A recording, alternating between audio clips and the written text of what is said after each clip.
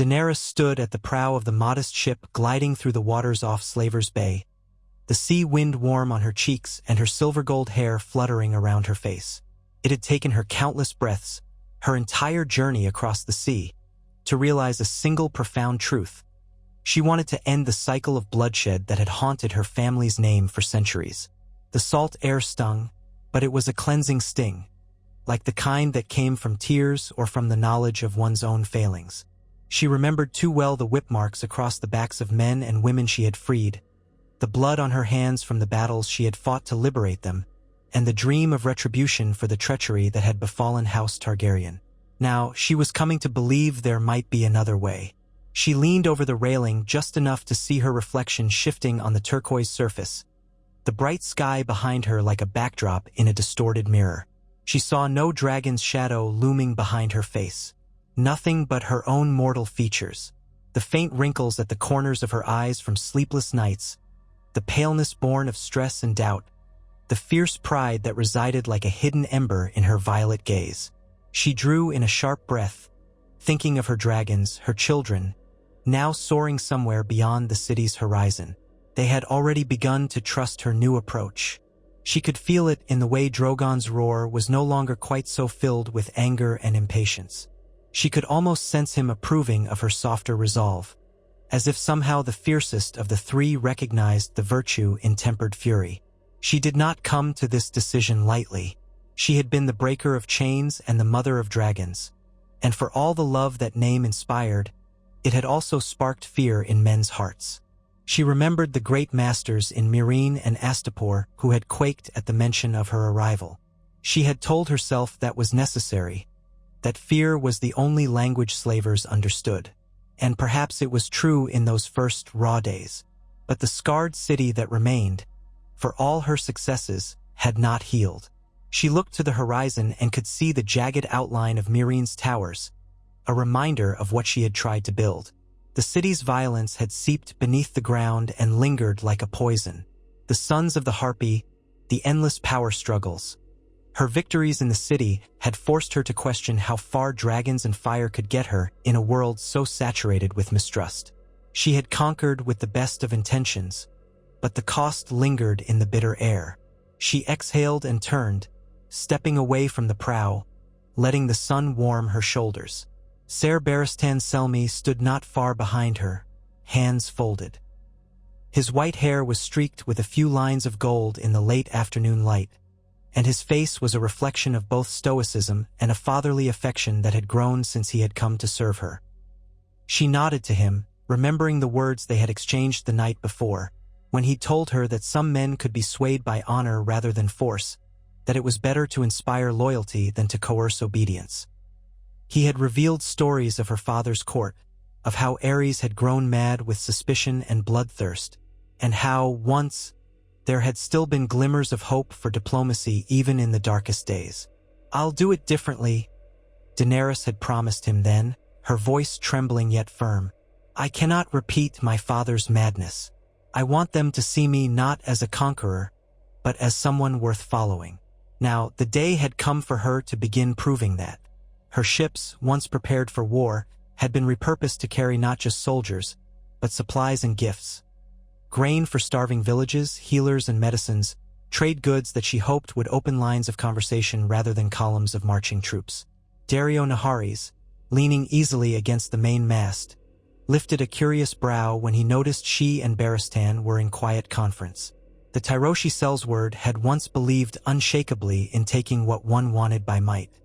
He was beginning to learn from her that power came in forms besides the edge of a blade or a mounted assault on the back of a dragon. When the ship docked at the old harbor, the city's name carved in high Valyrian across the tall gates. A hush spread over the deck. Daenerys saw the small crowd gathered on the docks. A mixture of freedmen who were eager to see her, skeptical merchants who traded in the area, and a handful of local rulers, freshly appointed after the old masters were deposed, waiting for her with uncertain eyes. Climbing down onto the dock, she felt the familiar tension gather in her muscles. In the past, the first step would have been accompanied by the thunderous approach of Unsullied at her back, or the roar of a dragon overhead. Today, she had only a minimal guard, just enough for her safety, while the rest stood well back or aided in unloading provisions. A boy approached, perhaps 10 years old, wearing a tunic 2 sizes too large. He had a wooden sword strapped at his waist, as if imagining himself a grand warrior. She knew that if she were still the conqueror come to quell rebellion, she might have taken that as some kind of threat or, at the very least, demanded the boy step back. But she only knelt and gave the boy a kind smile. She saw his eyes widen, reflecting awe at her braided hair and regal bearing. "Is it true," the boy asked, "that you are the mother of dragons?" She reached out, resting a gentle hand on his shoulder. "Yes," she said, "but I am also a mother to all those who need protection. You can call me Daenerys." His lips parted in astonishment, and for a moment, the entire crowd seemed to shift as though something intangible had passed through them. This was not the presence of a conqueror demanding tribute. This was a woman, young but visibly determined, offering something else. She rose, her posture regal yet open, and addressed them. "I have come with supplies to aid the people," she said. "I know these lands have suffered under many kinds of rulers.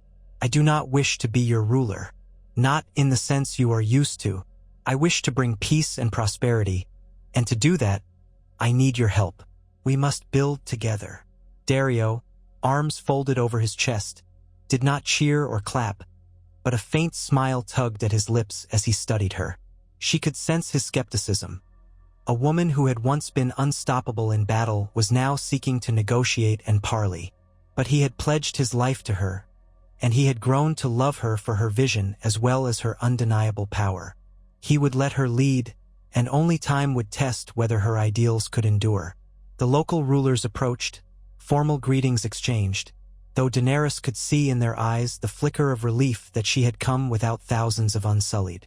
She invited them to witness the offloading of grain sacks, to oversee her distribution among the poorest of the poor.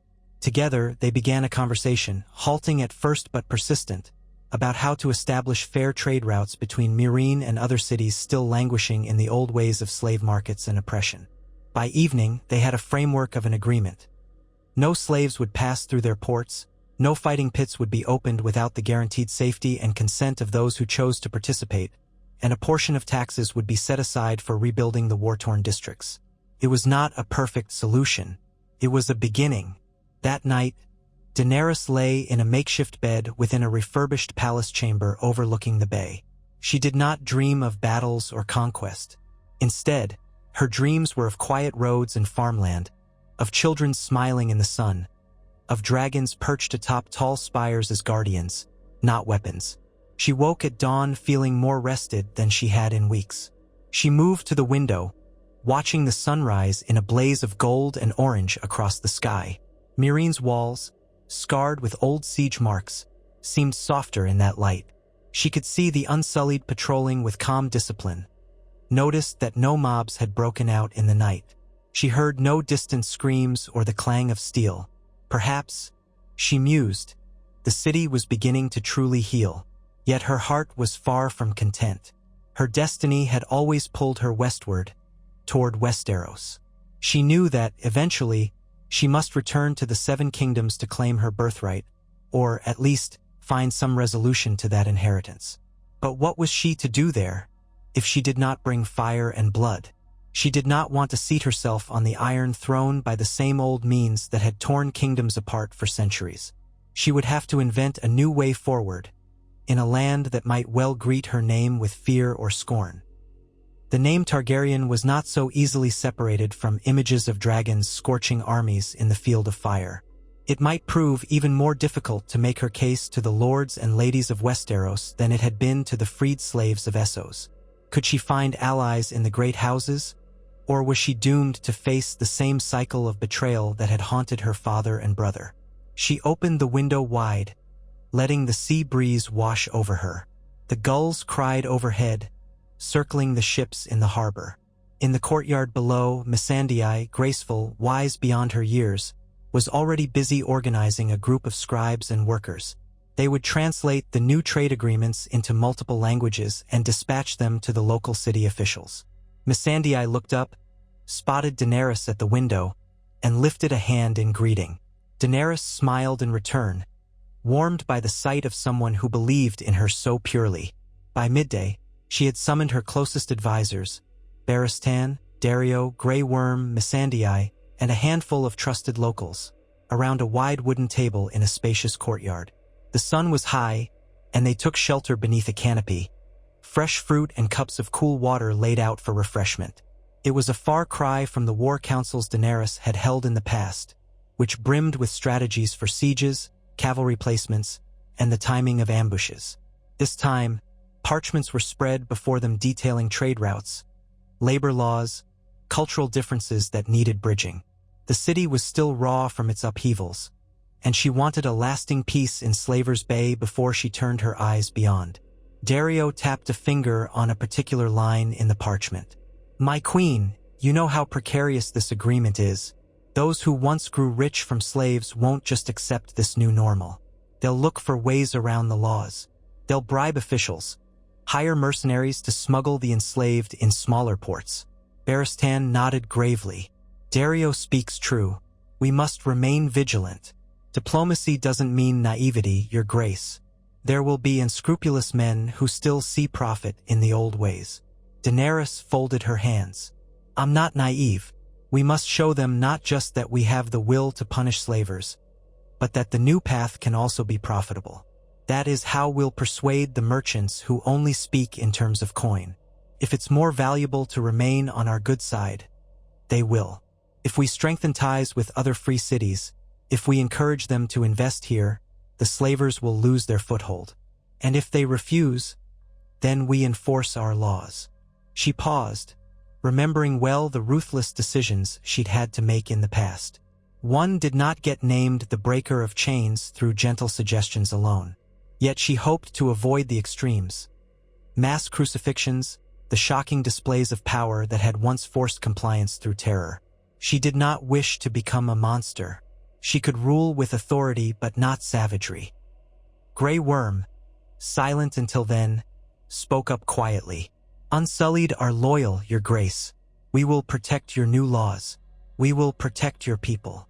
His dark eyes shone with devotion, but also with a subtle worry that she recognized. He, too, had seen how quickly a city could crumble when challenged by internal strife.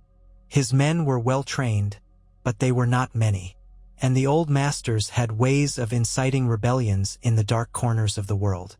"You will, and will do more than protect," she said, placing a hand on the table. "We must build schools, roads, trade, mutual respect. That is the foundation of peace. It will take time, but I am prepared to see it through. We cannot only stand guard with spears forever."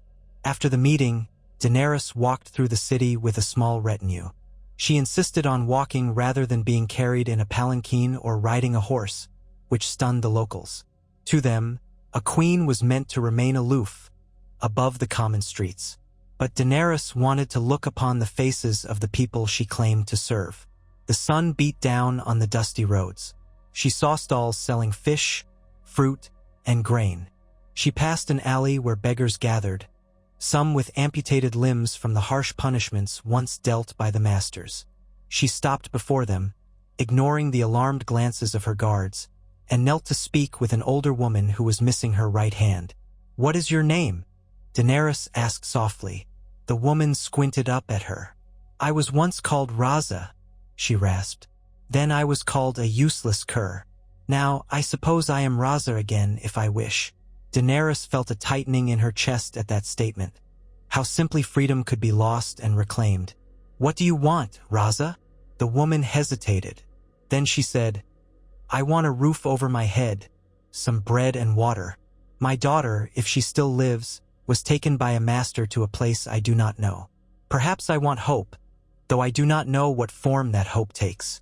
Daenerys reached out and took the woman's remaining hand. "I will do everything I can to help you find your daughter," she promised. And even as the words left her mouth, she felt the weight of them. How often had she given such assurances only to be thwarted by the complexities of the world? But she refused to let cynicism win. She signaled for one of her guards. "See to it that Raza is fed and given a place to stay tonight." Raza's eyes welled with tears. "Your name is Daenerys, isn't it? Daenerys Stormborn, who freed the slaves. They said you were a conqueror." Daenerys paused. She let out a long breath. "I have been called many things. I would like to be known as your friend." And then she rose, her retinue forming around her again as she continued through the winding streets. That evening, as the setting sun cast long shadows across Meereen, Daenerys ascended the steps to the Great Pyramid, which had once served as her seat of power.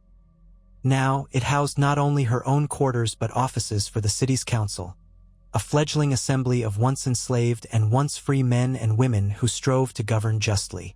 The approach was still guarded by Unsullied, though fewer in number. She passed between them, hearing their spears ring lightly as they shifted to attention. She ate supper in a large hall that had been converted from a formal throne room into a communal space. She sat at a long table with her closest advisors, local counselors, and even a few merchants she had invited to speak freely about their concerns. The aroma of spiced lamb and roasted onions filled the air, the occasional notes of citrus rising from pitchers of lemon water. It was not a lavish feast. She had cautioned against opulence until the city truly thrived. But it was a unifying experience, everyone eating the same dishes, all voices able to rise with equal weight. A merchant, broad-shouldered with a thick beard, raised a concern about caravan routes being raided by bandits who, though no longer condoned by the old masters, still posed a danger. Daenerys promised to send patrols. A councilwoman asked whether funds could be allocated to rebuild a crumbling aqueduct in the lower districts. Daenerys agreed, on the condition that local laborers be fairly compensated and trained in the project. So the conversation flowed, and she sensed a cautious optimism growing in the room. Later, she wandered the halls alone, carrying a flickering torch. The meager candlelight cast dancing shadows across the carved walls. She found her way to the old dais where once she had received petitioners from a high throne.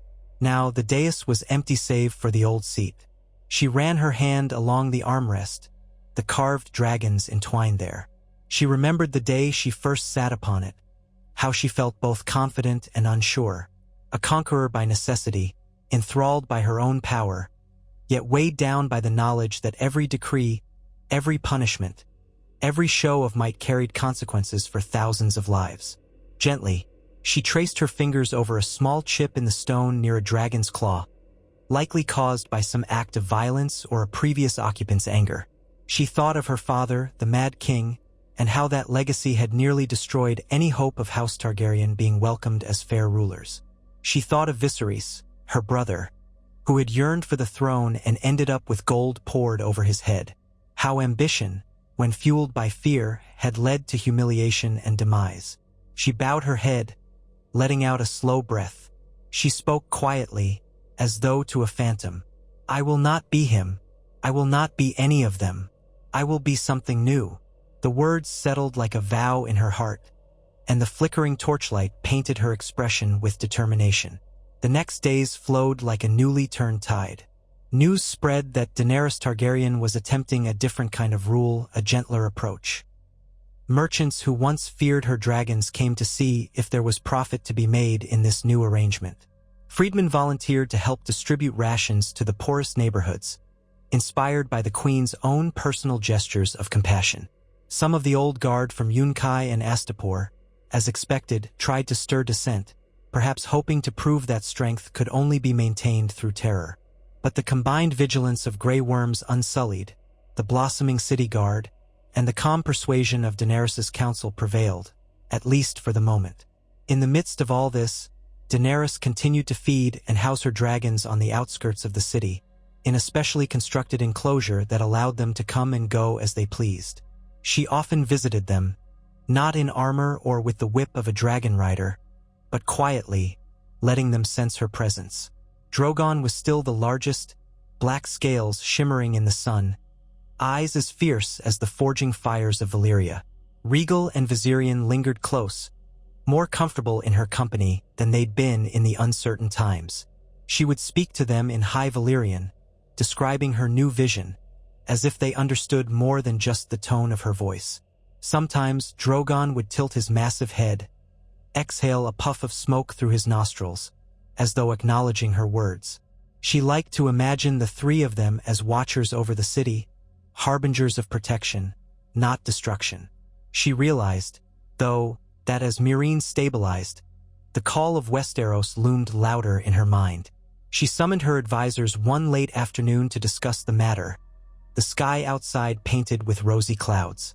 She addressed them in a calm but resolute voice. "I will not stay in Meereen forever. My purpose lies beyond the sea. But I will not abandon what we've built here. I want you all to continue guiding this city, no, these cities, to unity. We will form a council of representatives from Meereen, Yunkai, Astapor, and the smaller holds. I will leave a contingent of Unsullied to maintain peace. This city was the crucible of my approach. My presence may be required from time to time, but Westeros demands my attention." Dario was the first to speak. "You will sail for Westeros, then? With the dragons and the forces you have mustered?" She nodded. "In time. But I want the voyage to be one of diplomacy, not immediate war. I cannot simply march into King's Landing with dragons overhead, demanding the Iron Throne. That would be no different from any other conqueror. And I doubt the lords of Westeros would welcome me with open arms. We need alliances." Barristan pursed his lips. There are those in Westeros who remember the Targaryen name fondly, but there are many more who recall Robert's rebellion as a deliverance from a cruel line. You will face suspicion at best, hostility at worst. She spread her hands on the table. Then I must show them who I really am. We must open lines of communication. We must find those who would benefit from my rule, or from the rule of a benevolent monarchy, assuming we keep a monarchy at all. Perhaps the Seven Kingdoms are ready for something better, something more inclusive. The boldness of her statement made some of them blink in surprise. Dario let out a short, amused chuckle. "Now you speak of changing the entire order of the known world?" She looked at him without a shred of humor in her face. "Yes," she said. "If I am to cross the sea, it should not be to place myself on a throne of swords. It should be to bring the kind of justice I have tried to foster here." Thus the plan began to take shape.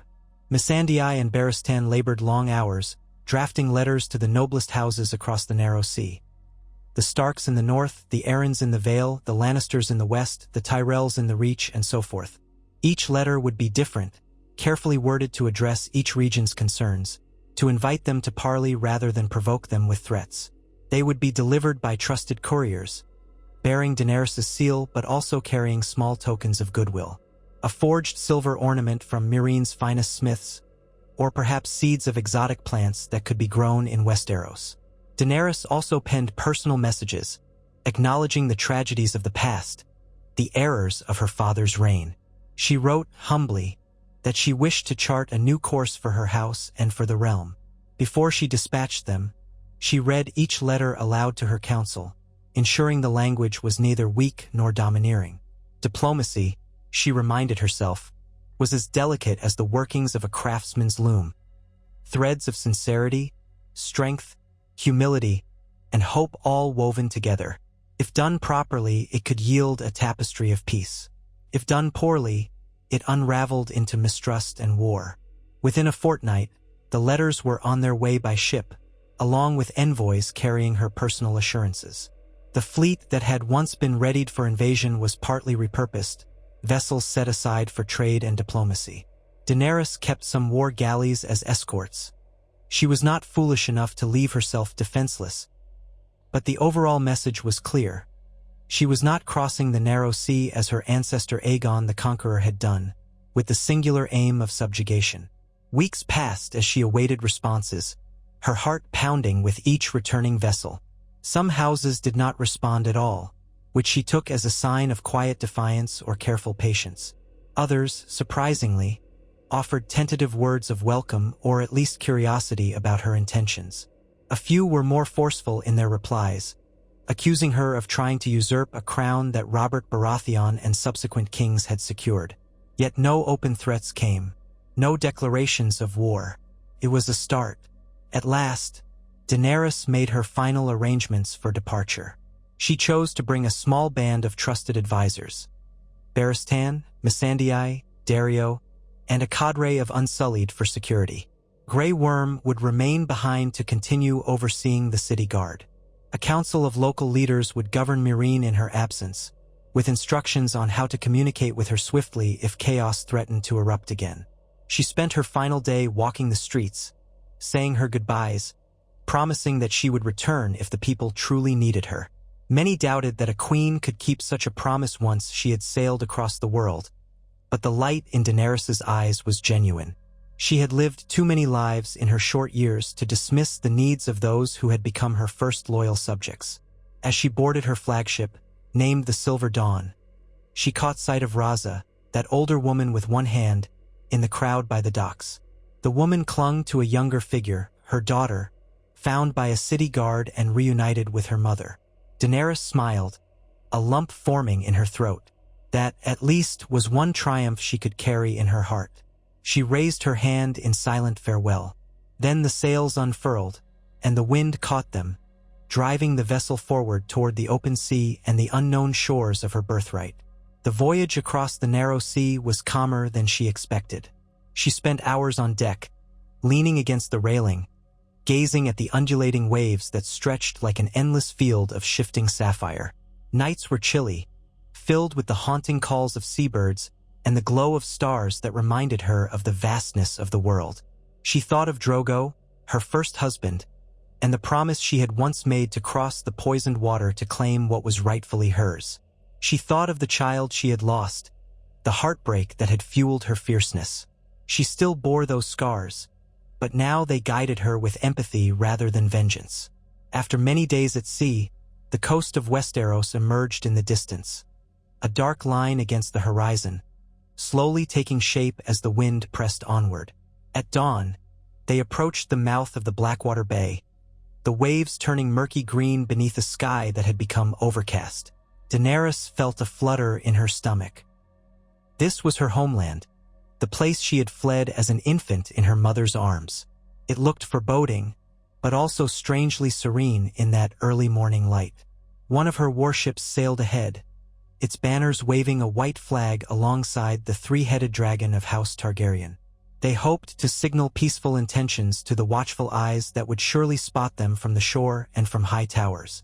Daenerys had spent restless nights deciding where to land. Storm's End was her birthplace, but it was held by House Baratheon, loyalists to a dead Robert, or so rumor said. King's Landing was the seat of the Iron Throne, a place she could not just sail into unannounced without causing a panic. Instead, she had chosen Dragonstone, the ancient seat of House Targaryen, a fortress that stood on a rocky island off the coast. She had word that the castle was lightly garrisoned and under the nominal control of the crown, but no major house had made it their seat since Stannis Baratheon had abandoned it. If all went well, she could claim Dragonstone as her foothold in Westeros without bloodshed. The approach to Dragonstone was both awe-inspiring and ominous. Great stone dragons were carved into the fortress walls and towers, their mouths snarling at the sea. The cliffs below crashed with foam, and gulls circled overhead, shrieking their welcome. Daenerys felt a shiver course through her spine. This was the ancestral home of her family, the place her ancestors had dwelled before Aegon launched his conquest. Could it become a new beginning? She felt Drogon's distant roar overhead, her three dragons flying in circles above the ships, watchful, awaiting her signal. They dropped anchor in the shallows near the stony beach. A group of guards from the fortress approached on foot, wary but outnumbered by Daenerys's small fleet. She ordered a rowboat lowered and descended into it, accompanied by Barristan, Missandei, and a handful of Unsullied. The rowers pulled hard, and soon the boat scraped the pebbled shore. Daenerys stepped onto Westerosi ground for the first time in her memory, her boots sinking slightly into the damp stones. A lanky knight in battered armor stepped forward, removing his helm. He looked to be in his 40s, with a ruddy beard and tired eyes. "My lady," he said, voice trembling with uncertainty. "By whose leave do you come to Dragonstone?" Daenerys held her head high. "I am Daenerys Stormborn of House Targaryen, rightful heir to this island, by blood and birth. And I come in peace, seeking to claim my family seat without bloodshed." The knight swallowed. His men fidgeted behind him. We heard rumors of your coming, and we have orders. But truly, we are but a token garrison. If you truly mean no harm, she offered a small smile. You have my word. No harm shall come to those who allow me entry. I will not turn you out into the cold. If you wish to remain, you may serve the new order here. If you wish to depart, you shall be allowed to do so. With that, she led the procession along the winding path up to the castle gates. The knight's men, relieved perhaps that they were not about to fight a hopeless battle against dragons, let her pass, though they watched the skies nervously.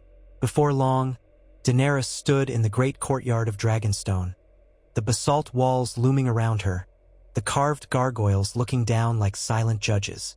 She had never felt more aware of her family's history than in that moment. This fortress had weathered centuries of storms and strife. Now it was hers, reclaimed without a single drop of blood spilled. They explored the halls, finding them dusty but still solid. Old tapestries bearing the three-headed dragon motif hung in some corridors, moth-eaten and faded. Barristan's footsteps echoed on the cold stone floors, reminding her of how empty the castle was. Missandei busied herself organizing a temporary command center in the main hall, where braziers were lit to fight off the chill. The Unsullied fanned out to secure the perimeter, politely but firmly ushering the garrison soldiers to comfortable quarters where they would not pose a threat. That night, Daenerys gazed out from the castle ramparts, looking toward the distant lights of King's Landing that glimmered across the bay. She could almost imagine the Red Keep perched like a glittering crown on the horizon, seat of a monarchy that had once belonged to her family. How would the Lannisters react to her arrival? How would the people of Westeros see her? She feared they might view her only as the daughter of the Mad King, come to lay waste with dragons and restore Targaryen tyranny. But she steadied herself with the knowledge that her entire purpose was the opposite. She had come to break the cycle, to forge alliances, to show that she could be something better. In the days that followed, ravens flew in and out of Dragonstone carrying messages. Some houses wrote to congratulate her on her peaceful reclamation of her ancestral seat, albeit in guarded language. Others demanded explanations, or expressed outrage that a Targaryen had set foot on Westerosi soil unchallenged. Daenerys responded patiently. She invited lords and ladies to come to Dragonstone to treat with her. She promised safety and hospitality.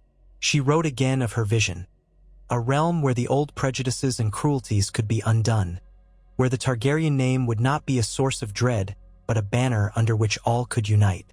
She also made it clear that she was not alone. Her dragons soared above the castle in testament to her lineage, but she insisted they would be used in defense, not aggression, unless she was left with no choice. In a gesture of goodwill, she dispatched small casks of fine Myronese wine to certain key houses, accompanied by her letters. She also sent instructions to her ships to assist any local fishing vessels in need, or to provide emergency supplies to villages along the coast hit by storms. She wanted to show the small folk that she was not here to plunder their lands, that alone might begin to sway hearts and minds. Soon enough, the first visitors arrived by ship, envoys from House Tyrell, who had heard rumor of Daenerys' arrival and were curious about her approach to rule. They were received in the Great Hall of Dragonstone. Daenerys wore a practical but regal gown of black and red colors of her house, but kept her style simple, lacking the ostentatious finery that some might expect. She sat at the head of a large wooden table, Missandei at her side, Barristan standing behind her chair like a silent sentinel. The Tyrell envoys were polite, even gracious, presenting her with a bouquet of golden roses from Highgarden. She rose to greet them, offering her own hand in friendship. "I am pleased you accepted my invitation. I hope our meeting marks the beginning of a fruitful bond." One of the envoys, a tall woman with a confident bearing, inclined her head. "We come in the name of House Tyrell to ascertain your intentions, your grace. My lady Marjorie Tyrell has heard whispers of your desire for a peaceful resolution to the matter of the throne. We wish to know how that might benefit the Reach, should we choose to acknowledge your claim." Daenerys explained her stance. that she did not wish to overturn the realm in a tide of fire and blood, that she believed in strengthening alliances through prosperity and mutual benefit. She spoke of how she had ended slavery in Essos, how she sought to improve the lives of the small folk, how she believed a just ruler should rule by consent rather than fear. The envoys listened closely, exchanging glances. By the end of the audience, they seemed intrigued, if not fully convinced. They departed the next day, promising to bear her words and intentions back to Lady Marjorie and the broader Tyrell family. Thus the days passed, the castle filled little by little with activity. More envoys arrived, some from lesser houses, some from merchant guilds interested in trade. Daenerys held court not on a throne of swords, but at a table where she sat at eye level with her guests. She asked as many questions as she answered. She learned about the troubles plaguing the realm, the Ironborn raiding the coasts, the aftermath of the War of the Five Kings, and the rumors of a winter more brutal than any in living memory. She absorbed every concern, promising that if she ever sat upon the Iron Throne, she would do all she could to address those woes. Skeptics abounded. Some whispered that the Dragon Queen was lulling the realm into complacency before unleashing her creatures. Some scorned her as an outsider who had no right to speak of peace in a land she hardly knew. But others began to hope. Word spread of her fairness, her willingness to negotiate, her desire to see the people fed and protected. The small folk in nearby coastal villages discovered that her men would actually pay for supplies rather than seize them, and that her dragons, though fearsome to behold, did not torch fields or devour livestock. She fed them fish from the sea, and any potential mishaps were swiftly addressed. It was not a perfect process, but it was far from the terror many had expected. At last, a raven arrived bearing the royal seal of King's Landing. Its message was terse, summoning Daenerys Targaryen to appear at court to account for her arrival and intentions. It was, in effect, a challenge: come before the Iron Throne and face its occupant. Daenerys took the parchment, reading it carefully in the presence of Barristan and Missandei. She noted the signature: a queen regent, apparently, claiming to speak on behalf of the crown. There was no mention of open hostility, but it was hardly a warm invitation. She considered the risks. Venturing directly into the Lion's Den, the seat of Lannister power, was dangerous. She might be taken hostage or worse, but if she refused, she would appear cowardly or insincere. She thought of her vow, to break the cycles of bloodshed and mistrust. Here was a chance to do something unprecedented: accept the invitation or demand, and attempt to speak her truth before the realm's most powerful seat. Barristan voiced his misgivings, but Missandei quietly observed that a refusal might spark immediate suspicion. Daario, for once, was neutral, trusting her judgment. In the end, Daenerys decided she would go to King's Landing, but on her own terms. She penned a response, gracious but firm, stating that she would arrive within a fortnight, accompanied by a small escort, and that she expected safe conduct guaranteed by the laws of Westeros that offered a guest right and neutrality during Parley. She folded the parchment and sealed it with wax bearing the three-headed dragon. Missandei sent it off with the raven, the black wings carrying Daenerys' fate toward the capital. In the ensuing days, preparations were made. A smaller retinue than usual would accompany her, though she planned for a discreet presence of Unsullied to ensure her safety. She would take her dragons only as far as the outskirts of the city, not to intimidate, but to remind all that she was not alone. Barristan would be at her side, as would Missandei. Daario volunteered to stand at the gates if needed, to show faith in her diplomatic mission. If no threat arose, the dragons would remain outside the city. On the morning they were set to depart, Daenerys walked along the beach near Dragonstone, the cold waves lapping at her boots. She wore a dark cloak against the chill wind. Drogon circled overhead, cawing in a low rumble, while Regal and Viserion soared near the castle ramparts. She thought of the mother she never truly knew, the father who left a legacy of madness, the brother who died in pursuit of a crown. She thought of her own journey, from a frightened girl sold into marriage among the Dothraki to a woman now facing the formidable throne of a kingdom that was supposed to be hers by blood. But was the Iron Throne truly the solution? The more she thought about it, the more she believed that what Westeros needed was not another conqueror. Perhaps it did not even need a queen in the old sense. Maybe it needed something entirely new. She closed her eyes, inhaling the brine-scented air, remembering the broken chains of Essos, the grateful faces of the freed, and the council halls where men and women spoke openly of their needs.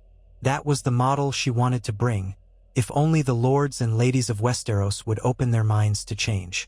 She turned away from the sea and walked toward the waiting entourage, her face set with resolve. The path ahead was fraught with peril and uncertainty, but she would face it as she had faced everything else, with a determination born of loss and tempered by empathy. She did not desire the throne as a symbol of absolute power.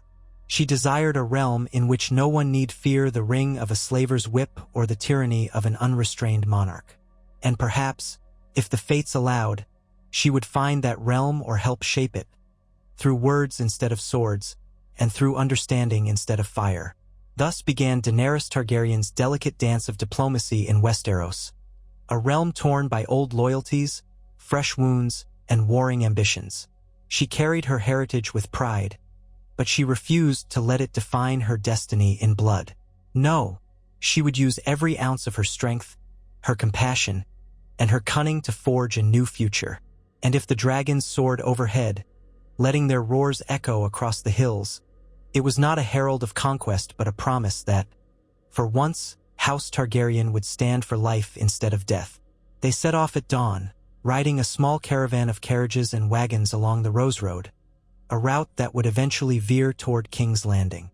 Daenerys traveled in a modest carriage, often disembarking to ride a horse among her companions. She found that she preferred the open air, the sight of the country. I sighed. Westeros was as breathtaking as she had imagined. Rolling green hills, fields of wildflowers, woods that stretched in patches of deep shade. Yet she also saw the scars of recent wars. Burned farms, abandoned cottages, roads that had fallen into disrepair. At times, her party would stop to speak to the small folk, offering aid where they could, or simply listening to stories of how the realm had changed.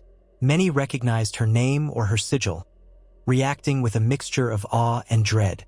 She would speak gently, explaining that she had not come to do harm. If they pressed her about the dragons, she would only say that they were her children, guardians of her house, and that they would not attack unless attacked first. Bit by bit, she felt the tension ease. But she wondered how it would be in the capital, among the power-hungry and the proud. They made camp in peaceful glades or near small streams, always wary of bandits or spies. Missandei kept a meticulous record of expenses and supplies, ensuring that the caravan did not take more from the local lands than it could pay for. Barristan remained watchful, his sword at his side. Dario rode ahead with a few scouts, reporting back any potential dangers on the road. At night, Daenerys sometimes looked up at the moon and stars, remembering the Dothraki plains. She would feed her dragons from carefully prepared wagons of fish, letting them roost close by but never so near that they might frighten the local folk. After nearly a fortnight of travel, they caught their first glimpse of King's Landing, a sprawl of buildings hugging the shores of the Blackwater, crowned by the Red Keep atop its rocky prominence. Smoke rose from countless chimneys, and the walls bristled with guards. Even at a distance, Daenerys could sense the weight of history, the hum of power that filled the capital. She took a steadying breath, recalling all that had led her here. She was not coming as a conqueror with an army at her heels. She came as a diplomat, her retinue modest, her dragons on the outskirts. There were no war horns, no siege towers, no snarling Dothraki horde. Just a young queen with a dream of forging a kinder realm. They approached the city gates with flags of truce. Lannister guards, flanked by gold-cloaked city watchmen, stood in grim lines, their faces stern. Behind them, curious onlookers gathered, eyes peering at the newcomer. Daenerys halted her horse before the imposing gates. Barristan rode alongside her, his old eyes scanning the battlements. Dario hovered near the wagon that bore her simplest luggage, though hidden within were a few valuables, gifts for the court. A high-ranking officer of the City Watch stepped forward, announcing in a loud voice, "Daenerys Targaryen, You have been summoned to appear before the Iron Throne. You and your escort will be admitted under a royal guarantee of safety, provided you keep the peace."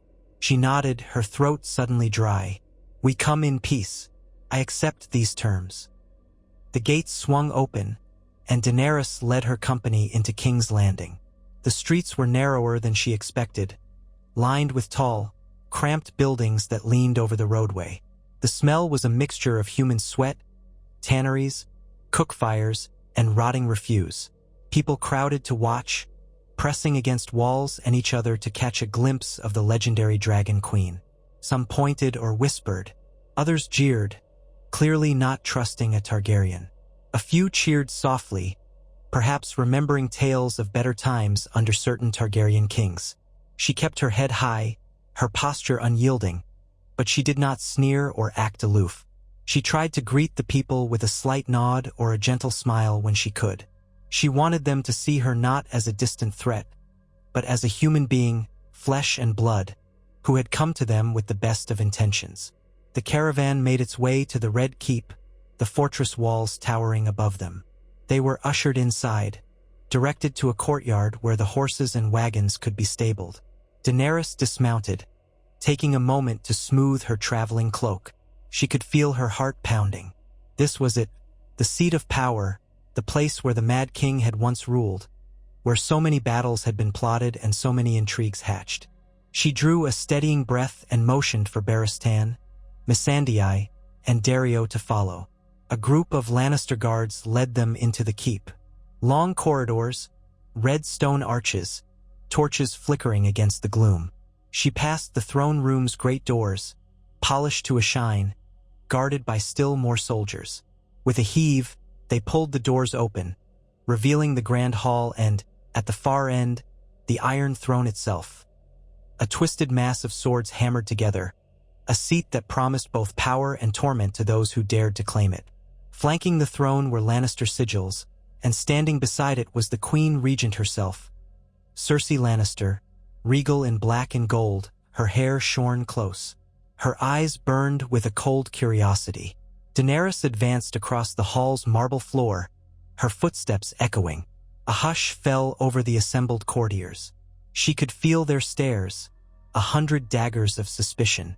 She stopped a respectful distance from the throne, Barristan and Missandei a pace behind her, Daario another step back. Cersei's voice rang out, smooth but edged with steel. "Daenerys Targaryen, I have heard much about you. Stories of dragons, conquests, and grand proclamations of freedom in Essos. And now you come to my city, seeking... what, exactly?"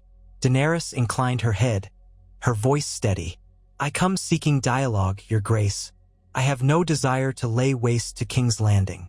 I have come to speak of a way forward, for the realm and for House Targaryen. I believe there can be peace." An imperious smile curved on Cersei's lips. "Peace. That is an interesting word, coming from the blood of the dragon." Daenerys stood her ground. "I will not apologize for my blood, nor for my dragons. But I will show you that I am not my father, the Mad King. The past need not define the future." Cersei's gaze flicked to Barristan, a recognizable face from the court of old. He offered a slight bow of acknowledgement, though it was clear he sided with Daenerys now. Then the Queen Regent's attention returned to Daenerys, that calculating glint still in her eyes. "We shall see," she said softly. "You wish to parley, so parley. The crown will hear your proposal, and then we shall decide if you are friend or foe to the realm." With that pronouncement, Daenerys knew the game had begun. The courtiers watched, waiting to see if the Targaryen queen would falter or rise. She met Cersei's gaze unflinchingly, recalling all the struggles she had faced to stand here. She would not be intimidated by stares or politics. She had come to break a cycle of violence and fear. If these walls wanted her to fail, she would show them a different path. In that moment, she felt a rush of conviction. She had walked through fire before and emerged unburnt. She would not allow the frigid contempt of a Lannister queen to extinguish her cause. The Iron Throne stood as a relic of wars past, forged by the brutality of conquest. Daenerys did not need to seize it in the same bloody manner. She could and would wield a different kind of power. Let the dance of diplomacy begin, she thought, her heart steady. She would forge a new legacy for House Targaryen or die trying. So, in that throne room, as onlookers held their breath, Daenerys Targaryen took her first steps down a path that might redefine the Seven Kingdoms forever. She carried not a sword, but a vision, and that, she hoped, was the sharper weapon of the two. Daenerys held Cersei's unyielding gaze in the cavernous throne room, aware that every person present hung on the tension between them. The hall smelled faintly of lamp oil and old incense, the grand columns and high windows reflecting an austere glow across the glossy floor. Behind Daenerys, Barristan stood rigid, his gaze flicking across the assembled courtiers, many of whom he recognized from his years serving the crown. Missandei kept her face calmly attentive, while Daario, standing a few steps behind them both, looked poised in the way only a seasoned sellsword could, alert to danger, yet wearing a faint smile to mask his readiness. A low murmur among the courtiers underscored the stillness that followed Cersei's words. Daenerys drew a careful breath, reminding herself that every gesture, every syllable, mattered in this moment. Her desire for peace had brought her to this point, to the foot of the Iron Throne that had once belonged to her father. Yet she would not grovel, and she would not rattle empty threats. She was here to show Westeros that House Targaryen could be something other than conquerors. She lifted her voice so that it rang clearly under the vaulted ceiling. "I have crossed the sea to speak with you, your grace, because I know the wars that have torn Westeros apart brought only ruin. I am not here to wage another war. I've come to propose a way forward, one that might save countless lives." Cersei tilted her head, her golden hair cropped short above her ears. Silence pooled around her before she answered with a measured tone. "You speak of saving lives, but you arrive with dragons at your beck and call. Should the realm not wonder if this is merely a gentler mask for the same old Targaryen threat?" Daenerys saw the flicker of hardened bitterness in Cersei's eyes. This was a woman who had endured a litany of betrayals and tragedies, who had lost children, a father, and more, all under the relentless churn of power. She was also a woman who had, by many accounts, committed her share of horrors. But Daenerys's aim was not to condemn or excuse. "I do not deny that I have dragons," Daenerys said evenly. "I do not deny my blood or my name, but I have seen what tyranny can do to a people, and I will not be the tyrant my father was. If the people fear a Targaryen returning to power, it is my task to show them they needn't." From her high seat, Cersei swept her gaze across Daenerys's retinue. Several of her own knights, clad in Lannister crimson, stood near the dais. The mountain loomed at Cersei's side in heavy armor, an unsettling shadow of violence that reminded Daenerys that this was no idle meeting. One wrong move and blood could spill, yet she refused to waver. Cersei gestured to a nearby attendant, a tall, thin man wearing the badge of the hand of the king's office. He stepped forward, clearing his throat. "Her Grace, Queen Regent Cersei Lannister, has graciously agreed to grant you audience as a foreign dignitary," he announced, his voice echoing. "You claim rightful ties to the Iron Throne, but you have not, as yet, presented your terms or demands." Daenerys inclined her head. "Because I do not arrive with demands. I arrive with an offer of alliance, one founded on the realization that Westeros has bled enough. I wish to propose that if I gain the support of the realm, we need not see another city burned or another house destroyed. I come to secure recognition of my claim not through war, but through reason." A ripple of whispers spread among the gathered lords and ladies. Cersei's lips parted into a thin, inscrutable smile. "Reason," she repeated, as if testing the word in her mouth. "And what reason would I have to welcome a Targaryen queen, when my house holds the capital and the throne?" Daenerys had anticipated this challenge. "Because the realm itself is in peril," she said. "Not merely from rival claimants, but from a darkness that grows in the north. I have heard the tales from my own envoys, White Walkers, the Whites, an ancient threat rising beyond the wall. Some may dismiss it as rumor, but the war in the north will not spare King's Landing if it triumphs there. She took a breath, gauging the onlookers' reactions. Many of them looked skeptical. Some offered the faintest glimmer of alarm. Cersei's eyes narrowed. "The dead men in the snow?" she asked, her voice more mocking than curious. "A convenient fable." Barristan, standing behind Daenerys, spoke quietly yet firmly, projecting across the hall. "In my travels, I have met men from the Night's Watch. They do not speak in riddles. They speak of an enemy that does not fear swords or walls. We would be fools to ignore it." Cersei's expression tightened, but she did not respond directly. Instead, she rose from the Iron Throne with languid grace. Daenerys felt a pang of recognition of the throne's danger. No one could rise from it without remembering that it was forged from the swords of defeated enemies.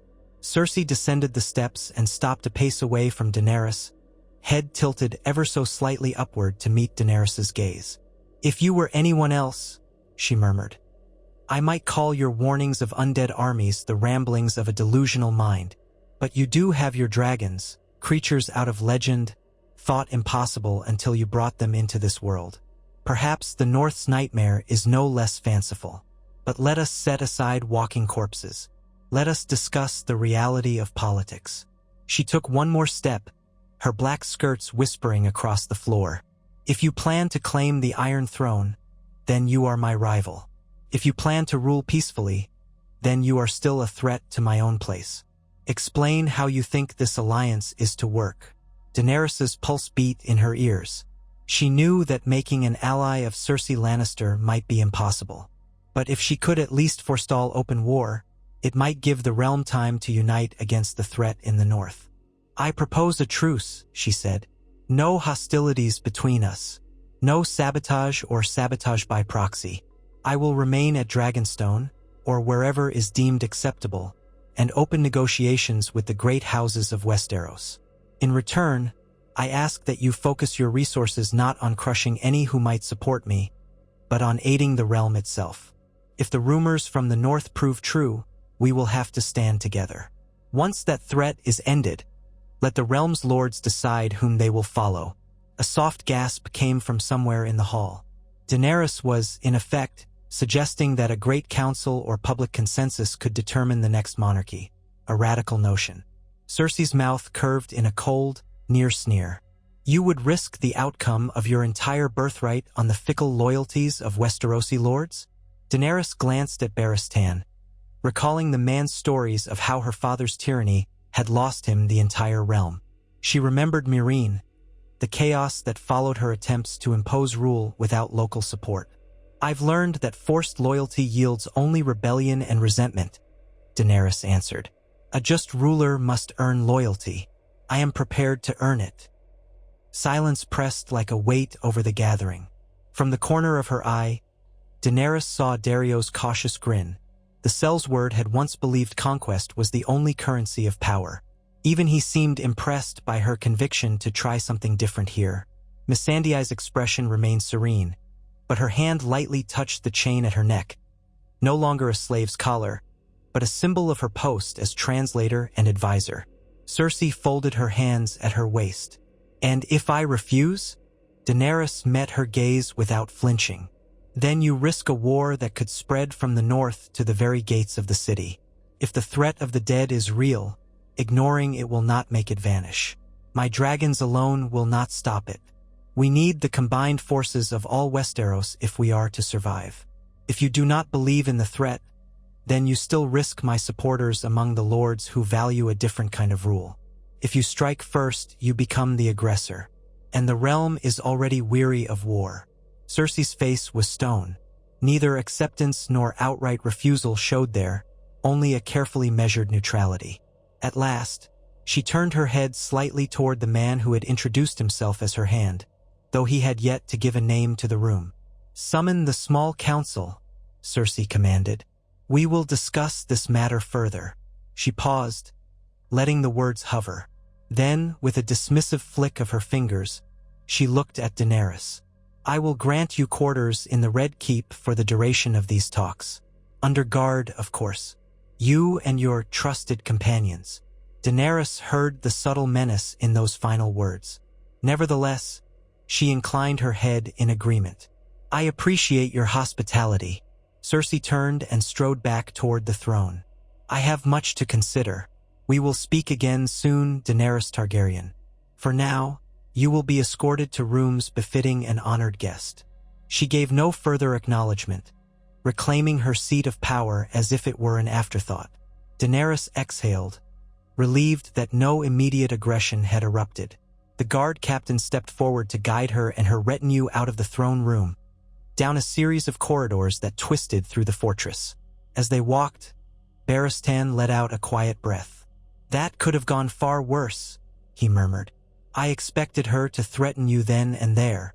"She still might," Dario said under his breath, glancing at a pair of stern-faced Lannister guards whose footsteps echoed behind them. "This Queen Regent is a cunning one." Daenerys's mind churned with possibilities. She had known this path would be treacherous. Cersei Lannister was not a woman to be taken lightly, but she clung to hope. At the very least, they had not drawn swords or demanded her immediate surrender. She would have a chance to speak with the small council, perhaps meet with other lords and ladies. She had begun the process of forging a solution that might avoid open war. Now the question was whether the city would devour her first. The guards ushered them up a winding staircase into a suite of rooms in one of the Red Keep's outer towers. The windows overlooked the city's cramped sprawl of slate roofs and narrow streets, with the distant glimmer of the Blackwater Bay beyond.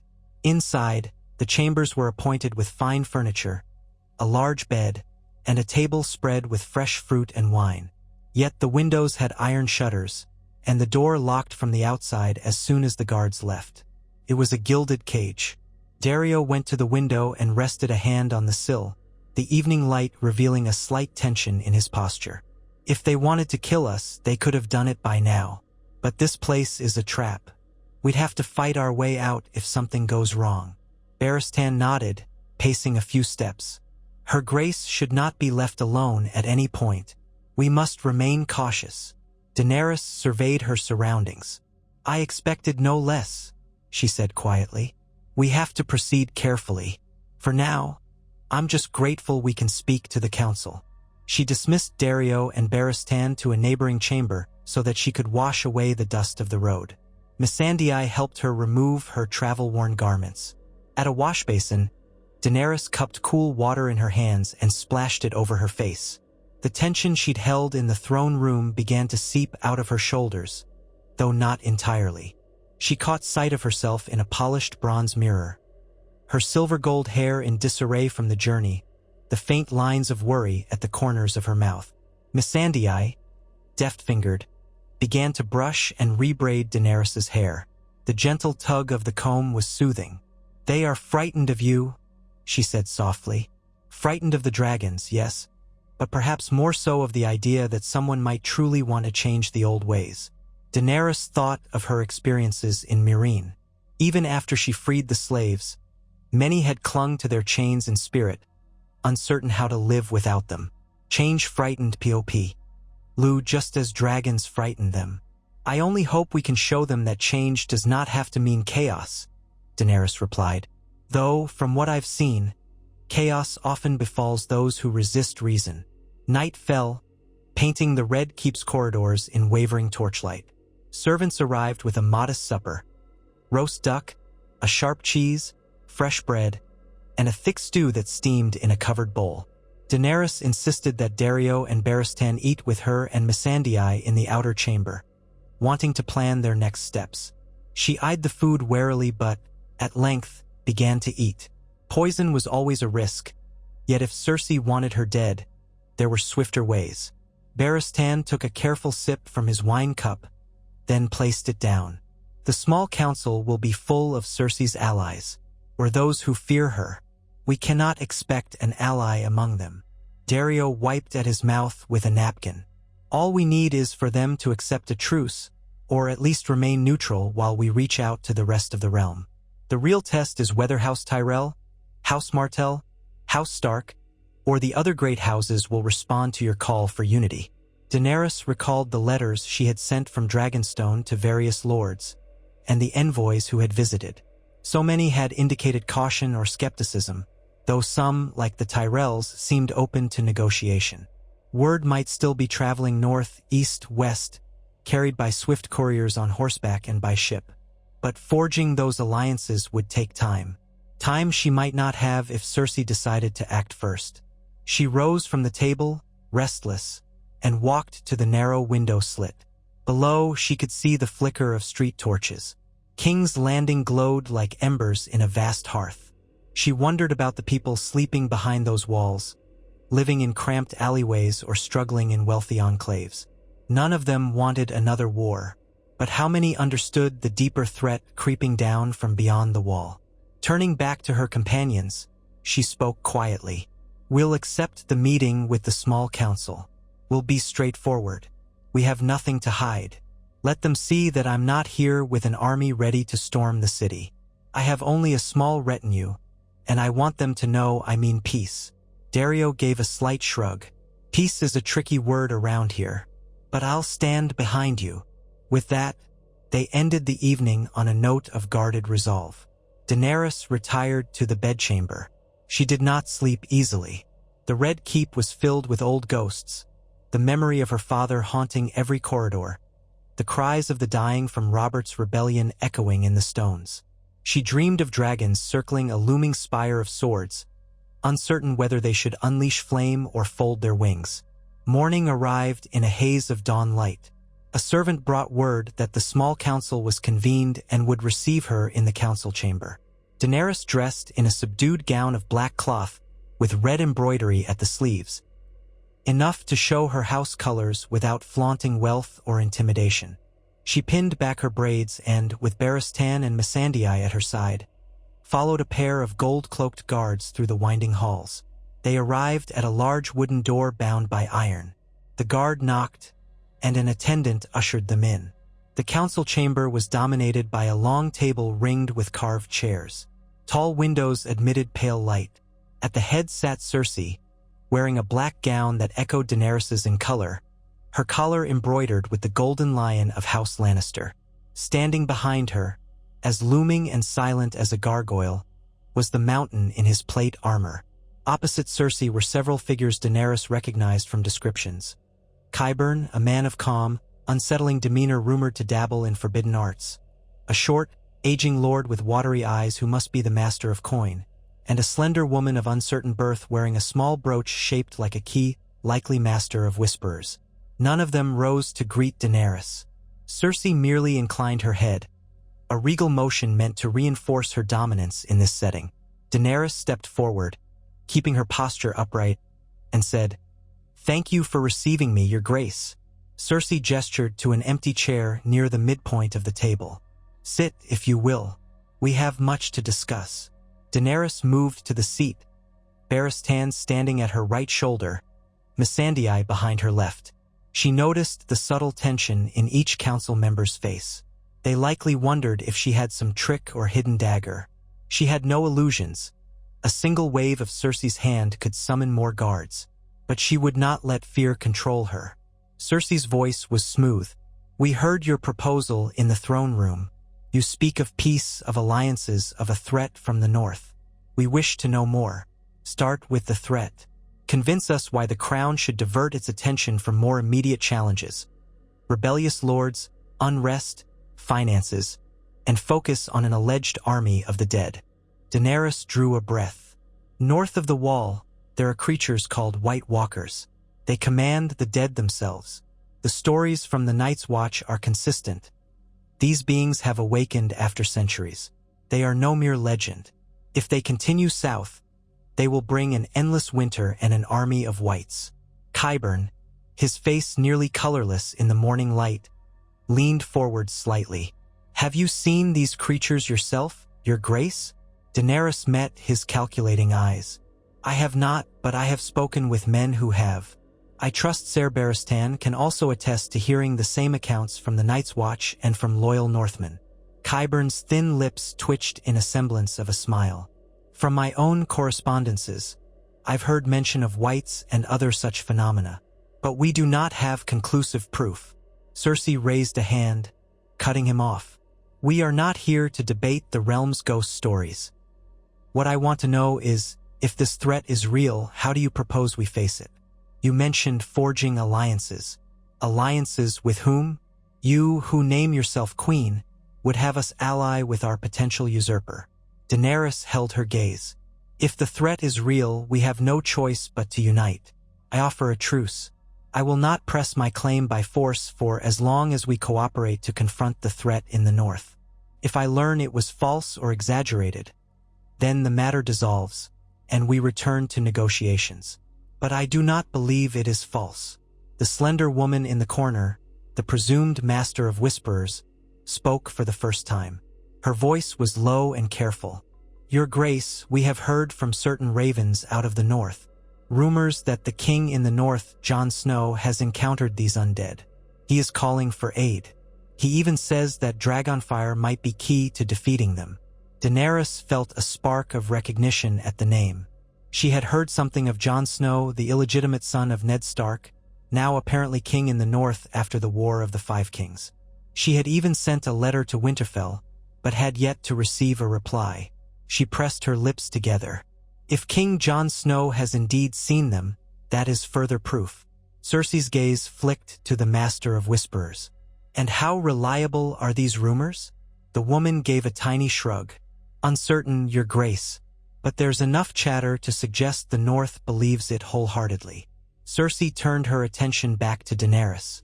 So you propose we drop our guard, unite with the North, and watch you gather support under the banner of defending the realm from an unseen threat. If you do so, you could rally lords to your side and later turn them upon me. I have no reason to trust you. Daenerys leaned forward, letting sincerity shape her tone. Trust must be earned. I understand that. I am willing to take steps to demonstrate good faith. You want proof of my intentions? Tell me what I can do to show you I do not seek to spill more blood. Cersei's lips curved in a cold smile. That depends. Are you willing to curb your dragons? Keep them far from the city, so the people need not fear you burning them alive. Daenerys recalled the vow she'd made to herself. No more tyranny, no more ruling by terror. Yet she also knew that if she agreed to keep her dragons away, she might leave herself vulnerable. She glanced at Barristan. His face was impassive, but she sensed his caution. After a moment, Daenerys answered, My dragons remain outside the city walls. I will not bring them into King's Landing uninvited. They will stay in the field beyond the Blackwater, where they can be fed safely. My men will watch over them. Cersei inclined her head a fraction. A sensible measure. And what of your Unsullied? Will you bring an army to our gates? Daenerys felt a stir of annoyance. I came here with a small retinue, as you see. My main force remains in Essos, helping to maintain stability in the cities I freed from slavery. I have no intention of marching them across the sea at this time. A ripple of murmurs went around the table. Cersei tapped her fingers on the polished wood. Then she flicked her gaze to the short, aging master of coin, whose watery eyes gleamed with anxious energy. Lord Giles, do we have the funds to send a royal expedition north to investigate these claims? The man fidgeted. The crown's finances are stretched thin, Your Grace. We could spare a small scouting party, but not a grand host. Not without further straining the treasury. Cersei's mouth tightened. She turned back to Daenerys. I might entertain the idea of sending a royal party north, with you perhaps, to see these creatures for ourselves.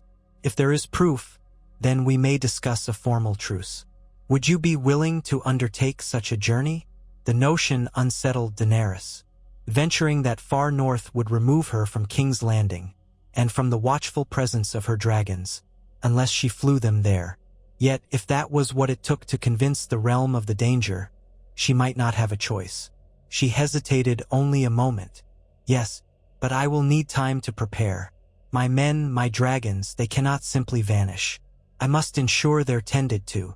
Cersei's gaze glinted, satisfied to have maneuvered Daenerys into a precarious position. Then perhaps this is the path forward. My council will draw up arrangements for a diplomatic mission to the north. If you are correct, we shall see the threat for ourselves. And if it's all a tale, your credibility will vanish with the morning dew. Daenerys straightened her shoulders. I do not fear the truth. Let me send word to King Jon Snow as well so we can coordinate. If he welcomes us, it will give us even clearer insight into what he's facing. Cersei gestured dismissively. Very well. Send your ravens. I will send mine. But this does not mean I accept your right to rule, Targaryen. We are merely exploring a possibility. Daenerys allowed herself a slight nod. Exploring a possibility is better than opening another war. The meeting wound on with a few more practical considerations. Timing, supplies for the journey north, a potential neutral ground to rally. The tension never fully subsided. Every word from Cersei's mouth carried suspicion. Every promise Daenerys made sounded like it was being weighed for hidden motives. Still, the conclusion, uneasy as it was, marked a step forward. They had not drawn blades. They had not declared open hostility. They were talking. When the council adjourned, Daenerys rose from her chair, feeling a subtle ache in her spine from sitting so stiffly under watchful eyes. She offered a courteous bow of her head to the silent watchers. Qyburn, the Whisperer, the Master of Coin. The mountain's presence tugged at the corner of her vision, a hulking menace that reminded her how dangerous Cersei could be. Cersei rose as well, meeting Daenerys's gaze from across the table.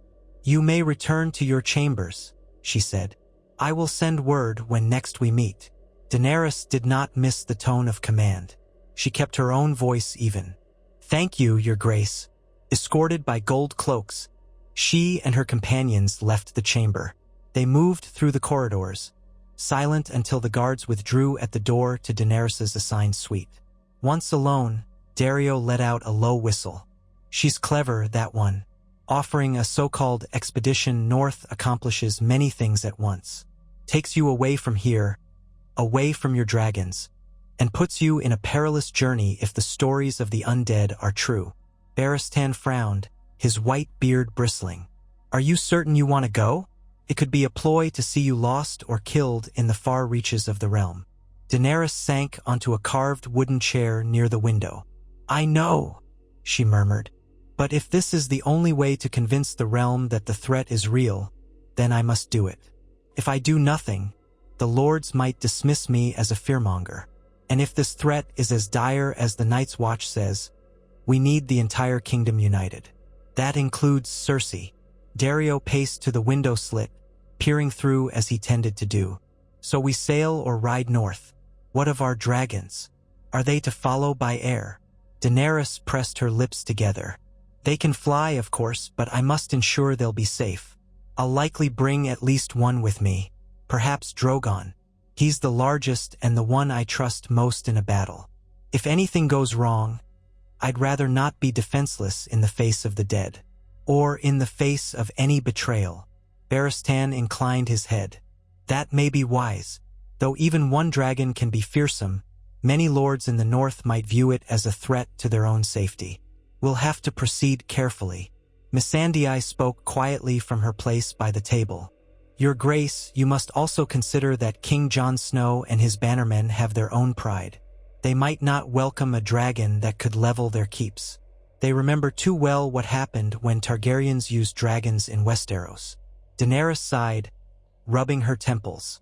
Yes, everything is fraught, but perhaps we can send ravens ahead to let them know my intentions. I want to fight alongside the north, not against it. She rose, restless, and walked to the window. King's Landing stretched below, a maze of roofs and chimneys. The air outside was hazy, tinged with wood smoke from 1,000 hearths. Something about the city felt claustrophobic, as though the ghosts of every past treachery lurked behind shuttered windows. She remembered how differently Meereen had looked, a city battered by brutal traditions, but still open to forging a new path. King's Landing had a veneer of splendor masking its decay. It would not be so easily swayed.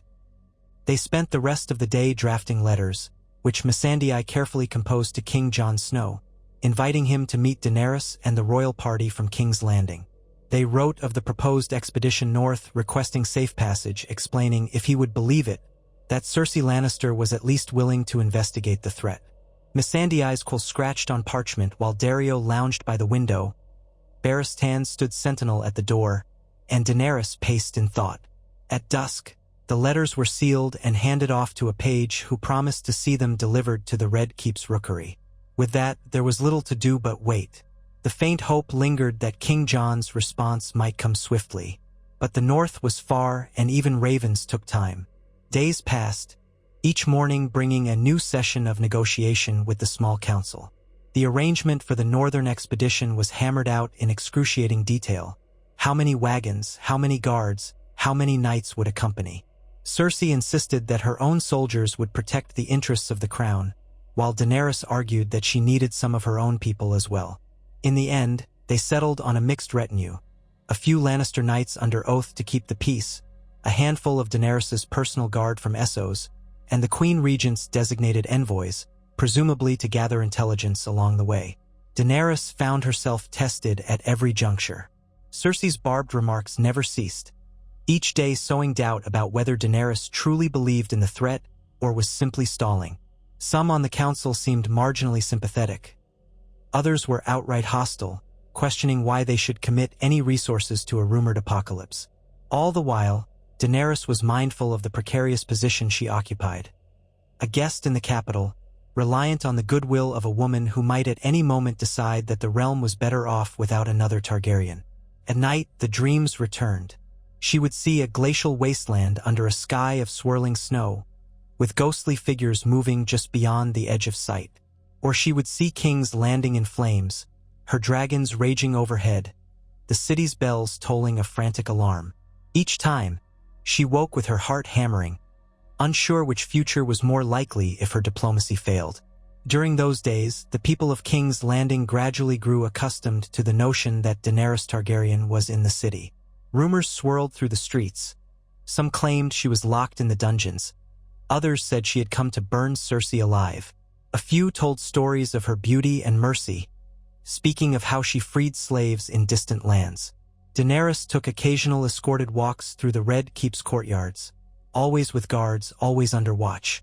She longed to see more of the city she hoped to spare, but Cersei forbade her from wandering the streets. The tension between them tightened like a drawn bowstring. At last, a raven arrived in the early dawn, the messenger knocking urgently on Daenerys' chamber door. She admitted the young man, who bowed in haste and extended the scroll. A reply from the north, addressed to Daenerys Targaryen. Her pulse quickened as she broke the wax seal. She scanned the contents, her eyes moving swiftly over the rough but sincere words.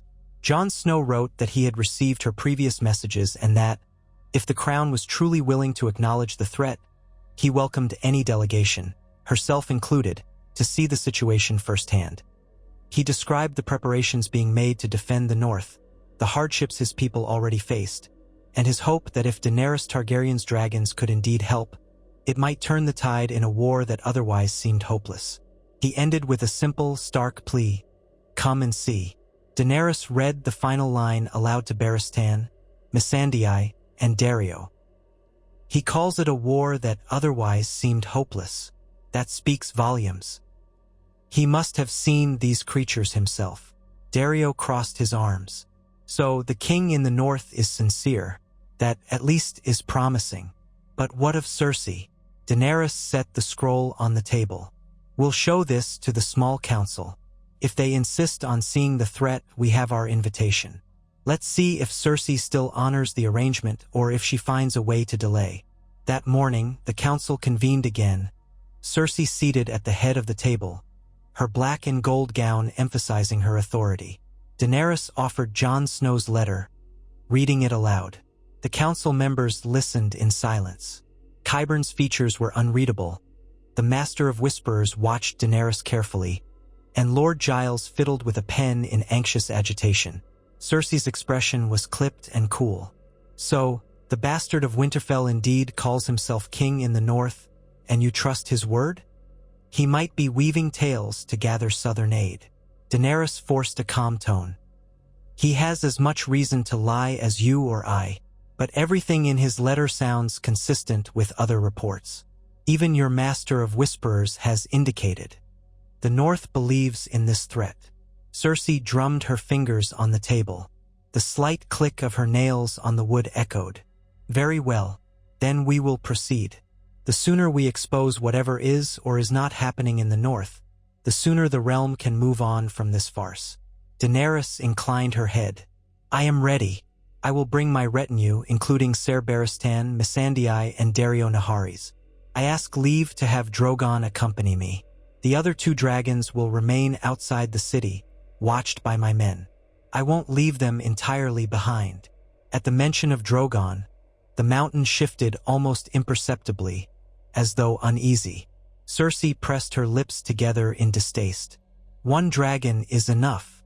Keep him under control or risk the consequences." Daenerys did not bother to argue. "Agreed. If any demonstration of trust is needed, you have me here, in your power, traveling with your own knights. I have no wish to harm the realm's people." So it was settled. Within 2 days, the expedition was prepared. Cersei assigned a dozen knights in Lannister Red, under the command of Ser Jaime Lannister. Daenerys was not entirely surprised. The famed Kingslayer remained a respected swordsman, though he now bore a golden hand in place of the one he'd lost. The first time Daenerys saw Jaime, while loading supplies into wagons outside the Red Keep, she found herself studying his face. He had slain her father, the Mad King. She felt a turmoil of emotions roil inside her.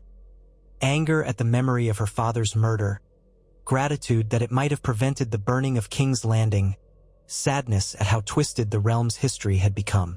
Jaime, for his part, offered no greeting, only a distant nod. If this arrangement rattled him, he hid it well.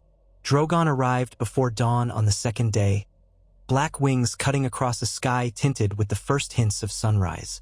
He roared once, setting the city's rooftops quivering.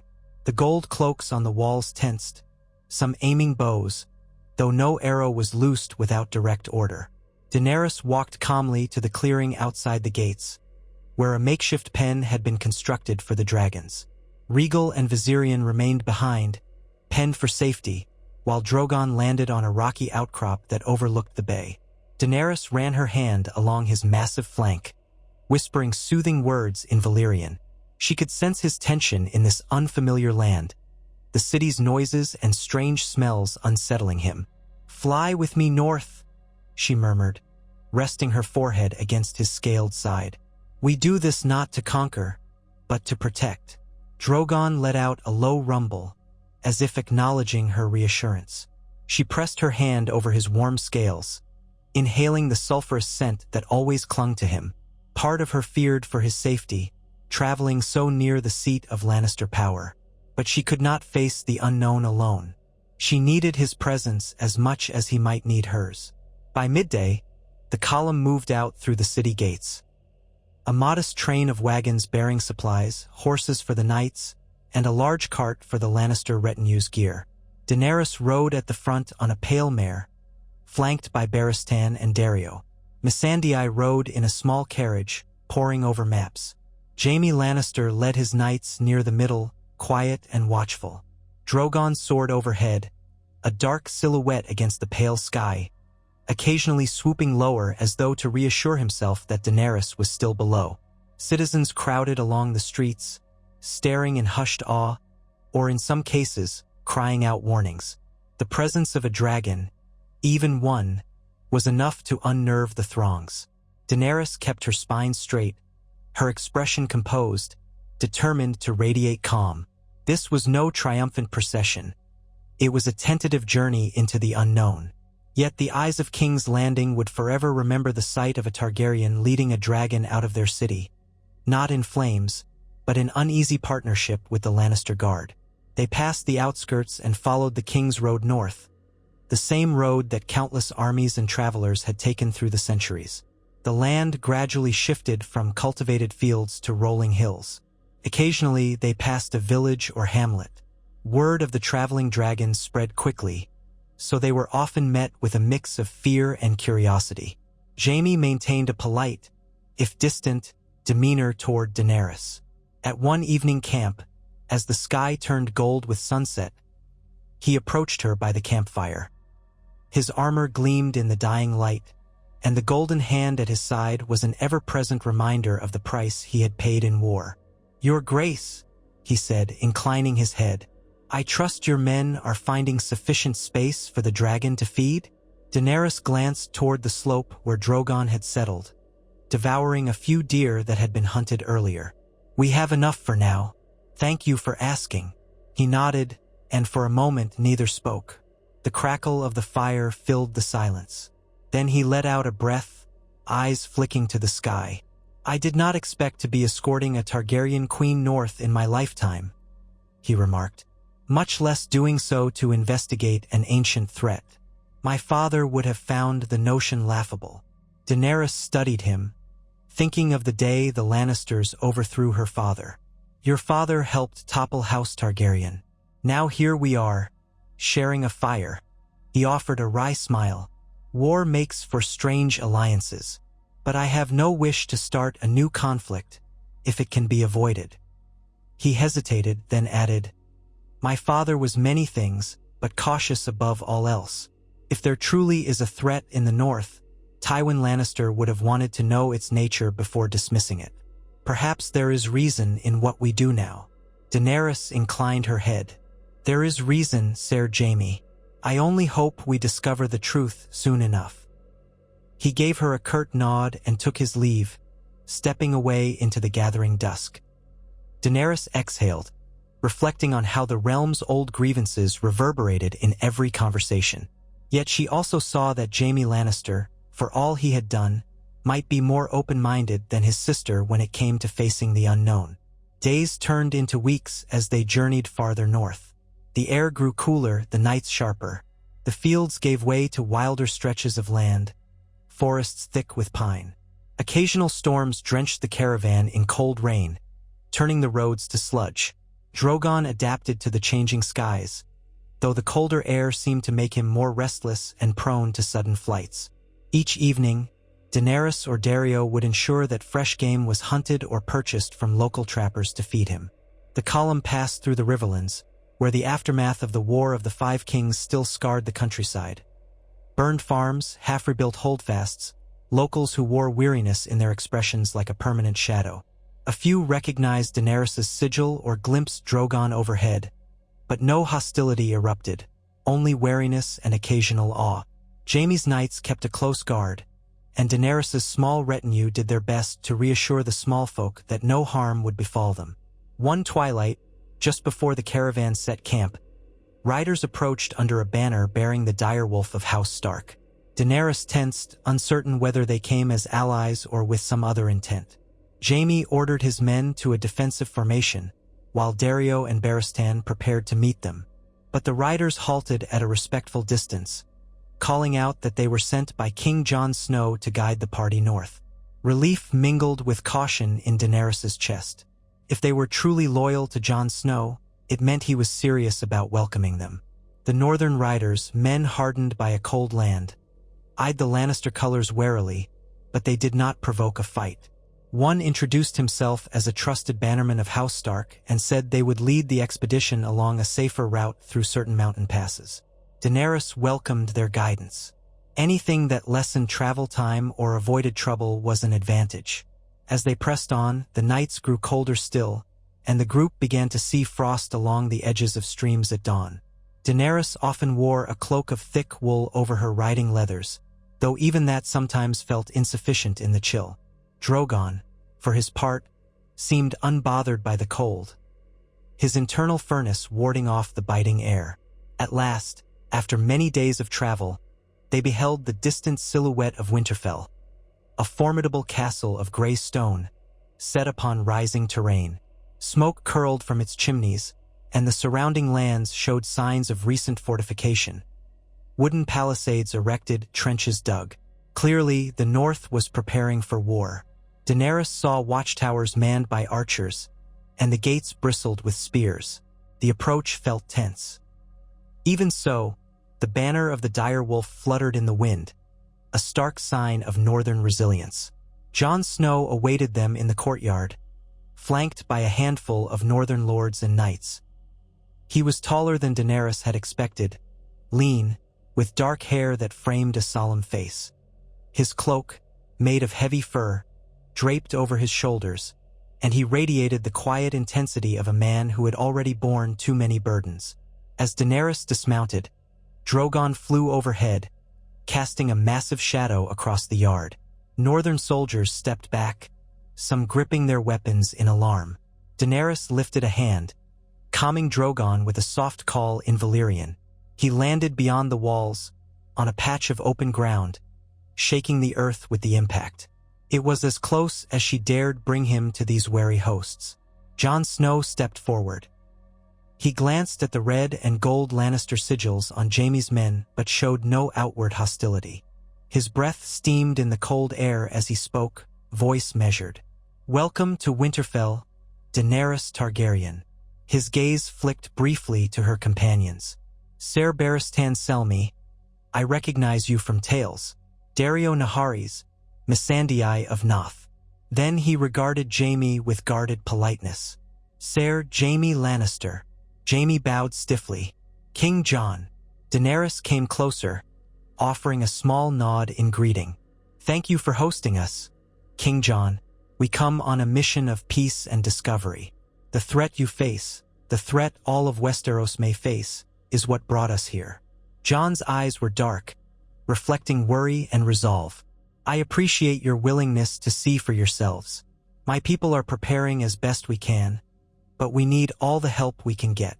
The northern lords behind him exchanged uneasy glances at the sight of Lannister knights in their courtyard.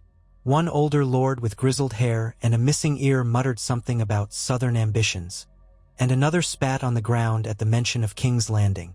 Yet Jon Snow raised a hand to quell them. "They come under truce, just as I welcomed them.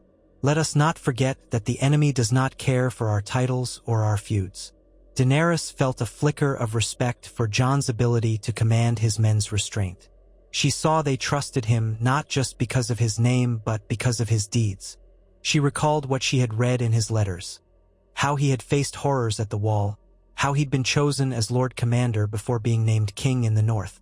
There was a gravity to him, a sense that he'd seen too much death and could ill afford more division.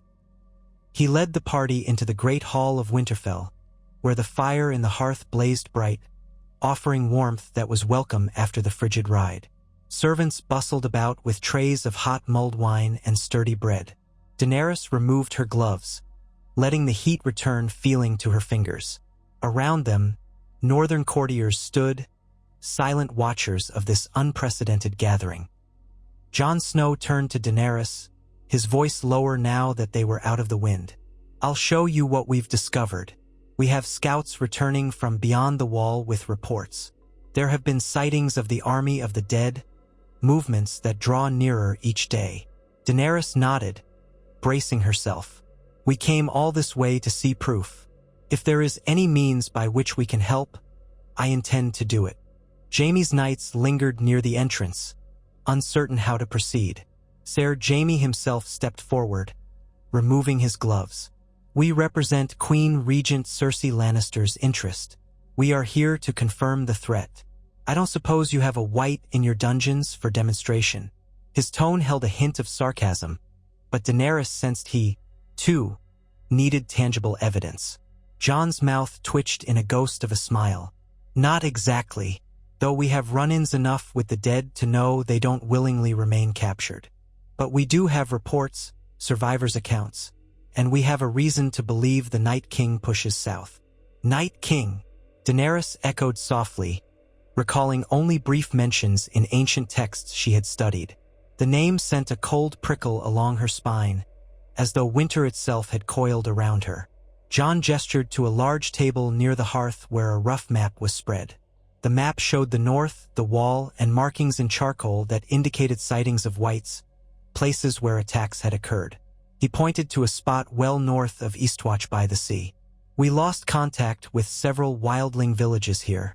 The free folk who remain now fight alongside us.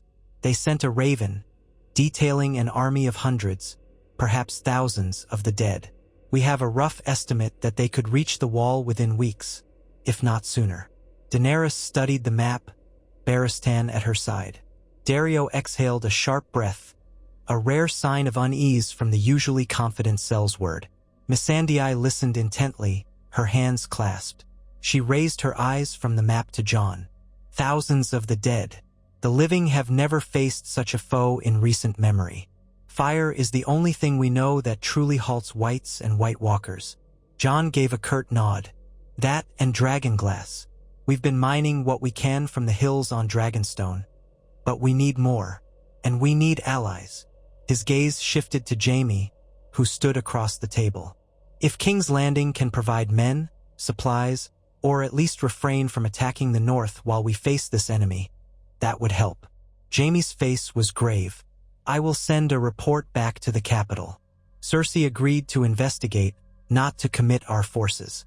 But if I witness proof, if I can tell her there truly is an undead army headed our way. He trailed off, unable or unwilling to promise a turn in the Lannister stance. Daenerys felt the weight of the tension. If the proof was not enough, Cersei might still refuse to act. And if the undead were as numerous and unstoppable as Jon claimed, the North could not stand alone. She cleared her throat. Then the next step is to witness them ourselves. That may be dangerous, but it seems to be the only way to convince doubters. Jon looked at her, a subtle flicker of respect in his eyes. Agreed. We are organizing a ranging party beyond the wall to confirm the army's position. It's risky. We may not return. But I can think of no other way to convince the entire realm of what we face. A shiver ran through Daenerys that had nothing to do with the cold. Beyond the wall, in the domain of an ancient, resurrected terror, what chance would any group of mortal warriors have if thousands of undead roamed there? Yet she remembered that she had walked through fire and emerged unburnt. She had freed slaves, toppled tyrants, defied fate at every turn. She could not hide now. Count me among that party, she said quietly, drawing startled looks from both Barristan and Daario. If we are to ask others to risk their lives for this cause, then I will do the same. Jon exhaled, his breath visible in the hall's chill. You'd go yourself beyond the wall? This is no place for dragons to feed or rest easily. The cold is bitter, and the undead roam everywhere. Daenerys lifted her chin. One dragon, Drogon, can withstand cold better than you might think. I have faced armies and conspiracies. I do not fear the dark, nor do I fear the unknown. If seeing is believing, then I must see with my own eyes. Daario cleared his throat, stepping forward. If you go, I go as well. You'll need swords, not just flight. Barristan bowed his head. And an old knight, if you'll have me. She sensed the concern in their voices and the shock in some of the northern onlookers. Jaime Lannister's expression flickered between astonishment and a grudging admiration. He might not like Daenerys, but he recognized courage when he saw it. Jon Snow studied her for a long moment, as if trying to reconcile the idea of a Targaryen queen riding into the heart of the greatest threat the living world had ever known. Then he gave a single, measured nod. Very well. We'll gather a band of fighters, trusted men, rangers. We'll venture beyond Eastwatch. If we encounter the army, or even a scouting party of the undead, we'll bring back proof. Missandei looked at Daenerys, a flicker of worry in her deep eyes. Daenerys reached out, placed a hand lightly on her friend's arm, and whispered, "We have no choice. The realm must see the truth." That night, Daenerys barely slept, the wind howling around Winterfell's towers like a chorus of direwolves. She could almost feel the chill of the far north seeping into her bones. Yet behind that fear lurked a fierce determination. If the living realm was to be saved, it would not be by waiting or by polite conversation alone. She would face the dark herself, prove its existence beyond any doubt, and then lead the realm to unite in the only war that truly mattered. Dawn broke, pale and weak behind a veil of clouds. Snow dusted the courtyard, swirling around the assembled warriors who had stepped forward for the expedition. Jon Snow stood at the center, checking gear with a quiet urgency. Beside him were several of his most trusted companions.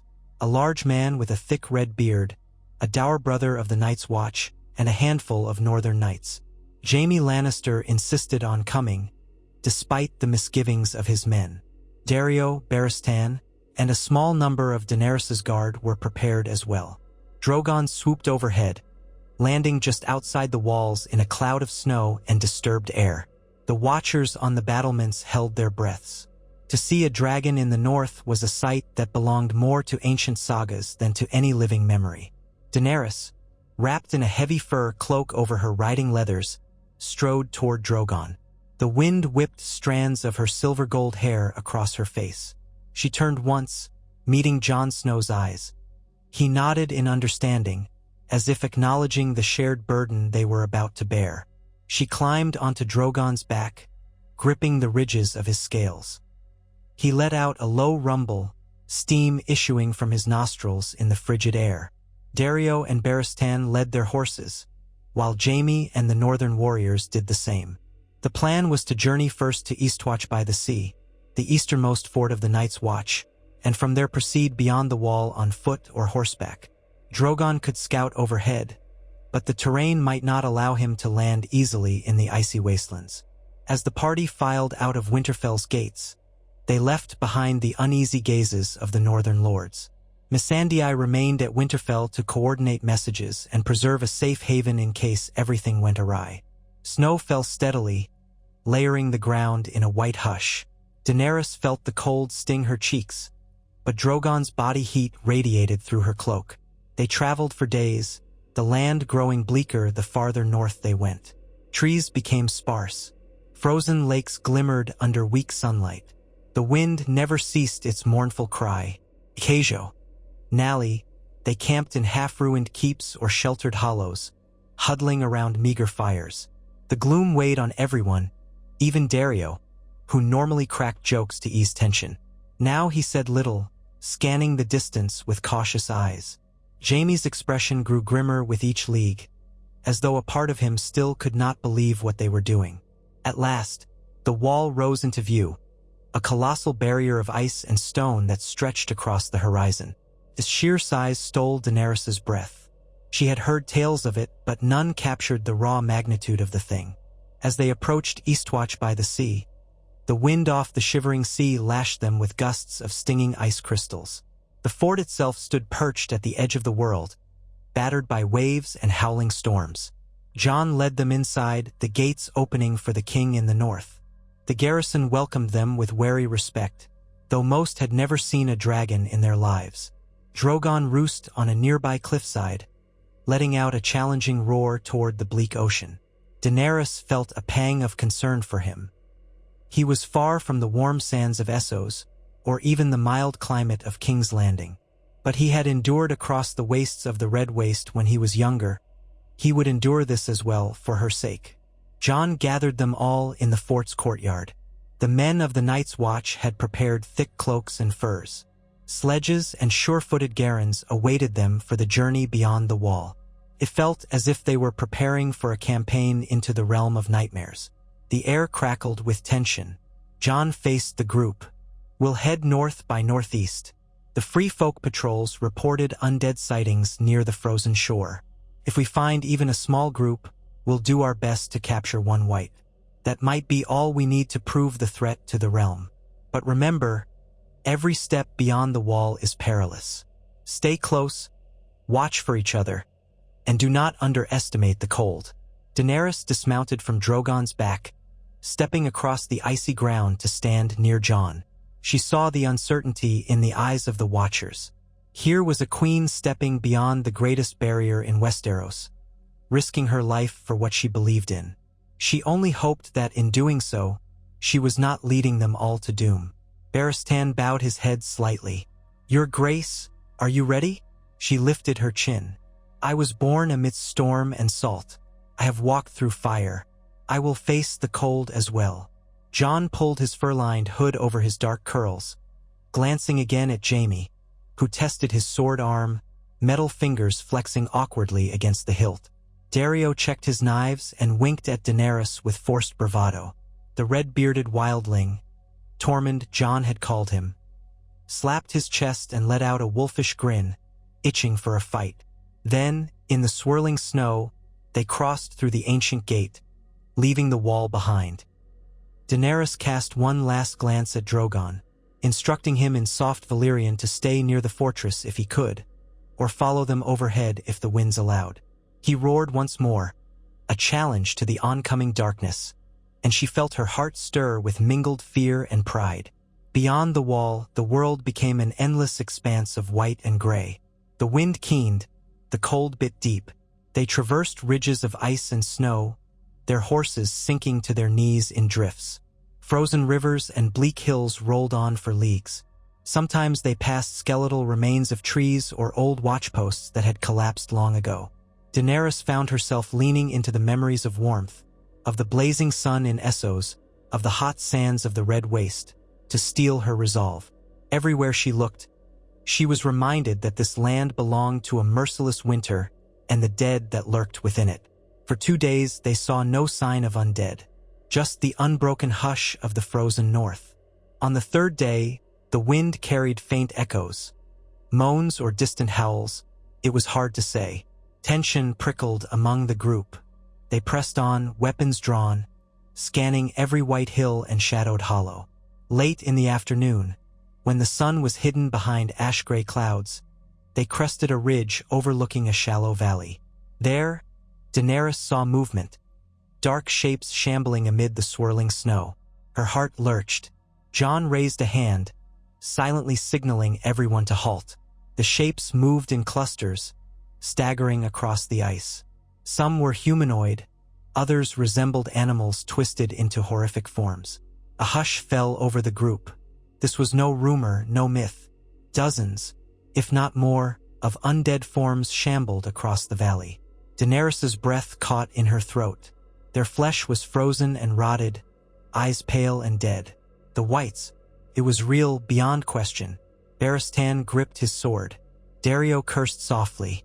Jaime's knuckles were white around his blade, and Jon Snow's expression was grim as the grave.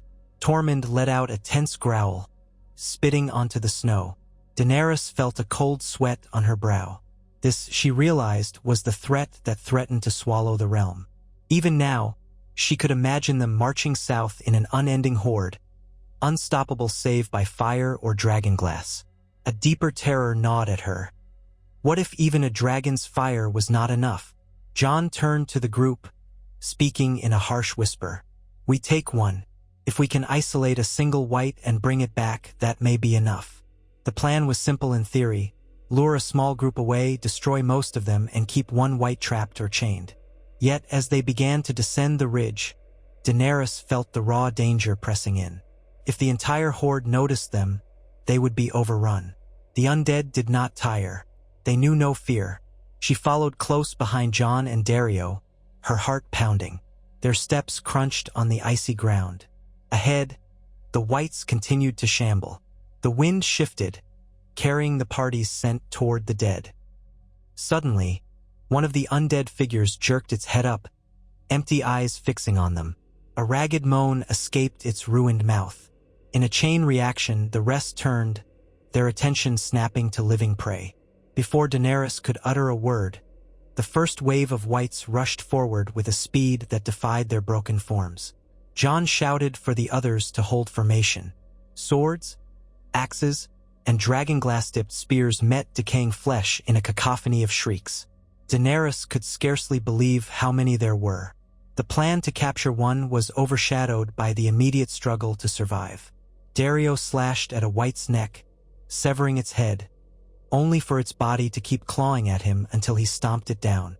Barristan fought with lethal precision, decapitating one white after another, always mindful to strike the head or sever the limbs, for the dead did not yield to normal wounds. Jaime fought valiantly, though his left-handed swordsmanship was less certain. Still, he struck down more than one shambling corpse. Daenerys found herself wielding a dragonglass dagger, driving it into a white that lunged too close. The creature's flesh was foul, reeking of decay and ice, and it collapsed into broken limbs when the dark glass sank into its chest. She kicked it away, gasping for breath. Panic flared in her, but she channeled her adrenaline into every motion. Jon, fierce as the winter wind, cleaved through a white with long claw, then turned to bellow, "Pull back! We only need one!" Tormund and a few others managed to isolate a single white, smashing its companions and pinning it under heavy netting. The thing shrieked, a hellish sound that cut through the roar of the wind. More undead swarmed to free it. Daenerys rushed to help them hold the net, ignoring the vile snapping of the white's teeth inches from her gloves. They began a desperate retreat up the ridge. The main horde converged, moaning and howling, a dark mass of death. Daenerys's breath came in ragged bursts, her limbs aching from the cold and effort.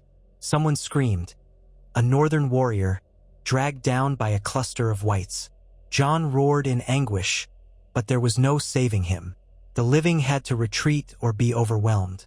As they reached higher ground, Daenerys spotted a break in the clouds overhead. A familiar roar echoed Drogon. The black dragon dove from the sky, flame bursting from his jaws, engulfing a swath of whites in an inferno. Steam and ash billowed. The stench of scorched flesh filled the air. Scores of undead fell in blazing ruin, but still more came behind them. On Drogon, Daenerys shouted, beckoning to those nearest. The snow swirled in a whirlwind of heat and cold as the dragon circled for another pass. Jon and the others wrestled the netted white, dragging it behind them. In the chaos, Daenerys scrambled to a rocky outcrop, leaping onto Drogon's flank. He bellowed, clawing at the ice. Daario helped Barristan up, while Tormund and the others latched the net containing the captured white to Drogon's harness ring. Jaime fought off another pair of undead, narrowly avoiding their grasp, and Jon yanked him free. Atop Drogon, Daenerys turned to see the monstrous horde surging. With a final roar, Drogon unleashed a torrent of fire that carved a path through the dead, giving Jon and Jaime the chance to climb onto his hindquarters. The netted white thrashed and howled, half burned by stray fire yet still animate. Daenerys felt Drogon's muscles tense as he lifted into the air, beating his massive wings. A rush of frigid wind slammed into them, and the ground fell away. Below, the whites crawled and grasped, some reaching skyward with lifeless fingers. The group soared above, battered by the storm's gusts. Daenerys clung to Drogon's scales, her heart pounding with terror and relief. They had one white, that was proof, but the cost had been high. She saw only a handful of the original men clinging to Drogon's harness or riding other horses in a desperate gallop back toward Eastwatch. The undead army was so much larger than she had feared, and it seemed unstoppable. They circled back, finding Eastwatch's gates open, the Night's Watch ready to defend them. Drogon landed in a swirl of snow, stumbling slightly on the slick ground. Daenerys and the others slid off, breathing in gasps. The captured white shrieked under the net, limbs flailing with unnatural vigor. Barristan thrust a dragonglass-tipped spear at its torso, threatening to destroy it if it broke free. Jon dropped to his knees, exhaustion etched into every line of his face. Tormund bellowed curses at the sky, mourning those who had not returned. Jaime simply stared at the white, eyes wide with horror, his golden hand shaking as he gripped a sword. Daario spat blood into the snow, having taken a minor wound to his arm. Daenerys felt tears threaten to blur her vision as she gazed at the captured abomination. This thing had once been alive, a person with hopes and fears. Now it was a mindless puppet of the true enemy. She thought of how such a fate could befall anyone. The horrors she'd seen in Essos paled in comparison to the scale of what was coming. "We have what we came for," Jon rasped, voice laced with sorrow. "Now we can show them." Jaime raised his face, pale with shock. "I'll ride for King's Landing. I must make Cersei see reason." Daenerys managed a trembling nod. The entire group looked as though they'd aged years in a single day. Snow drifted silently, covering the bloody footprints, the scorch marks left by Drogon's fire. Together they had witnessed the truth. They had a monstrous, writhing proof of it. Now the question hung heavy in the icy air. Would it be enough to unite Westeros? Or was it already too late? Daenerys looked to the darkening sky, her breath escaping in white puffs. Far off, the horizon glowed with the last streak of dusk, a pale line above an endless night. The dead were coming. and all the living realm hung in the balance. She felt Drogon's slow, ragged breathing behind her, a living furnace in a land of cold death. This was only the beginning of the true war, she realized with a shudder, and all her hopes of diplomacy now teetered on whether the realm would unite or perish in a final icy darkness. They secured the Shrieking, thrashing White within a makeshift iron cage at Eastwatch by the sea, using chains hammered together by the blacksmiths there. Each link was coated with dragonglass dust, for caution's sake. The creature fought violently, snapping its jaws and clawing with its ice-rimed hands whenever anyone drew near, an unholy mockery of life that tested the nerve of even the most hardened among them. Its eyes glowed with that eerie blue light Daenerys would remember until her last breath. No one rested well the first night after their return from the frozen wastes beyond the wall. The howling wind rattled the fortress shutters, and sometimes the Whites' unearthly screams pierced the night, unsettling men on watch duty. Daenerys paced the cramped courtyard in the hours before dawn, cloaked in furs, still feeling as if her body had not fully warmed since the battle. The memory of those swarming undead figures gnawed at her, fueling an anxious urgency in her every step. Jon was restless too. She found him on the eastern rampart, leaning on the frost-covered stones and gazing out to sea. Above, a faint glow heralded sunrise. She approached, watching the stiff set of his shoulders, the tension that radiated from him as tangibly as the cold. He turned at her soft footfall, nodding a subdued greeting. They stood in silence for a moment, breath pluming in the sharp air. Below, the waves crashed against the icy shore, and gulls circled in the half-light, calling out thin cries. Eventually, Jon let out a low sigh. "We lost good people yesterday," he said. "We brought back a prize that might save many, but at such a cost. It weighs on me." Daenerys understood that feeling only too well. It weighs on all of us. Without their sacrifice, though, the realm would never believe what we saw. Now we have proof, and that might unite them in time. Jon turned his gaze to the faint horizon.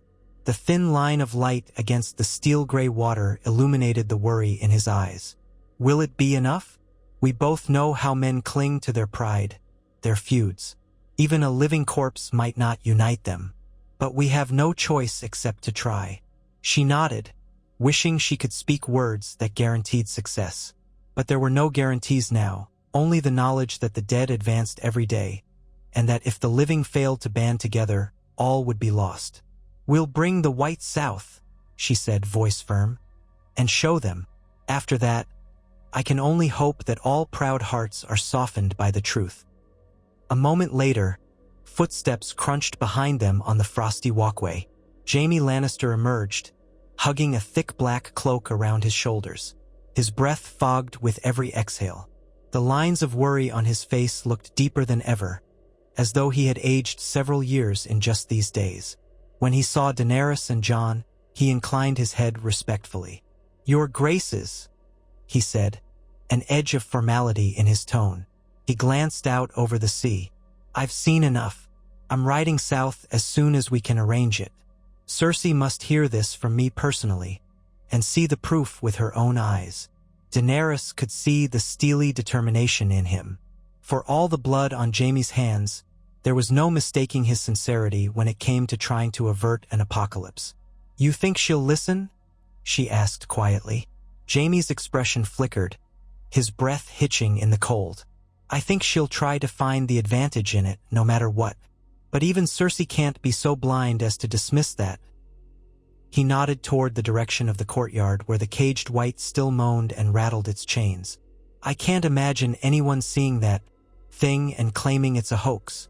Jon pulled his cloak tighter. "I'll send some of my best men with you as an escort if you wish. The road is dangerous now, especially if the cold moves farther south." Jaime dipped his head in acceptance. "It might be wise. I'll also need help keeping that creature under control. Though it's caged, I don't trust it not to find some way to break free." Daenerys pictured the journey ahead. It would be nearly as long going south again as it had been coming north, only this time they would be escorting a thrashing, howling embodiment of the danger. And all the while the enemy advanced behind them, We should depart as soon as possible. We can't linger here while the dead continue to gather. Jon nodded. Agreed. We'll restock supplies, gather the men, and leave by midday. They descended from the rampart and made their way through Eastwatch's courtyard. The fortress was bustling despite the early hour. Black brothers and wildlings alike were hammering at broken boards, repairing walls, or sharpening weapons. A sense of grim purpose bound them together. It reminded Daenerys of the first time she'd seen Myreen's freedmen rallying around a new future, except that here, the enemy was less a tyranny of men and more a horror beyond imagination. By the time the sun rose fully, though it never truly broke through the thick clouds, Daenerys oversaw the preparations to depart. The White's cage was loaded onto a sturdy wagon pulled by 2 sturdy northern horses. Jon assigned a group of watchmen, men who had faced the dead before, to keep crossbows fitted with dragonglass bolts pointed at the cage at all times. Daario inspected the wagon's wheels and axles, ensuring they could withstand the rough journey. Jaime's knights, those who had survived the expedition, stood ready to ride with them, looking shaken but resolute. Barristan approached Daenerys in the midst of the commotion, his white hair stark against the dark furs he had taken to wearing. "We've lost half the men we started with," he said in a low voice. "The rest are battered and exhausted.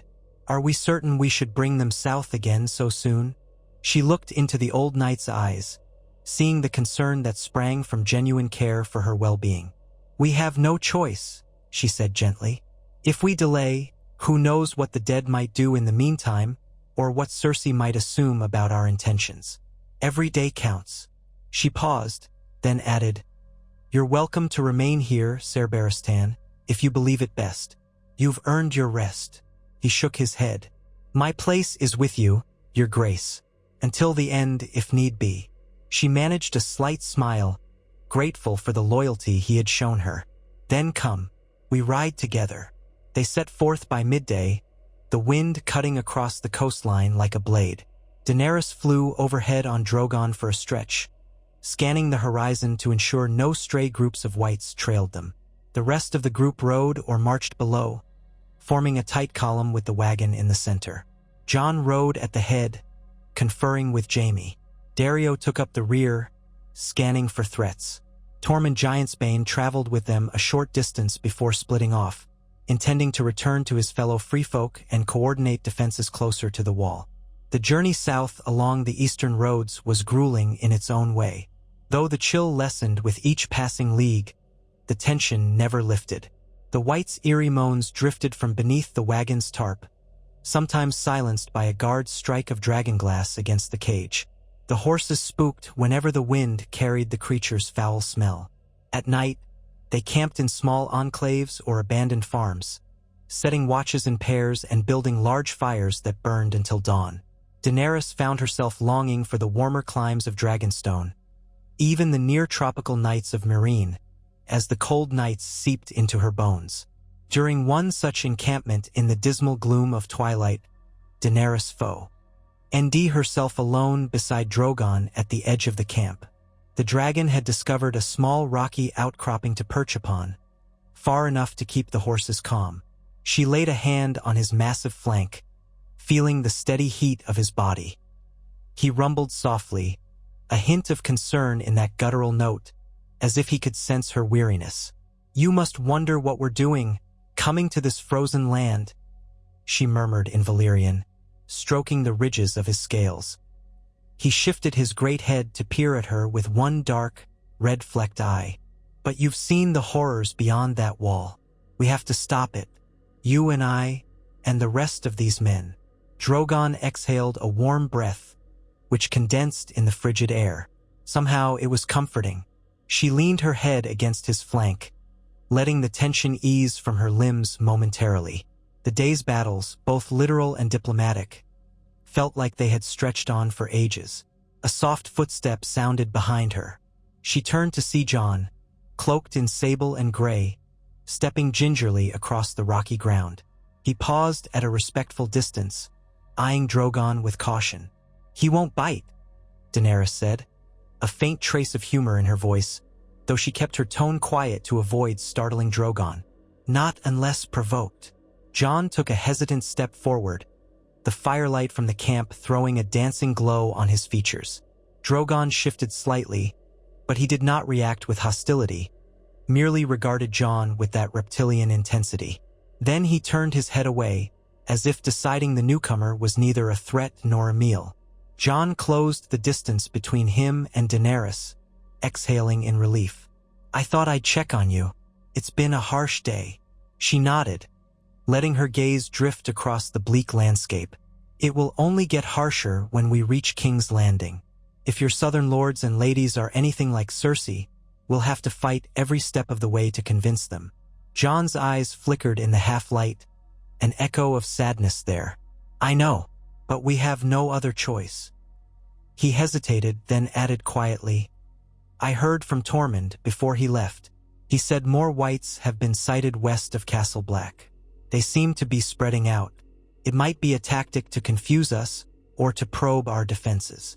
A chill ran down Daenerys' spine that had nothing to do with the cold wind. "If the dead are learning strategy, we may be in even greater peril than we realized." He ran a hand over the short stubble of his jaw, a small gesture betraying the weight he carried. "We can't face them alone," he said, almost as if reminding himself. "We need every house, every soldier. That's what this journey is about. This white we have, it may be our last chance to force unity." They stood together in the silence, the sound of the wind rustling their cloaks. Drogon shifted, an almost protective motion, as though he recognized their shared resolve.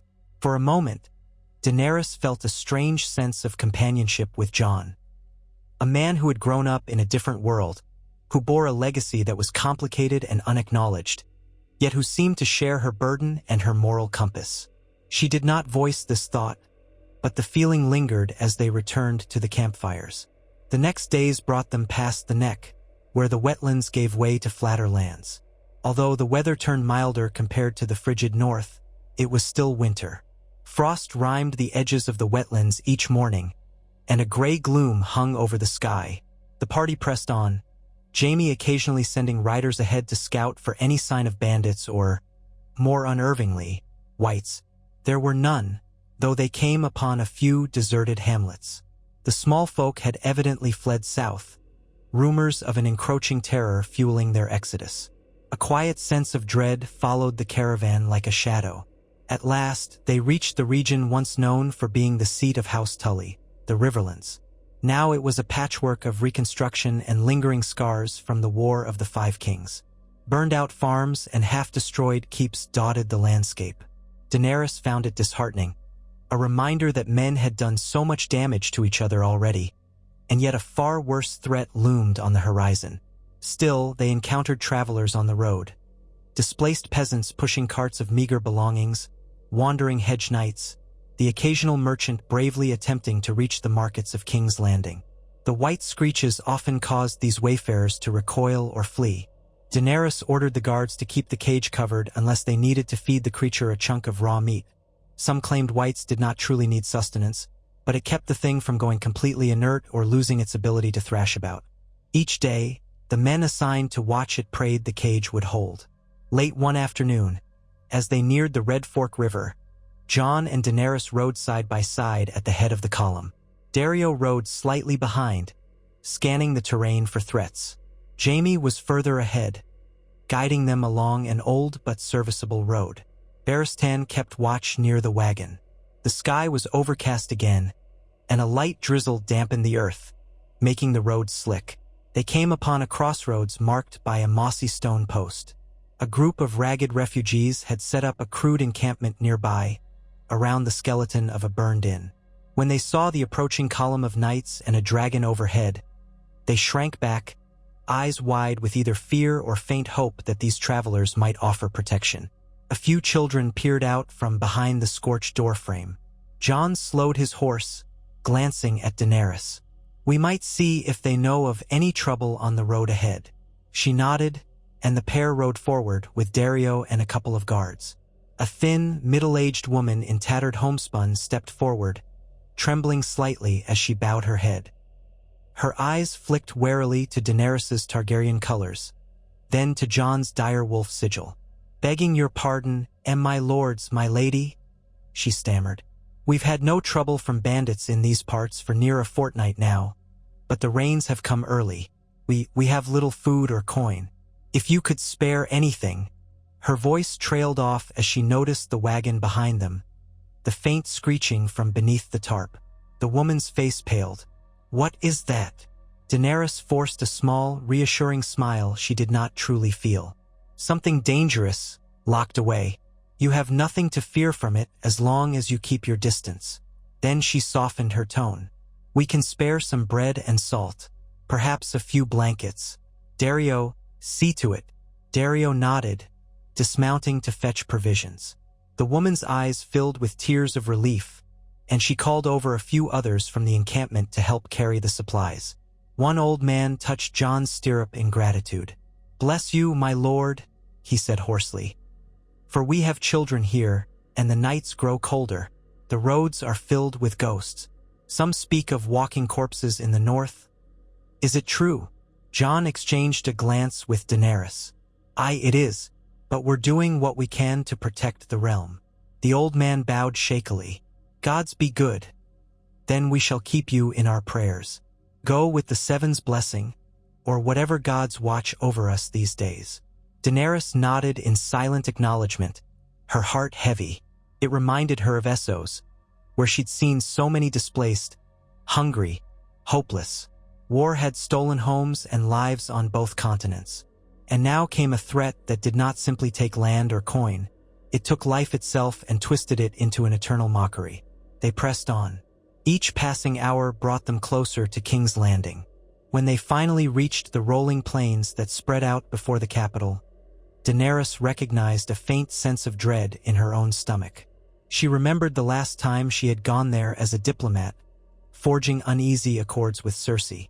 Now she brought the living embodiment of a threat that few had truly believed. If this failed, if Cersei turned on them, or if the lords dismissed the danger, they might all be doomed. They camped one final night on a hillside overlooking the distant lights of the city. King's Landing spread out in the darkness, the walls a faint outline. Even from leagues away, Daenerys could see the flicker of countless torches, smell the faint tang of smoke drifting on the wind. Drogon roost on a rocky outcrop, occasionally letting out a low rumble, as if sensing the tension in the gathering. Jaime spoke with Jon and Daenerys near the main fire, his voice grave. "I'll ride ahead at first light. Bring word to the Queen Regent that we've returned with the proof. The rest of you can follow in close order. I'll arrange an open space where we can present the exhibit." He gestured vaguely toward the wagon. "That's presumably best done outdoors, or in an enclosed courtyard, to prevent it from running loose among the city." Jon nodded. "That's wise. This creature is strong.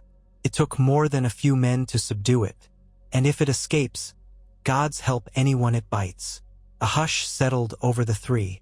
The crackle of the fire replaced the conversation for a few moments. Daenerys stared into the flames, her mind awash with the memory of that monstrous horde beyond the wall. This single wight was but a droplet in a vast, surging tide.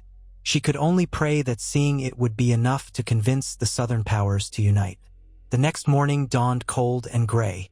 Jaime donned the Lannister crimson cloak he had carried with him, determined to present a convincing image to the city's guards. He and a handful of his knights rode out, the Red Keep's banners likely still flying above the capital's walls. Daenerys, Jon, and their convoy followed after a short interval, bringing with them the wagon and its hideous occupant. They arrived at the city gates around midday, greeted by a line of gold cloaks who had evidently been informed of the plan. Their captain, wearing a glinting helm and a stiff expression, bowed awkwardly. "Welcome, your graces, and to you as well, King in the North," he said, eyeing Jon with a mixture of curiosity and tension. He gestured behind him. "Her Grace, Queen Regent Cersei Lannister, grants you passage. The demonstration will be held in the Dragon Pit." Daenerys frowned slightly. The Dragon Pit, a ruin on Rhaenys' Hill, was once a great dome that housed Targaryen dragons in ancient times, but it had fallen into disuse and partial collapse over the centuries. It remained a large, open-air ruin. A perfect place to reveal a monstrous captive without risking the general populace. Still, the symbolism was not lost on Daenerys. Cersei was confining them to a place historically associated with House Targaryen's power and decline. Jon rode beside her through the city streets, flanked by Barristan, Dario, and a wedge of Northern and Lannister guards. People crowded on either side, pressing up against the city watchmen to see. The wagon rumbled on the cobblestones, the white inside occasionally letting out a screech that caused onlookers to recoil in horror. Whispers filled the air. "They've brought a demon. What manner of creature is that? God save us." Drogon circled overhead once, but the city's cramped streets and potential for panic made Daenerys decide to keep him perched outside the walls. She did not want to risk chaos. Already, the presence of a living corpse might be enough to send the capital into hysterics. After a tense ride across King's Landing, the caravan turned toward Rhaenys' Hill, climbing the slope to the massive stone dome that loomed in partial ruin above the poorer districts. The dragon pit's tall gates stood open, revealing an interior of collapsed arches, rubble-strewn floor, and the remnants of broken columns that once supported the great dome. Armed guards, Lannister men and gold cloaks, lined the perimeter, keeping gawkers away. Torchlight flickered under the gloomy sky. At the far end of the open space, Daenerys saw a raised platform of sorts, presumably for Cersei and her retinue. Her heart fluttered in her chest as they entered.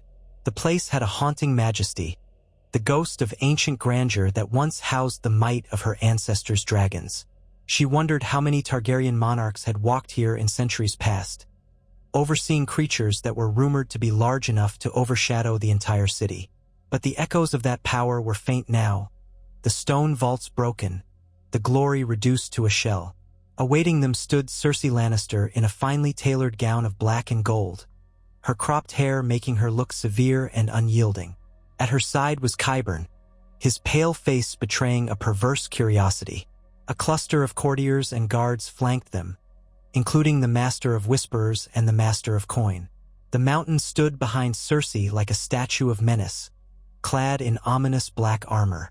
Jaime waited off to one side, face set in a neutral mask. Daenerys noted the tension in his posture. He had likely already had words with his sister, and those words could not have been easy. Daenerys halted her horse, dismounted with careful composure, and approached, her retinue behind her. Jon did the same. A hush fell over the dragon pit, every guard and courtier holding their breath. Cersei's eyes flicked across Daenerys, then Jon, then the wagon.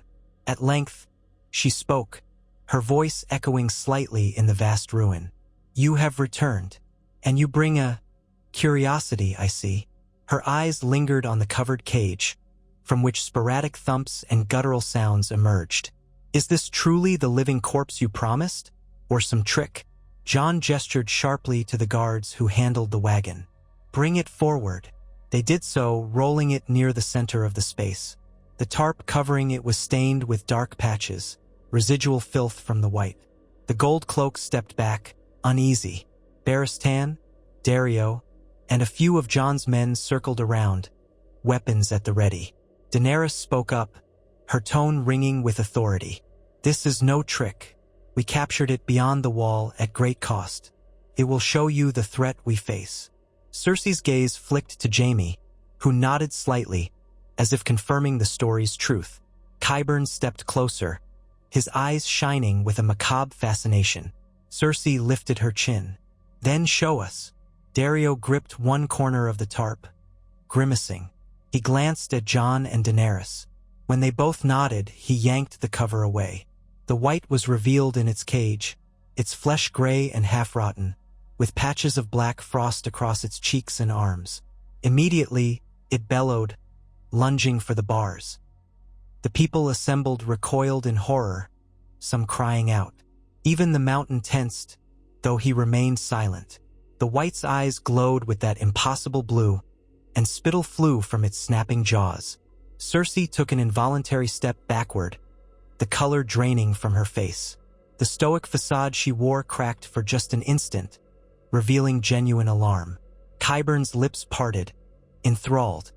as though he had found the ultimate alchemical puzzle. Jaime's expression grew grim, a flicker of pity and revulsion crossing his features. The White's clawed hand shot through the bars, reaching for anyone it could grab. One of Jon's men lifted a dragonglass spear, warning it away. Cersei stared at the creature for several heartbeats. Finally, she turned to Daenerys and Jon, her voice tight with shock. "Gods, you speak true. What is this foulness?" Daenerys stepped closer to the cage, ensuring she remained out of the White's reach. "This is one of thousands," she said, letting each word sink in. "We faced an army of these creatures in the far north. They do not tire. They do not fear. They do not fall to normal steel. The White Walkers command them. They seek to bring all the living into their thrall. This single White is the smallest glimpse of the nightmare that marches south." Jon spoke next, his tone somber. "They can be killed by fire or by dragonglass or by Valyrian steel. But there are too many. Even if we had enough weaponry, we cannot hold them off alone. The North will fall, then the rest of the realm, unless we stand together." Cersei let out a shaky breath, looking again at the White. The thing hissed, slamming against the iron bars with enough force to make the cage shudder. "We must burn it," she muttered half to herself. Qyburn took a halting step forward. "Your Grace, if I may." He reached a trembling hand as though wanting to touch the creature. The White lunged at him, snapping at the bars. Qyburn flinched but seemed more fascinated than fearful. "Incredible," he whispered. "Death reversed." Jon scowled and drew Longclaw. "Step back," he warned. Then he looked at Cersei. "We brought it here to prove the danger. Now that you've seen it, do you believe us?"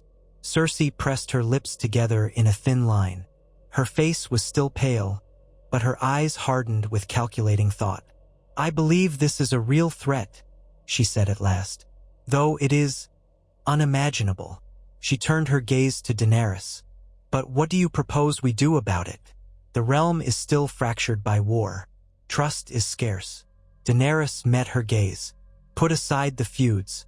Put aside the question of who sits the Iron Throne, until the army of the dead is defeated. We must rally every soldier, every resource to stop them. Once that is done, we can settle our differences." The words hung in the air, resonating against the ancient stones of the dragon pit. Several of Cersei's courtiers exchanged uncertain looks. Qyburn watched the White hungrily, as though it might reveal more secrets at any moment. Jaime stood stiff and silent, waiting to see how his sister would respond. At length, Cersei inhaled slowly, her composure returning. "I do not relish the thought of the realm overrun by these monstrosities," she said, each syllable precisely measured. "Very well. House Lannister will declare an armistice with the North, and with you, Daenerys Targaryen, until this threat is dealt with. But let us be clear. Once the threat is ended, we return to our status quo. I make no pledges of loyalty to your claim." Daenerys's heart hammered.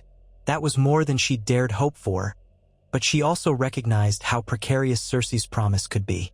The Queen Regent had proven time and again how quickly she could betray alliances. Still, it was a step toward unification. "Thank you," Daenerys said quietly. "That is all I ask." Cersei gave a curt nod, then glanced at Qyburn. "Have this creature burned. I will not leave it loose in my city." Jon stepped forward. "With your permission, we'd rather keep it. Show it to the other lords of the realm, and if possible, use it to rally more support. Or, at least, keep it under guard so none question that it's real." Cersei hesitated, but finally waved a dismissive hand. "Do as you will, but do it outside the city walls. I'll not have panic in the streets." She shifted her gaze to Daenerys again, her tone tightening. "We have an agreement for now, Targaryen. Do not give me reason to break it." Daenerys heard the unspoken threat in those words. Cersei might cooperate so long as it served her interest, but if she sensed an opportunity to rid herself of a rival, she might well take it. Yet Daenerys forced herself to remain calm. "We stand on the brink of extinction," she said, letting urgency into her voice. "I have no intention of threatening you or the city while the dead march." Cersei glanced at Jaime, then at Jon. For a moment, the Queen Regent looked almost drained, as though the sight of the white had stolen some vital strength from her. Then we are done here. I must consult with my council on how best to commit forces. Return tomorrow for further discussions. She turned on her heel, coning her retinue to follow. The mountain pivoted with mechanical obedience, Qyburn close behind. One by one, the Lannister courtiers filed out, giving the White's cage a wide berth. Jaime hesitated as though wanting to speak with Daenerys or Jon, but a sharp look from Cersei made him hurry after her.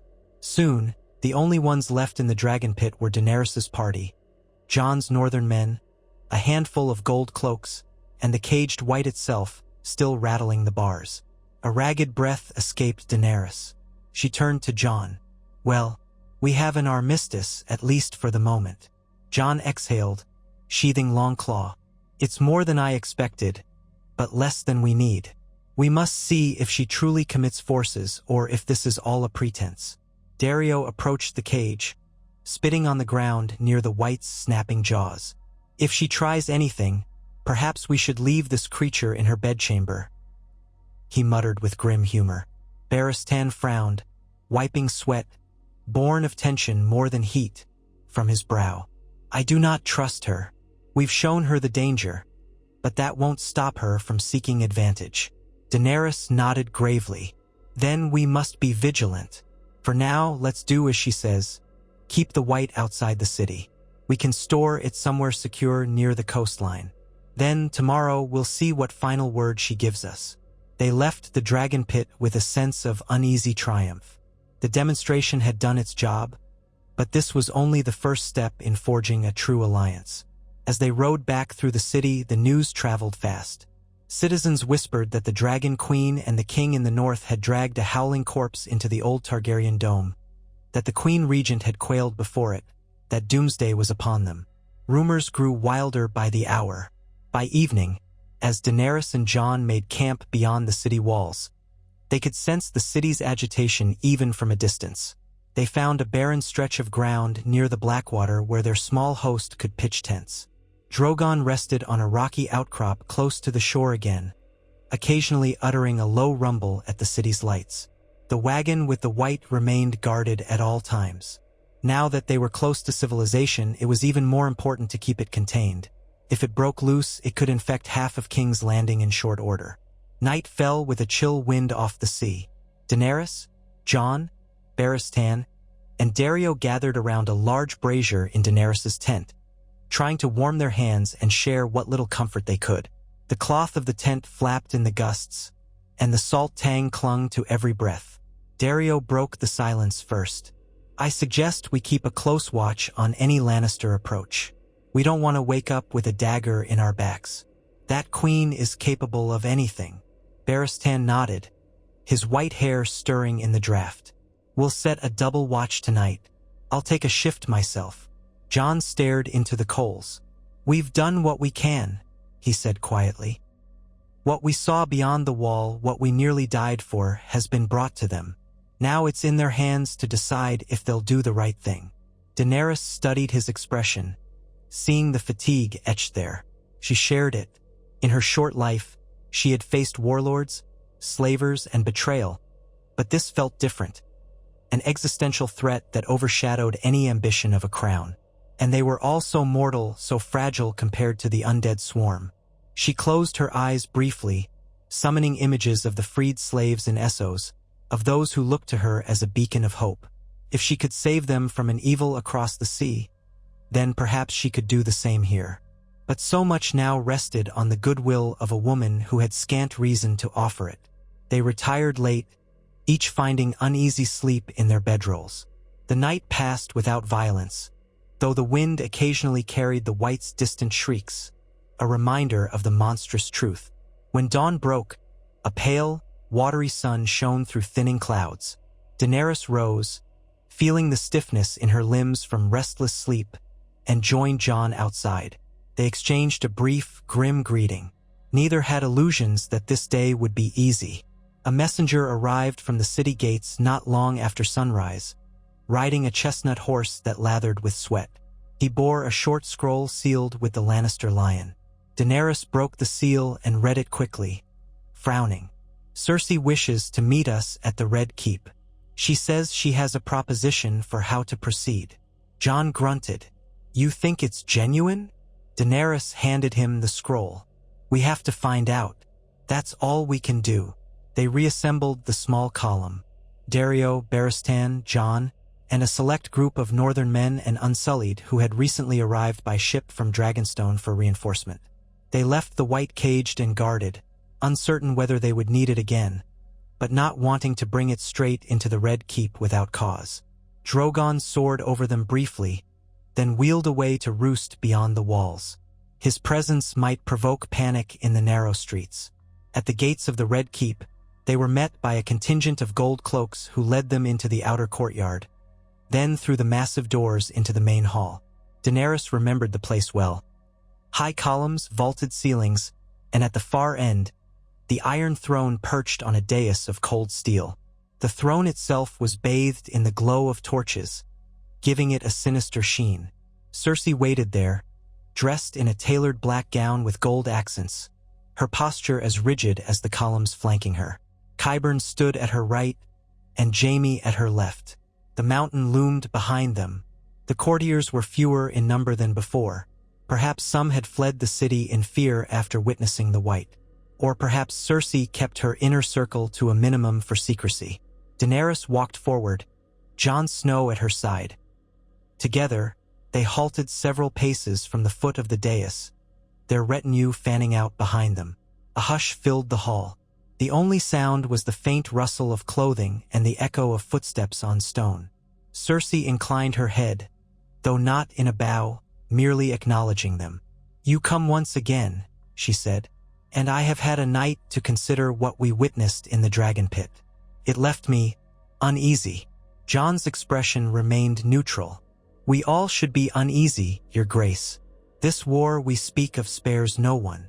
She shifted her gaze to Daenerys.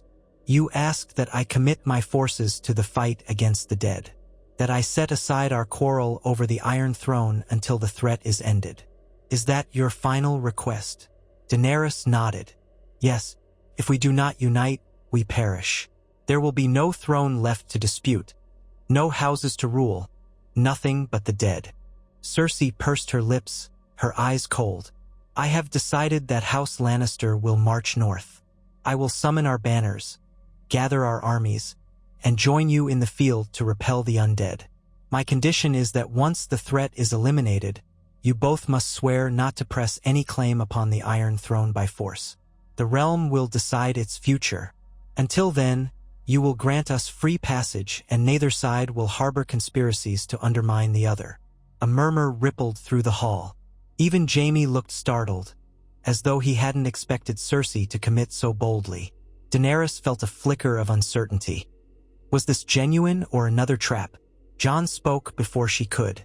If we survive this war, I will not force the North to bend the knee against its will. I will, however, remain king in the North so long as my people will it. That is my pledge. He hesitated, then added, and we will not bear arms against House Lannister unless given provocation. Will that suffice? Cersei's gaze flicked to Daenerys, cold and calculating. And you, Dragon Queen? Will you swear to stand down after this war if the realm chooses another? Daenerys felt the eyes of the entire hall upon her. She recalled her vow to break the wheel, to avoid ruling through terror. She did not want to repeat her father's madness. But at the same time, it was her birthright. She believed she could bring a just rule. Could she cede the throne if the realm denied her? The question carved a knot in her chest. Then she remembered the deathly visage of the White, the howls of the undead army beyond the wall. What was one throne compared to saving the living? She drew a breath, steadying herself. I will not force my claim by sword if the realm, united and free to choose, decides on a different ruler after the Great War is done.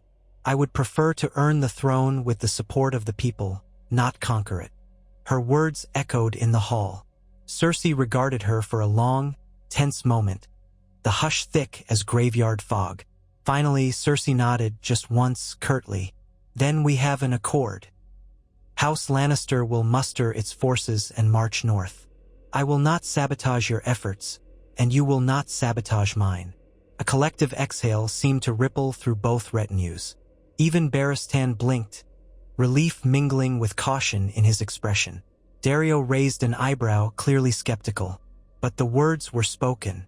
Jaime stepped forward, swallowing. "Then we should begin coordinating logistics. Moving an army of that size to the north during winter is no small feat. We'll need caravans. Supply lines." Cersei held up a hand to silence him. "We'll arrange it. Qyburn and my generals will handle the details." She turned her gaze back to Daenerys and Jon. "I suggest you return to your strongholds and prepare. We will send ravens once our armies are on the move. This war will be fought on multiple fronts if the undead approach from different directions." Daenerys inclined her head, forcing a polite tone. "We shall do the same.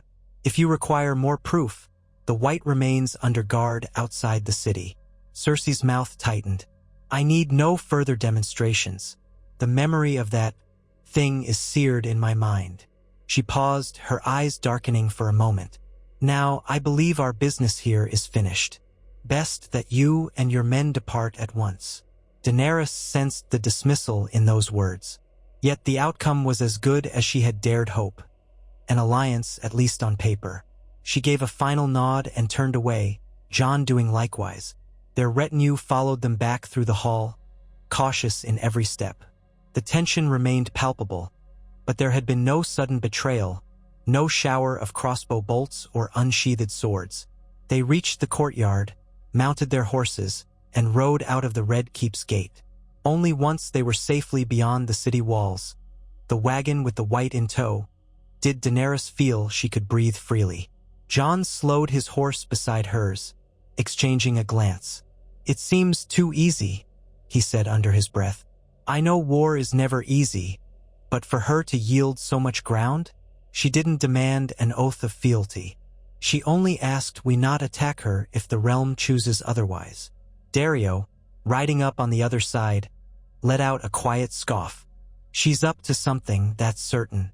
Still, if it gains us time and troops, maybe that's enough." Barristan nodded grimly. "We must remain on guard. But for now, we have no reason not to take her at her word. At least we have no immediate war in the south." Daenerys pressed her lips together. "If she musters her forces north, that will be a boon. The undead are too many for us alone. We'll gather what allies we can. The Tyrells, the Martells, if they remain active. The Vale. The north is already aligned with Jon. Perhaps even the Iron Islands if they choose to stand with us. Then we march or sail north to confront the true enemy." Jon nodded, his dark hair ruffled by the winter wind. "I'll return to Winterfell as soon as possible. Gather the northern lords. The Night's Watch will hold the wall as long as it can, but we must be ready for the day it falls." The wagon rattled behind them, the White's shrieks echoing across the plains. Daenerys glanced back at the monstrous silhouette beneath the tarp, a chill prickling her skin. Even with an armistice and the promise of a unified front, the future felt precarious. The army of the dead advanced, unstoppable as a glacier, and no paper treaty would hold them back. All that truly mattered now was forging enough alliances to build a force capable of turning them aside, or at least fighting to the last breath in defense of life. They took the White to the coastline where Daenerys' ships lay anchored, still uncertain where best to store it. Dario, after some debate, suggested building a fortified pen in a shallow cave by the sea, away from the city. Guards could watch it there, and it wouldn't alarm the small folk with its constant shrieking. Jon agreed.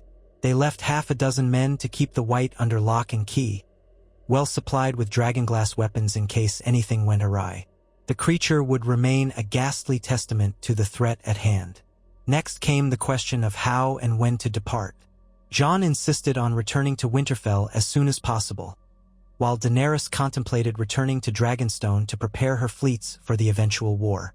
However, they agreed on one immediate step: to accompany each other a portion of the way, ensuring that lines of communication and mutual trust remained open. They would travel by ship to White Harbor, from which Jon could ride to Winterfell, and Daenerys could then sail around the coast if she wished, or fly with Drogon at any juncture. It was a pragmatic plan, one that symbolized their unity in front of the realm. As word spread that the king in the north and the Dragon Queen would travel together, a murmur of hope ran through the small folk. Perhaps this union of powers might really protect them from the rumored nightmares. Or perhaps it was all politics. Either way, there was a sense of anticipation in the air. Change had come, overshadowed by the threat of the undead. Within 2 days, they had said their farewells to King's Landing. Jaime, for his part, had not reappeared to speak privately with Daenerys or Jon, though she suspected he was locked in discussions with Cersei and the generals. The Lannister queen had a labyrinthine mind. No one could guess her next move. Daenerys's ships weighed anchor under a leaden sky. The sea wind whipped her cloak as she stood at the prow of her flagship, the Silver Dawn, feeling the deck sway beneath her. She was joined by Jon, who leaned on the railing, gazing at the receding coastline. Dario and Barristan oversaw the crew, ensuring no issues arose. Drogon followed overhead, occasionally gliding low enough for Daenerys to glimpse the ripple of his black scales. Rhaegal and Viserion, who had been left near Dragonstone, would presumably rejoin her soon. She had sent word for them to be brought or allowed to follow. As they sailed northward, the temperature dropped day by day. The coastal waters grew turbulent, choppy waves slapping the hull. The horizon seemed perpetually veiled in mist. The conversations on board centered on plans for the war. How many men could the North muster, how to deploy them, how to feed them? Daenerys contributed her knowledge of Essosi tactics, her experience with logistics in Meereen, but she knew Westeros was different, a patchwork of feudal obligations and ancient rivalries. Jon listened with quiet intensity, occasionally offering what he knew of the Northern Lords. There was House Glover, House Manderly, House Serwyn, all sworn to support the Starks, yet some might be wavering after the War of the Five Kings.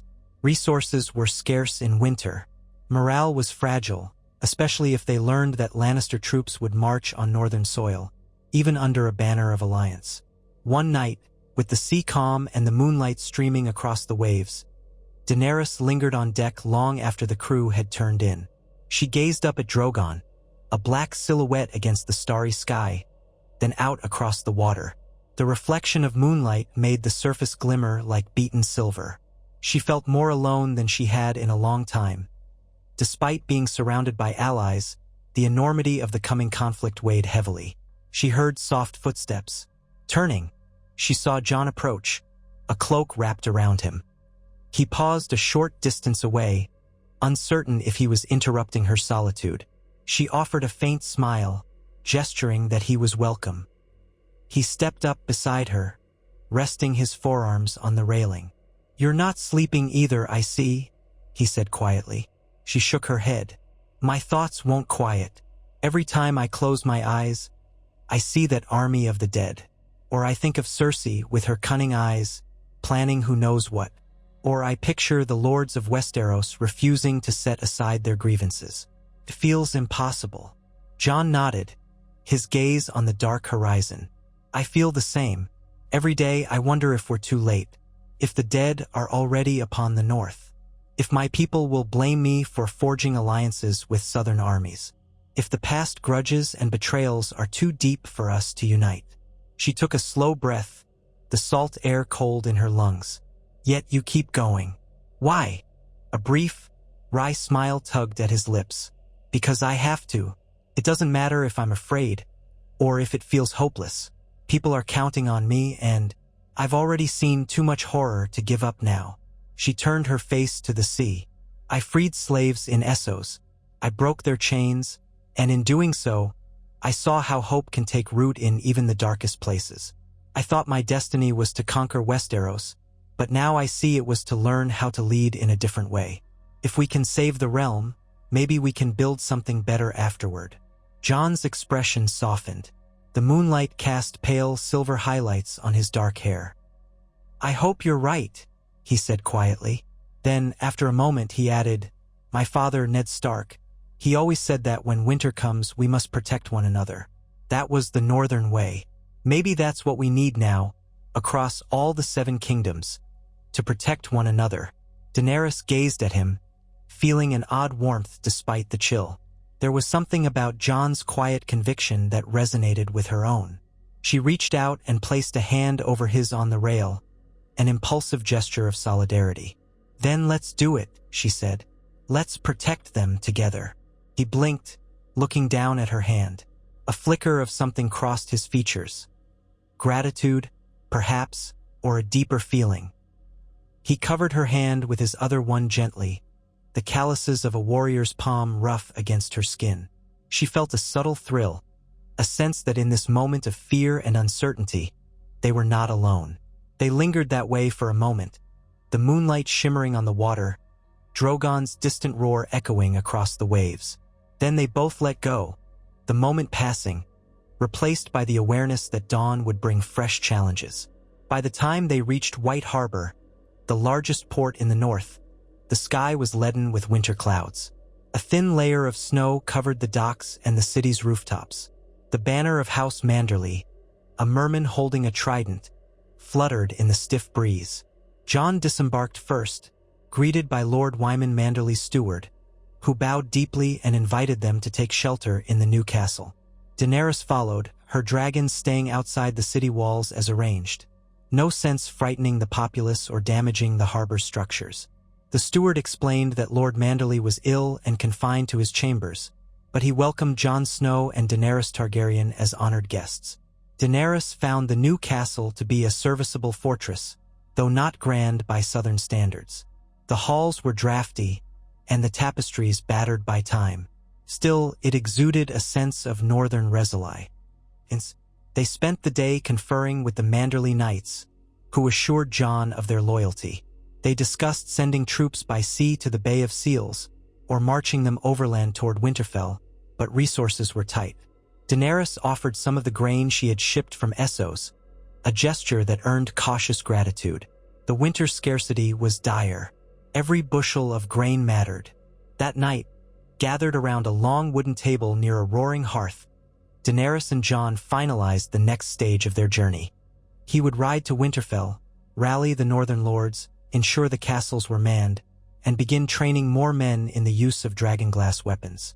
Daenerys, once she was certain the Manderly forces were mobilizing, would sail on to Dragonstone to coordinate with her Unsullied, her Dothraki, who had finally crossed the sea, and any other allies that might answer her call.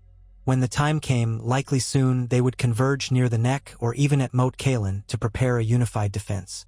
Outside, the wind howled, and snow battered the windows. It felt as if winter itself were raging against the fortress walls. Daenerys wrapped a fur around her shoulders, warming her hands at the fire, while Jon leaned over a map pinned with markers showing castle locations and known troop strengths. Lord Manderly's steward, a stout man named Robard, hovered nearby, trying to answer questions about local supply lines. "We can spare some ships to carry your men to Eastwatch if needed," Robard said. "But I fear we lack the numbers to hold White Harbor itself if the dead come this far." Jon nodded.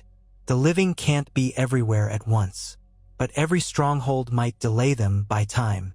And if House Lannister truly brings its forces, we may have enough men to form a line of defense." Daenerys listened, her mind churning with the complexities of supply routes, fortress garrisons, and the uncertain loyalty of other houses. Perhaps House Glover would stand with them, or perhaps old grudges would rise. The Vale might come, led by the Knights of the Eyrie, but only if Lady Sansa or Lord Robin commanded it. The Reach was in disarray after the war. Dorne's leadership was uncertain, given the coup against House Martell. The realm was fractured. Yet now they needed to function as one. When the meeting ended, leaving details for the morrow, Daenerys took a quiet moment by the window slit, gazing at the snowy courtyard. The swirl of white flakes was mesmerizing under torchlight. She heard footsteps behind her and turned to see Jon, looking weary but determined. "Are you leaving soon?" she asked softly. He nodded. "At first light. The roads will be rough, but I have to reach Winterfell quickly. My sister Sansa is there, and Arya, my younger sister, returned recently as well. I need to prepare them for everything." Daenerys gave a small, understanding smile. Family is precious, especially in times like these. She paused, thinking of the family she had lost, the father whose memory weighed like a curse, the brother lost to cruelty and obsession. She had no siblings left, no parents, no cousins who claimed her. Only a dream of forging a new family through the people who followed her.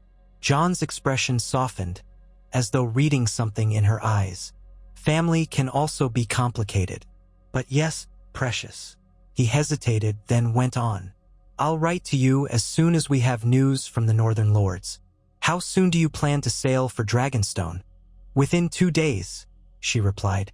I'll make sure the Manderleys have what they need. Then I'll depart. Grey Worm and the Unsullied are waiting for me. The Dothraki Khalasar is scattered along the Rose Road. Last I heard, but I'll send riders to gather them. We must form a plan for the final stand. He inclined his head. Then, until we meet again. She found herself wanting to say more, to acknowledge the bond forming between them, but she only managed a simple nod. Until then, at dawn, she watched from the castle wall as Jon and a small escort of northern knights rode out into the snow, disappearing into the swirling white. Her breath clouded in front of her face. She felt a pang of anxiety. The roads were dangerous, but she knew Jon was resourceful. The north was his home. He would make it. She spent the next day in White Harbor, finalizing matters with the Manderleys. Their steward proved efficient, organizing supply wagons and drafting letters for lesser bannermen. Daenerys gave them a portion of the grain she'd brought, instructing her quartermasters to keep enough for the journey and potential war. She also left a small squad of Unsullied to help train local soldiers in dragonglass weapon use. That evening, she and Barristan walked the city streets, accompanied by guards, of course, observing the sturdy timber buildings, the weary faces of fishermen hauling nets in the icy harbor. Everywhere, she sensed worry overshadowed by a slender thread of hope. The news of a Targaryen queen allied with the king in the north had spread, kindling cautious optimism. The next morning, the silver dawn unfurled her sails. Dario and Barristan coordinated the loading of supplies. Daenerys took one last look at White Harbor's snowy battlements from the ship's deck, then turned her face southward. The wind off the shivering sea slapped against the hull, carrying them away. Drogon flew overhead, a watchful sentinel. She knew Rhaegal and Viserion were likely still near Dragonstone, waiting for her call. Days upon the cold sea passed. The sun rarely showed itself, clouds dominating the sky. The crew kept busy, though a brooding silence often settled over them. War was coming. Not a war of lords and ladies, but a war against an implacable foe that recognized no surrenders. Daenerys spent hours in her cabin, charting the best routes for the Dothraki to ride north, instructing Missandei, still at Dragonstone, to send ravens to the Reach, the Stormlands, and Dorne. She prayed that some lords still had the heart to fight a common enemy. When at last the ragged peaks of Dragonstone came into view through the mist, Daenerys felt a wave of relief, tempered by dread. This was her seat of power, her ancestral foothold in Westeros. Yet she had no time to rest. The real conflict had only just begun. She disembarked to find Grey Worm waiting at the docks, stern-faced but clearly heartened to see her. He bowed. "Your Grace, we have maintained the fortress in your absence. No threats have arisen here, though we hear rumors from the mainland. Our men are prepared." She smiled at him, recalling how far he had come from the unsullied training yards of Astapor. "Thank you, Grey Worm. I trust you completely." Then, more quietly, "We have an alliance with House Lannister, at least in principle. The real battle awaits in the north." Grey Worm nodded, glancing beyond her at the handful of Unsullied disembarking. "We stand ready to march or sail wherever you command." As she walked through the familiar halls of Dragonstone, the carved stone dragons seeming to watch her with silent eyes, Missandei met her in the corridor. The young woman bowed, then clasped Daenerys' hands, relief shining in her gentle features.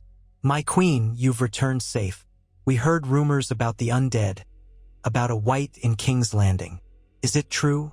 Daenerys squeezed her hands, nodding. "It's all true. We have proof now, and an uneasy alliance with Cersei. But I don't trust her. We must be ready for any betrayal. Missandei's expression flickered with worry. Then let us hope we can gather enough allies who are more trustworthy. I have sent ravens to the major houses of Westeros, as you asked. We have some replies, some supportive, some wary. Many remain silent. They reached the throne room, which Daenerys had once more converted into a council chamber rather than a seat for a single monarch. Maps covered the table, pushpins denoting positions of armies and fortresses. She could sense the swirl of responsibilities awaiting her. Meeting with her generals, planning supply lines, deciding how best to coordinate with Jon's forces once the Lannisters arrived. If they arrived at all. She approached the table, Barristan and Daario at her flanks. Grey Worm stood at attention, Missandei quietly taking notes. Daenerys drew a breath, letting the tension fill her. This was what it meant to lead. No more illusions of a swift conquest. The Targaryen dream of reclamation had transformed into a desperate struggle for survival, with the future of the entire realm at stake. If she failed, all of Westeros might become like that caged white, lifeless puppets under a frozen tyranny. She placed her hands on the edge of the table, staring at the map where the north loomed ominously large. "Begin," she said softly to her advisors. "Tell me where we stand. And let us prepare to meet the dead with all the strength we can muster." They began to speak of marches and ships, alliances and arms, winter's fury and the time they lacked. Daenerys listened, her heart pounding with a mixture of fear and resolve. In her mind's eye, she saw the White Walkers advancing, saw Cersei's cunning smile. Yet she also saw Jon Snow riding south to gather his people, and she felt a flicker of that shared determination they had kindled on the deck of the Silver Dawn. They would face the darkness side by side, and if the realm would not unite, they would force it by truth, by sacrifice, by hope. Outside, the wind rose, rattling the fortress windows with the chill of coming storms. Far away, across the icy moors of the north, the dead marched in silent legions, unstoppable as nightfall. And here, on Dragonstone's ancient rock, Daenerys Targaryen gathered her banners, mustering the living to fight for dawn. The final war was coming with no quarter given. She only prayed that when the snow settled, something of the living world would remain to inherit the morning light. The final planning session of the day dragged deep into the evening within the stony corridors of Dragonstone. A chill wind rattled the shutters, and Daenerys found herself frequently glancing toward the dark windows, half expecting to see the flicker of a torch or a messenger raven arriving with fresh tidings. For hours now, she and her closest advisors, Grey Worm, Barristan, Daario, and Missandei, had parsed through reports detailing the movement of forces across Westeros. A few nights earlier, Daenerys had stood in this very room, exhausted from her journey with Jon Snow, but determined to rally all she could for the war.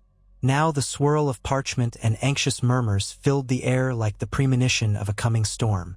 Grey Worm set aside a worn map that showed the various major roads leading from the southern reach to the north. He tapped the center of the continent, where a series of scrawled notes indicated uncertain allegiances and battered strongholds. "The Dothraki Khalasar is gathering along the Rose Road near the remnants of House Tyrell's old seat," he explained, his voice calm and low. "No one is left to oppose them in the fields, so they're free to move without conflict. They'll be ready when you call." Daario, leaning on the long wooden table with one hand, nodded in approval. 1,000 screamers from the Dothraki are worth 10,000 of any other cavalry if it comes to open battle. But let's be sure they don't starve. The winter is pressing south. The grass will wither soon. The game will run thin. They'll need supply lines. Daenerys watched them in silence for a moment, her mind still half-turned to the memory of the white thrashing in its cage outside King's Landing. That single, unholy creature had spurred Cersei to offer a truce, or so she claimed. Daenerys herself did not fully trust that alliance. Cersei had withheld help until the last possible moment. Could even the sight of death incarnate truly bend that woman's cunning will? Yet with so few cards left to play, Daenerys had accepted the arrangement. Their best hope was that the Lannister forces would indeed march northward, that Cersei would see the sense in uniting, if only temporarily. The Dothraki will not remain docile for long in open fields, Daenerys said quietly, forcing her focus back to the present. They were born to roam. If they are left too long without engagement, they might become restless or ill in this colder climate. We must give them direction and a clear timeline. Dario's eyes flicked over her with that faint wryness she recognized so well. A Sellsword's pragmatic perspective. They will follow your banner. You've proven your worth to them. But it's true that the cold bites. Many had never seen frost until crossing the narrow sea. If we want them truly battle-ready, we should move them north sooner rather than later. Let them acclimatize near safer allied lands. Missandei nodded, scribbling notes on a scrap of parchment. We've received a raven from a minor house in the Crownlands. They've pledged some food shipments for the Dothraki, but it's not enough to sustain thousands of horses. We may need to coordinate with House Tarly's old grain stores if any remain. She paused, a small line forming between her brows. But that region was ravaged by war. Everything is uncertain. Daenerys pressed her fingers against her temple, sensing the dull ache of so many logistical knots. Then let us see if the Reach can help, or what remains of it. Without House Tyrell, well, we'll piece it together if we must. Even the Lannisters claim they will lend support, grain from the Crown's granaries, but I won't rely solely on their promises. We'll send word to the Riverlands, perhaps. House Mallister, House Blackwood, the scattered houses. If any have surplus, we offer them fair trade or coin in exchange. We'll need every bushel. She surveyed her advisors. Barristan stood off to the side, his hand resting lightly on the hilt of his sword. Though silver-haired and bearing the lines of age on his face, he still possessed that poised readiness of a veteran. Ser Barristan, she said, have we any firm news from King's Landing since our departure? He inclined his head. Not firm, only rumors. One raven arrived with a brief note from an ally among the Gold Cloaks. He says that the Lannister leadership is sending small detachments west, presumably to gather what remains of their loyal bannermen. But no word of a grand muster heading for the north. No official mention of an army marching out yet. A heavy silence followed. Dario let out a short breath. So perhaps Cersei's sworn alliance is still an alliance on paper alone. Daenerys felt a flicker of grim anger. We can't force her to march by threats. She understands the stakes, or so I hope. If she fails to keep her word, the dead will claim her city just the same. She can't possibly think the undead will stop at the gates of King's Landing. Her tone was sharper than she intended, but the frustration swelled each time she thought of the Lannister Queen's duplicity. Grey Worm set down the map. Shall I send scouts, Your Grace? Let them slip near the Crownlands. See if there's any real movement. We might confirm or disprove these rumors. Yes, Daenerys answered softly. Do it discreetly. If Cersei truly musters an army, our scouts should see its traces. Supply wagons, trooping soldiers, caravans. And if we find nothing, we'll know that once again, the Lannisters are plotting while we prepare to face death itself. Dario stretched his arms. We can't let that distract us, though. The Night King moves regardless of what Cersei does. She nodded. Agreed. We proceed with our own war preparations as if it all depends on us. I won't rely on her. Pausing, Daenerys let the tension settle in the room. We have another matter. Forging alliances with whatever remains of House Martell in Dorne, or those loyal to the Martells. I've heard no word from them since the Sand Snakes fell, and the lines of succession have been chaotic. But if we can secure even a fraction of Dorne's cavalry, that might help. Missandei, draft a new set of letters, inviting them to meet me. Offer them fair terms, a seat at the table if they will send troops north. Missandei, always efficient, nodded immediately and dipped her quill. Yes, Your Grace. I'll see to it tonight. Daenerys let out a long exhale. Even as they planned, the sense of looming dread felt as thick as the old stone walls around them. She remembered the dead faces beyond the wall, the cold hush of that endless field of whites. No matter how many armies marched, how many alliances formed, the shape of this war was different. A war against those who did not fear, did not eat, did not rest. And the worst part was not even those shambling corpses but their leaders, the White Walkers who commanded ice and darkness. Eventually, Daenerys dismissed the council for the night, stepping from the war room into the corridor. A torch guttered nearby, casting flickering orange across the stone. As Dario and Barristan retreated to their quarters, she paused by the window slit, feeling the brine-laced breeze brush against her cheeks. She wondered if Jon Snow had reached Winterfell yet, whether he was reuniting with his family even now. A fleeting warmth touched her as she pictured him safe among his siblings. But that comfort was fleeting. She wondered too if the White Walkers already advanced more swiftly than any of them expected. In the stillness of that corridor, she could almost hear the faint sound of waves crashing against Dragonstone's cliffs. She ran a hand over the black basalt windowsill. For all its forbidding looks, she had grown oddly fond of this ancient fortress. It was hers in a way that felt genuine. No one had disputed her right to it, and she had taken it without bloodshed. It was from here that she hoped to launch a united front to save a continent. Let that be House Targaryen's new legacy. She prayed silently, not the madness of her father or the tragedies of her ancestors. She stood there until the torch had nearly burned out. Then she made her way to her chambers, too restless for true sleep. The hour was late, and the castle's hush was disturbed only by the distant footsteps of Unsullied on patrol. Her room, while sparsely furnished, offered a view of the moonlit sea through a tall window. She shrugged out of her fur-trimmed cloak, draped it over a carved wooden chair, and sat on the edge of the bed, letting her thoughts roam.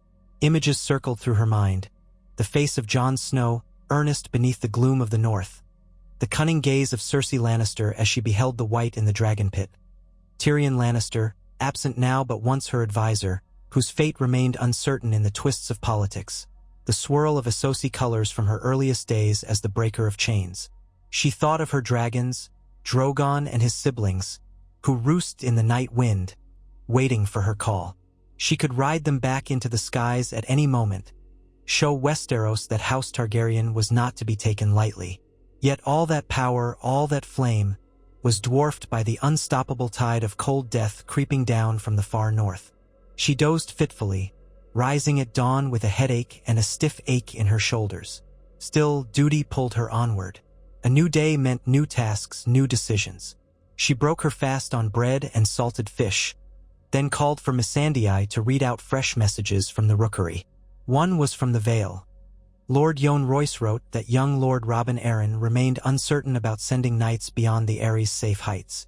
But there was a suggestion that if the king in the north pleaded his case in person, or if Lady Sansa Stark wrote to them, they might consider dispatching some portion of their forces. Another rev. And came from a minor lord in the Westerlands, stating that rumors of the dead had reached them and that they might muster a few hundred men if House Lannister recognized them with some favor later. Daenerys set it aside with a small sigh. She disliked the notion of bartering for men, but such was the realm's fabric. She was scanning another letter, an indecipherable tangle of half-pledges from the Stormlands, when a commotion from the courtyard below drew her attention. She moved to the window, pushing open the shutters, and saw a scout party returning on lathered horses. They wore cloaks stained by mud and salt, moving with urgency. Grey Worm awaited them at the gate. Descending the winding stair, Daenerys arrived in time to see one of the scouts dismount, bow breathlessly, and speak. "Your Grace, we bring news from the Crownlands. We rode in secrecy as instructed. We saw no evidence of a grand Lannister muster, only smaller troop movements, squads of men trickling outward from the city in various directions. No large convoys or supply wagons. But we did discover something else." Grey Worm frowned. "Speak." The scout hesitated, glancing at Daenerys. "We encountered Sellswords, Golden Company, or so they said, camped in an abandoned fort not far from Rosby. They claimed to be under contract to the crown, though none wore Lannister colors openly. It appears they may be preparing for some operation." Daenerys felt her heart tighten.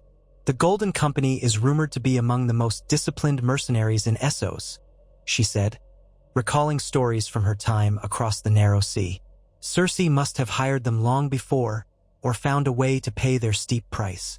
But why keep them hidden if she intends to honor our alliance? The scout shifted nervously. We couldn't get close without risking exposure, but they seem to be in number. Perhaps 2,000, maybe more. We suspect more might be en route from ships in Blackwater Bay. Dario, who had followed Daenerys down, let out a terse laugh. That's your answer. Cersei's alliance is a sham. She's fortifying her position with mercenaries instead of mustering the great houses. She likely means to take advantage while we're all distracted by the dead. A grim silence took hold. Daenerys looked to Grey Worm, seeing her own anger reflected in the set of his jaw. So she's planning to keep her main Lannister forces at home, maybe backing them up with the Golden Company. If the North bleeds itself dry facing the dead, she can sweep in afterward, declare victory over a weakened realm. Barristan appeared in the courtyard, summoned by the commotion. He listened with a furrowed brow, then spoke quietly. We cannot prove her intentions until she acts, but this does show she's not preparing to march north. If she were honest, she'd gather men in the Crownlands, assemble supplies. You wouldn't hide that. She's preparing for war of another kind. Anger flared hotly in Daenerys, an old and dangerous feeling that threatened to overshadow reason. For a moment, she recalled the scorching vengeance she once unleashed upon slavers. She had promised to be better diplomacy over conquest. Yet what diplomacy remained when faced with a liar who would watch the world burn? So long as she sat on its ashes. She drew a steadying breath. We can't let her draw us into a conflict while the dead advance. If we march on King's Landing, we'll be doing exactly what the Night King wants, fighting each other while his army grows. But we can't ignore this. If Cersei strikes us in the rear while we confront the White Walkers, we'll be undone. Dario nodded grimly. We must find a way to pin her forces in place, or force her hand, so she can't betray us easily. Grey Worm's expression was thoughtful. What if we deploy a portion of our strength to the Crownlands, not to attack but to contain? The Dothraki, for instance, might encamp along certain roads, hamper the Golden Company's mobility. If they're stuck, they can't march north to ambush us at will. Barristan agreed. It's a risk. We'll be dividing our forces, but it might be the only way to ensure Cersei doesn't strike at our flanks. Daenerys exhaled. And that's exactly what the White Walkers want, us dividing our armies. But I see no alternative. She turned back to the scout. Is there anything else? The man hesitated, then bowed. No, Your Grace. That was the extent of our discovery. We returned as quickly as we could. She dismissed him with thanks, her mind already churning. Barristan, Dario, she said. We need a plan. If we place some of the Dothraki near the Crownlands, they can threaten any large Lannister or mercenary movement. The rest of our host, unsullied, and any Westerosi allies will be free to rally north. But we must set this up carefully. Dario's mouth quirked in a humorless grin. The Dothraki can cut supply lines with startling efficiency. But we must warn them not to rampage or burn farmland needlessly. We can't sow hatred among the small folk if we hope to unite them. A light raiding presence might be enough to keep Cersei honest. Daenerys nodded. Yes, I'll ride with them, at least initially, to ensure they understand the purpose. Then I'll return to the north, or perhaps Dragonstone, as the war demands. I won't let them run loose like an invading horde. We're here to protect Westeros, not conquer it. Barristan looked troubled, though he acknowledged the logic. We'll have to be swift. Winter rarely favors large armies moving about the countryside, especially cavalry. But if we wait, we may lose our chance to contain them. So it was decided. Over the next few days, Daenerys dispatched swift riders across Blackwater Bay to the main body of the Dothraki. She wrote letters explaining the plan, instructing them in simple, direct terms. They were to position themselves along key roads, remain disciplined, and avoid wanton destruction. She also provided gold from her coffers, liberated from some spoils in Essos, to pay local peasants for fodder rather than seizing it. That measure might lessen hostility. Meanwhile, Grey Worm prepared half of the Unsullied to sail or march north as soon as a safe route was established. Their discipline would be needed on the front lines against the undead, where fearlessness and unity mattered more than raw numbers. Barristan pored over old records, trying to identify strategic choke points around the crownlands that the Dothraki might hold. Dario wrote letters to old Sellsword contacts in Essos, hoping to glean more about the Golden Company's contract. All the while, Daenerys itched to hear from Jon. She had sent a raven to Winterfell, reporting what her scouts had learned, but no reply had come. Perhaps the weather delayed the birds. Perhaps something was already amiss in the north. She told herself to be patient, but each morning she half expected to see a black shape winging over the castle walls with a new message. At last, one gray afternoon, a raven arrived bearing the Stark seal. Daenerys opened the parchment with trembling hands. The script, penned in a bold, neat style, was from Sansa Stark rather than Jon. Lady Sansa confirmed that Jon had reached Winterfell safely with only minimal hardships on the road, and that the Northern Lords had convened to hear him speak of the undead threat. However, the letter also carried troubling news. White Walkers had been sighted as close as the Last Hearth, seat of House Umber, and rumors suggested that several smaller northern holds had gone silent. The dead advanced. Winterfell was bracing for war. King Jon had departed again on a short journey to recruit further men from the mountain clans, leaving Sansa in charge at Winterfell. She ended the letter by urging Daenerys to bring her armies north with all haste, if they hoped to mount any defense before the undead arrived. Daenerys's heart pounded as she set the letter aside. The Great War was upon them. If the undead had reached the lands near the Last Hearth already, it meant the tide would soon wash over the entire north. A sense of urgency filled her, driving out any lingering illusions that there might be time to handle the Lannisters first. She promptly summoned Grey Worm, Barristan, and Missandei to a brief audience in the courtyard. "I've had word from Sansa Stark," she informed them. "The enemy is close to Winterfell. Jon is out gathering more men. They expect an attack perhaps within weeks. We must move north immediately." Grey Worm bowed. "The Unsullied stand ready." Barristan frowned. "And the Dothraki plan? If you leave soon, who will coordinate with them in the Crownlands? Dario can handle much, but there is risk in splitting from them so soon." Daenerys nodded, acknowledging the complexity. "Dario will remain behind for now. He can command a portion of the Dothraki to keep an eye on the Golden Company. I'll take the rest with me. We have no luxury of perfect coverage. If we wait until everything is in place here, the North might fall before we arrive." "What of the Queen's plan to ride with the Dothraki at first?" Missandei asked quietly, remembering that was Daenerys's original intention. Daenerys's face tightened. "I'll meet briefly with their khals to ensure they understand the rules, but I can't linger. My main duty is to support Jon in the North. Dario is capable of leading them in my stead.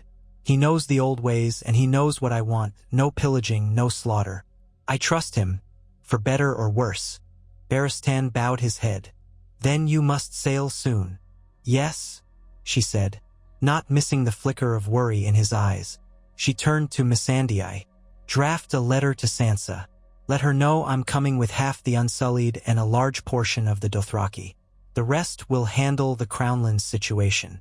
We'll bring what provisions we have. Ask if she can secure lodging for the horses near White Harbor or along the King's Road, or if they'd prefer we land at Eastwatch. We'll adapt." Missandei dipped her head. "Right away, Your Grace." She hurried off to compose the message. Daenerys caught sight of Grey Worm's stoic features and reached out, placing a light hand on his arm. "We've faced many battles together. This one will test us like none before, but I know the Unsullied will stand as they always have." He gave a firm nod, his dark eyes steady. "We were freed by you. We'll fight for you, against any foe, living or dead." She offered him a faint, grateful smile, then pulled back her hand. "See that the men are prepared to sail within 3 days. We'll not waste another hour." The next days were a flurry of activity. Ships moored in the rocky harbor were loaded with arms, grain, and winter supplies. The Unsullied assembled in orderly ranks, weapons glinting in the pale sunlight. Daenerys composed instructions for Daario, who would follow soon with the second wave of Dothraki once he had established a perimeter in the Crownlands. She penned an additional letter to King's Landing, more formality than anything else, reminding Cersei of her vow to unite. Let the Lannister queen ignore or scorn it as she wished. At least the gesture would show who was truly trying to save the realm.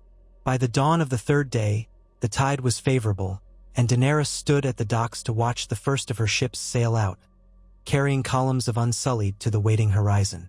Drogon circled overhead, letting out a mighty roar that stirred even the jaded sailors. Daenerys's eyes roamed over the bay to the leaning silhouettes of a few battered galleys from her earlier campaigns, all put to work ferrying men to the far north. The Dothraki riders would partly go by land. Some would board ships at the ports near Dragonstone, but thousands of horses could not be crammed into the holds at once. Thus, the men who traveled by sea would rely on borrowed mounts from northern lords or from any who would sell. It was a logistical nightmare, but they had to try. Daario approached, wearing a heavy cloak lined with fur. He gave her a roguish grin that couldn't quite mask his concern. "So this is goodbye for now."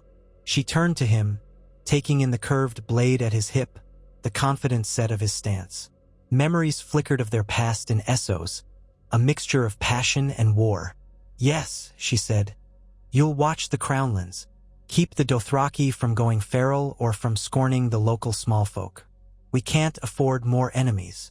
Daario laughed softly. "You doubt me, my queen? I trust you," she answered, a sliver of warmth in her voice.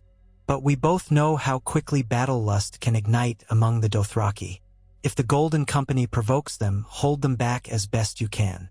Our goal is containment, not open war." He inclined his head, more solemn now. "I understand. If Cersei truly turns on us before you can defeat these undead, I'll do everything in my power to keep her pinned down. But be careful in the north. I saw those whites myself. They are no ordinary foe." She gave him a parting smile. "Thank you, Daario. Good luck." She stepped forward and pressed a brief kiss to his cheek. He said nothing, only gave her a sly wink and a half bow before turning away, cloak swirling around him. She watched him stride off into the bustle of the docks, shouting orders in Dothraki to a passing group of riders. When she finally boarded the Silver Dawn, Grey Worm and Barristan waited there. The sails were already unfurled, catching the wind. She joined them at the prow, bracing herself for another voyage across chilly seas, though this time to face not uncertain alliances but a near-certain war. "Raise anchor," she commanded, and the men obeyed. The timbers creaked as the ship pulled away from the dock, gliding into open water. Behind her, Dragonstone's forbidding cliffs receded into the distance. A swirl of gulls called overhead. Drogon flew a wide circuit, maintaining a watchful perimeter. Over the next hours, other ships fell into line behind the Silver Dawn, sails snapping. The expedition was underway, an entire host journeying to the north, desperate to stand against a foe none of them fully understood. The crossing took the better part of a week, hammered by winter winds and erratic weather. Some days brought relatively calm seas, with a gray sky that never quite lifted. Other days brought driving sleet that pelted the deck and forced the men to take shelter in the cramped hold. Daenerys often ventured on deck despite the cold, scanning the horizon for any sign of hazards. Grey Worm remained stoic, directing the Unsullied's tasks even in the wet and freezing conditions. Barristan stayed near her, clad in oilskins, mindful of the possibility that Lannister or mercenary ships could appear. But none did. The route was quiet, unsettled only by the stormy season. Drogon alternated between flying ahead and gliding in lazy arcs near the ships, sometimes alighting on a rocky outcropping for rest. Daenerys worried the cold would drain him, but he seemed to manage, occasionally diving to snatch a seal or fish if he was hungry. She missed Rhaegal and Viserion but took comfort in the knowledge that her smaller dragons waited on Dragonstone or soared in the vicinity, guarded by men who cared for them. They would rejoin her soon, if time and weather allowed. At last, White Harbor's harbor lights twinkled amid the swirling snow. The first glimpses of the northern city brought relief and a flicker of renewed anxiety. Daenerys recalled the last time she had been here, planning to part ways with Jon Snow so he could ride to Winterfell. The wind whipped across the harbor now, stinging her cheeks with icy shards. As the silver dawn navigated into the wharf, she saw that more defenses had been raised. Wooden palisades along the docks, additional watchtowers bristling with archers, a sign that the city prepared for trouble. Yet the sight of Targaryen sails did not provoke alarm. Word must have reached them of her coming. The moment the plank was lowered, Daenerys disembarked with Grey Worm, Barristan, and a retinue of Unsullied. The docks were crowded with northern stewards, local guards, and curious onlookers. The steward Robard, whom she remembered from her previous stop, waited to greet her, bundled in a thick wool cloak. Snow dusted his shoulders. "Your Grace," he said, bowing low. "Welcome back to White Harbor. We were told to expect a substantial force. I see you've brought many ships." She nodded. "Yes, I trust we can disembark the rest of my Unsullied here." Robard gestured for some of his men to assist. "Certainly. We've allocated space in the outer wards for your men to camp if needed. But I suspect you'll wish to press on to Winterfell. Lady Sansa Stark has been sending urgent messages." Daenerys's pulse quickened. "Any word from Jon Snow?" The steward's face took on a guarded sympathy. "I'm afraid I don't know the details, Your Grace. Last we heard, King Jon had arrived at Winterfell, then departed again with a small retinue to gather more Mountain Clan warriors. He's expected back any day now, if the storms haven't delayed him." She tried to hide her anxiety. "Then I must go to Winterfell at once. My men will follow as swiftly as they can. We'll set a vanguard on the King's Road so the rest can catch up." She turned to Grey Worm. "Organize the debarkation. Move the Unsullied ashore. I'll ride ahead with a small guard."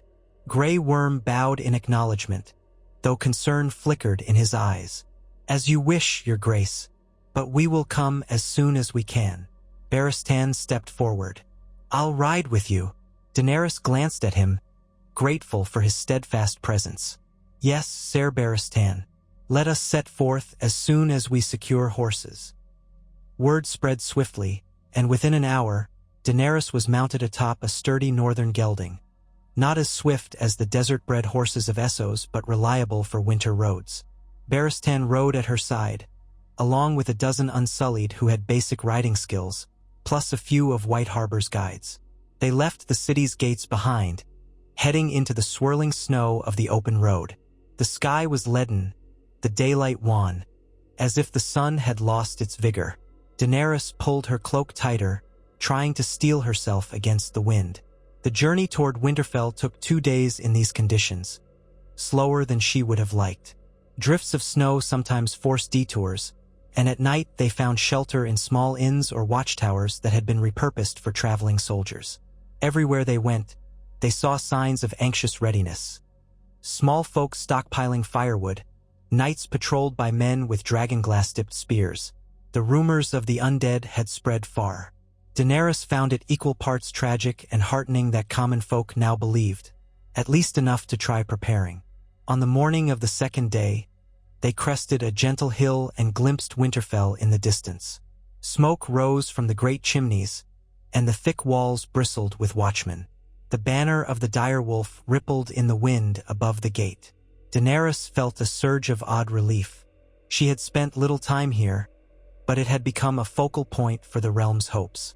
She urged her horse onward, Barristan keeping pace. At the gates, Stark soldiers recognized her. One guard, a tall young man, lifted a gauntlet hand in greeting. "The Dragon Queen has arrived," he called, half in awe. With that, the gates were opened, and Daenerys rode into the courtyard. The first thing she noticed was the bustle.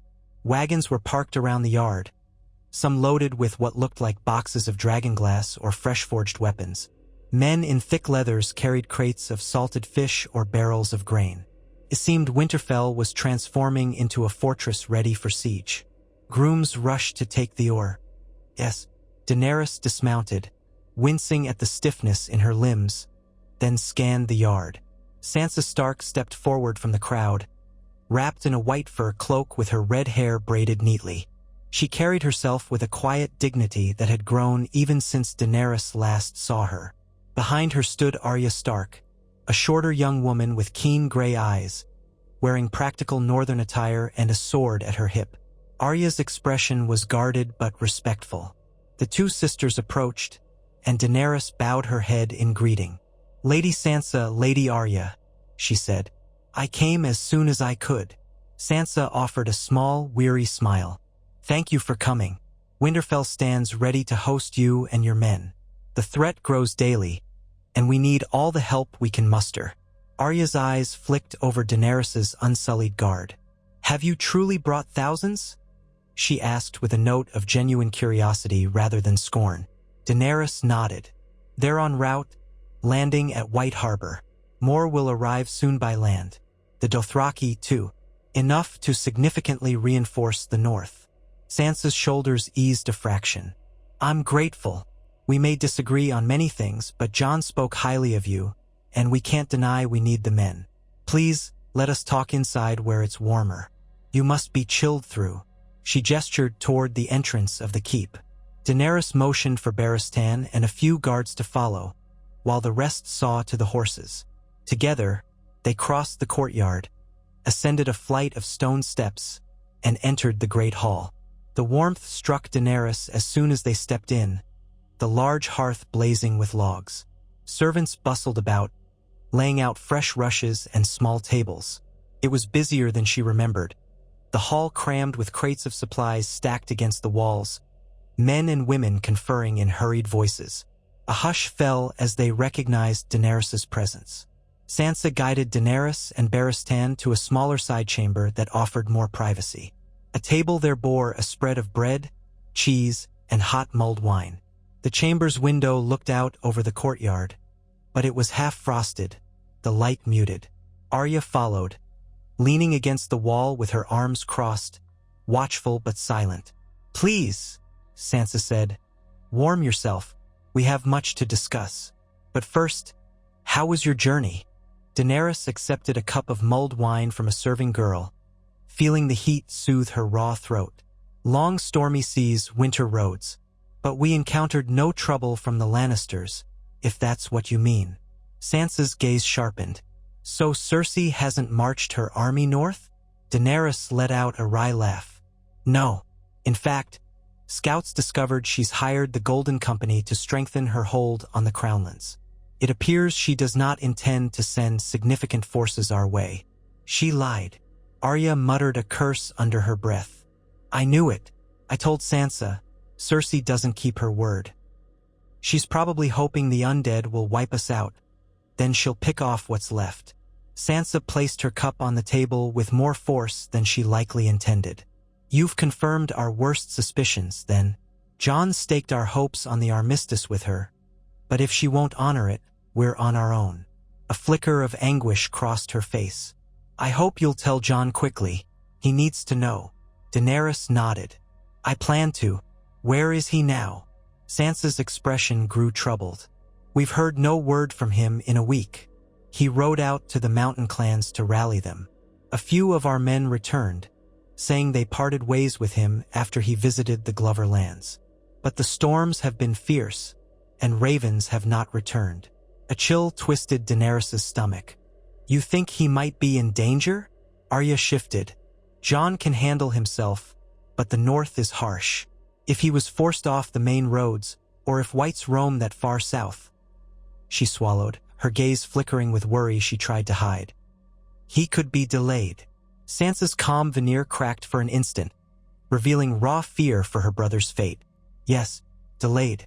He has Davos with him and a handful of loyal men. We must trust in his skill." Daenerys' mind raced. Could it be that the undead had already cut off the roads? She recalled the horrifying speed of their approach in the far north. "If he doesn't arrive soon, we may need to send a rescue party. But let's pray it doesn't come to that." She took a measured breath, trying to focus. "For now, I'm here to help defend Winterfell. Tell me the state of your preparations." Sansa straightened, as though stepping into a role well practiced. We've gathered as many lords as we can muster. The Karstarks, Mormonts, Serwins, and more. Even the Umbers, though many at the last hearth have likely fled or fallen already. We stockpiled as much food as possible. But with winter this fierce, it's never enough. We're forging dragonglass weapons. Jon brought a supply from Dragonstone, and we're using every smith we have. We have watchers posted day and night, scanning for any sign of the dead. But we can't hold them forever, especially if the army is as large as we fear. Daenerys mulled the situation. If my Unsullied arrive in force, we can form a defensive line. With the Dothraki support, we might hold open ground or attempt to harass the undead's flanks. The dragons, too, can be a weapon. Drogon is here. Rhaegal and Viserion will follow if the weather permits their flight. Arya's eyes widened slightly. All 3 dragons? We've never had so many in the north. Daenerys nodded. They may do great damage to the whites, but we must be careful. The White Walkers themselves are rumored to wield some form of ice spear or sorcery that could harm a dragon. We can't underestimate them. Sansa frowned. How do we coordinate all these forces? We have free folk under Tormund Giantsbane scattered near the wall, the Night's Watch at Castle Black, the Lords of the North, your Unsullied, plus any other Southron houses that might dare to come. Winterfell cannot hold them all if the entire army tries to gather inside. We must plan for a pitched battle in the open. Daenerys ran a hand across her forehead, as if trying to massage away her worries. We can't risk being surrounded. If the undead encircle us, we'll be devoured. Perhaps a layered defense, fallback positions. Grey Worm can help design it. He's well trained in siege tactics. We can set up barricades, burning trenches filled with oil or pitch to funnel the whites. The dragons can strike from above. If we're lucky, we can hold them at bay or inflict enough losses that the White Walkers hesitate. Arya let out a quiet snort. The dead don't hesitate, but any advantage might help. She paused, something shadowy in her gaze. Bran, my brother. He's been telling us strange visions, glimpses of the army's movements. He says the Night King's power grows with the storm. He doesn't know everything, but he's convinced the White Walkers will come for Jon specifically. Something about a connection in their blood. I don't pretend to understand it, but Daenerys' eyes flicked to Sansa. Jon never mentioned any special connection to them. Sansa's voice softened. He doesn't fully believe it himself. Bran claims Jon has the blood of Targaryens and the blood of Starks, that there's significance in that. But we don't press the matter. It only confuses things. All that matters is that the White Walkers are coming, and Jon is a target. The best we can do is stand united. A complicated swirl of emotions rippled through Daenerys. She'd heard half hints about Jon's parentage. Ned Stark might not have been his true father, but Rhaegar Targaryen.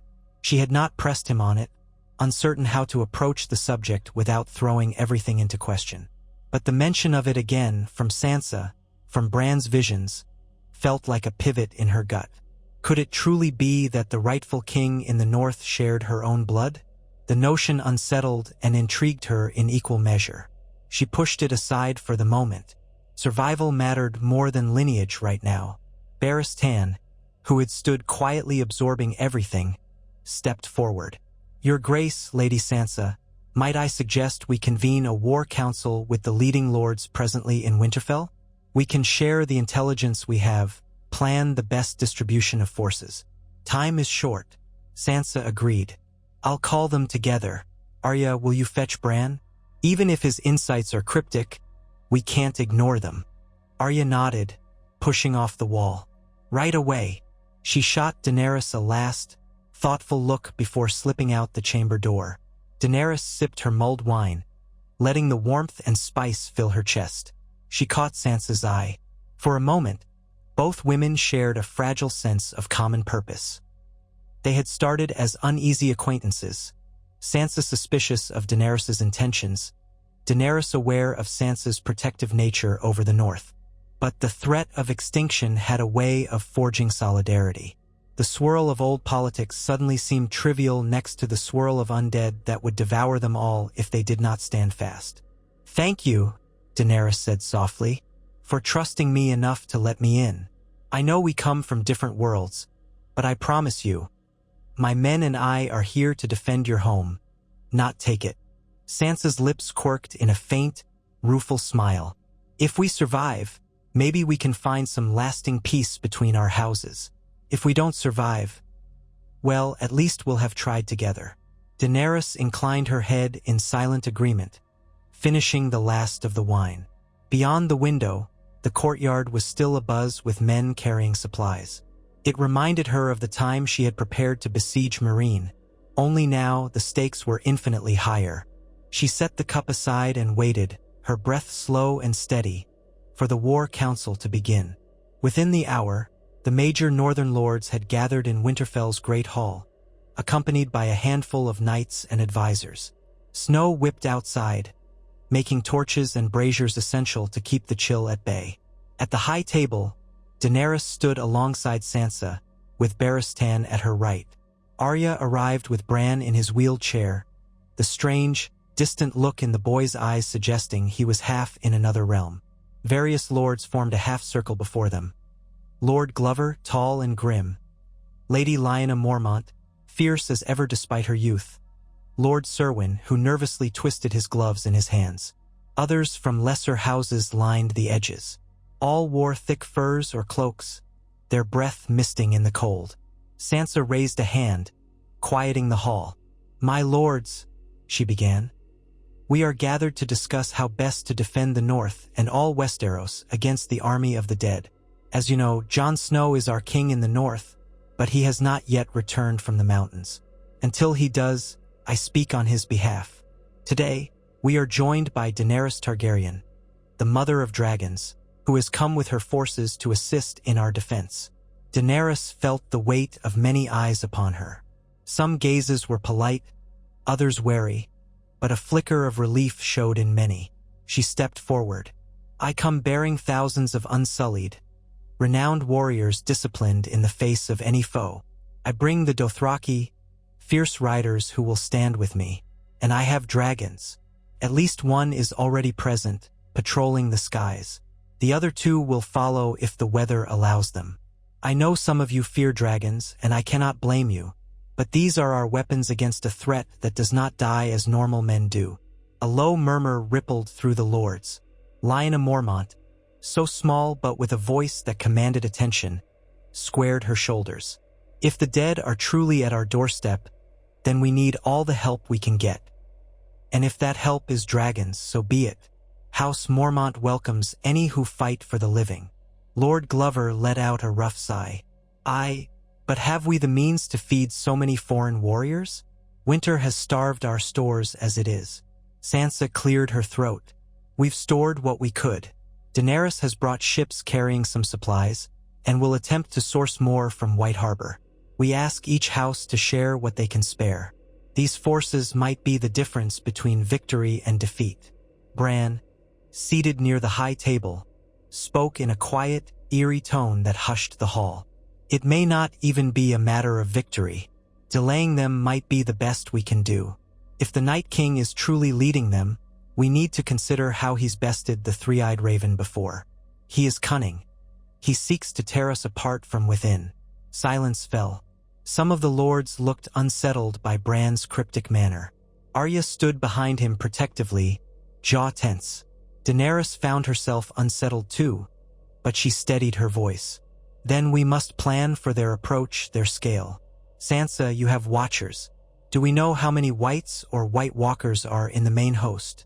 Sansa shook her head. "No exact count, but yes." Daenerys dismounted, wincing at the stiffness in her limbs, then scanned the yard.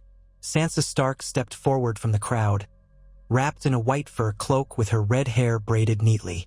She carried herself with a quiet dignity that had grown even since Daenerys last saw her. Behind her stood Arya Stark, a shorter young woman with keen gray eyes, wearing practical northern attire and a sword at her hip. Arya's expression was guarded but respectful. The two sisters approached, and Daenerys bowed her head in greeting. "Lady Sansa, Lady Arya," she said. "I came as soon as I could." Sansa offered a small, weary smile. "Thank you for coming. Winterfell stands ready to host you and your men. The threat grows daily, and we need all the help we can muster." Arya's eyes flicked over Daenerys's unsullied guard. "Have you truly brought thousands?" she asked with a note of genuine curiosity rather than scorn. Daenerys nodded. "They're en route, landing at White Harbor. More will arrive soon by land. The Dothraki, too. Enough to significantly reinforce the north." Sansa's shoulders eased a fraction. "I'm grateful. We may disagree on many things, but Jon spoke highly of you, and we can't deny we need the men. Please, let us talk inside where it's warmer. You must be chilled through." She gestured toward the entrance of the keep. Daenerys motioned for Barristan and a few guards to follow, while the rest saw to the horses. Together, they crossed the courtyard, ascended a flight of stone steps, and entered the great hall. The warmth struck Daenerys as soon as they stepped in, the large hearth blazing with logs. Servants bustled about, laying out fresh rushes and small tables. It was busier than she remembered. The hall crammed with crates of supplies stacked against the walls, men and women conferring in hurried voices. A hush fell as they recognized Daenerys's presence. Sansa guided Daenerys and Barristan to a smaller side chamber that offered more privacy. A table there bore a spread of bread, cheese, and hot mulled wine. The chamber's window looked out over the courtyard, but it was half-frosted, the light muted. Arya followed, leaning against the wall with her arms crossed, watchful but silent. "Please," Sansa said, "warm yourself. We have much to discuss. But first, how was your journey?" Daenerys accepted a cup of mulled wine from a serving girl, feeling the heat soothe her raw throat. "Long stormy seas, winter roads. But we encountered no trouble from the Lannisters, if that's what you mean." Sansa's gaze sharpened. "So Cersei hasn't marched her army north?" Daenerys let out a wry laugh. "No. In fact, scouts discovered she's hired the Golden Company to strengthen her hold on the Crownlands. It appears she does not intend to send significant forces our way." She lied. Arya muttered a curse under her breath. "I knew it. I told Sansa. Cersei doesn't keep her word. She's probably hoping the undead will wipe us out. Then she'll pick off what's left." Sansa placed her cup on the table with more force than she likely intended. "You've confirmed our worst suspicions, then. Jon staked our hopes on the armistice with her, but if she won't honor it, we're on our own." A flicker of anguish crossed her face. "I hope you'll tell Jon quickly. He needs to know." Daenerys nodded. "I plan to. Where is he now?" Sansa's expression grew troubled. "We've heard no word from him in a week. He rode out to the mountain clans to rally them. A few of our men returned, saying they parted ways with him after he visited the Glover lands. But the storms have been fierce, and ravens have not returned." A chill twisted Daenerys' stomach. "You think he might be in danger?" Arya shifted. "Jon can handle himself, but the north is harsh. If he was forced off the main roads, or if whites roam that far south." She swallowed, her gaze flickering with worry she tried to hide. "He could be delayed." Sansa's calm veneer cracked for an instant, revealing raw fear for her brother's fate. "Yes, delayed. He has Davos with him and a handful of loyal men. We must trust in his skill." Daenerys' mind raced. Could it be that the undead had already cut off the roads? She recalled the horrifying speed of their approach in the far north. "If he doesn't arrive soon, we may need to send a rescue party. But let's pray it doesn't come to that." She took a measured breath, trying to focus. "For now, I'm here to help defend Winterfell. Tell me the state of your preparations." Sansa straightened, as though stepping into a role well practiced. "We've gathered as many lords as we can muster. The Karstarks, Mormonts, Serwins, and more. Even the Umbers, though many at the last hearth have likely fled or fallen already. We stockpiled as much food as possible, but with winter this fierce, it's never enough. We're forging dragonglass weapons. Jon brought a supply from Dragonstone, and we're using every smith we have. We have watchers posted day and night, scanning for any sign of the dead. But we can't hold them forever, especially if the army is as large as we fear." Daenerys mulled the situation. If my Unsullied arrive in force, we can form a defensive line. With the Dothraki support, we might hold open ground or attempt to harass the undead's flanks. The dragons, too, can be a weapon. Drogon is here. Rhaegal and Viserion will follow if the weather permits their flight. Arya's eyes widened slightly. All 3 dragons? We've never had so many in the north. Daenerys nodded. They may do great damage to the whites, but we must be careful. The White Walkers themselves are rumored to wield some form of ice spear or sorcery that could harm a dragon. We can't underestimate them. Sansa frowned. How do we coordinate all these forces? We have free folk under Tormund Giantsbane scattered near the wall, the Night's Watch at Castle Black, the Lords of the North, your Unsullied, plus any other Southron houses that might dare to come. Winterfell cannot hold them all if the entire army tries to gather inside. We must plan for a pitched battle in the open. Daenerys ran a hand across her forehead, as if trying to massage away her worries. We can't risk being surrounded. If the undead encircle us, we'll be devoured. Perhaps a layered defense, fallback positions. Grey Worm can help design it. He's well trained in siege tactics. We can set up barricades, burning trenches filled with oil or pitch to funnel the whites. The dragons can strike from above. If we're lucky, we can hold them at bay or inflict enough losses that the White Walkers hesitate. Arya let out a quiet snort. The dead don't hesitate, but any advantage might help. She paused, of days. Another wave of Unsullied arrived, marching up the King's Road in disciplined ranks, dark cloaks dusted with snow. Though the sight brought encouragement, it also underlined how slender a margin they had. More and more men arriving, but still no sign of the undead. Everyone knew it was only a matter of time before that changed. Daenerys organized the new arrivals into sections around Winterfell's perimeter. Tents sprang up in the fields, and black banners bearing the 3-headed dragon flapped in the icy wind. Northern soldiers mingled with Unsullied, uneasy but forging a sense of shared purpose. Officers hammered out the details of how to respond if the dead came from any direction.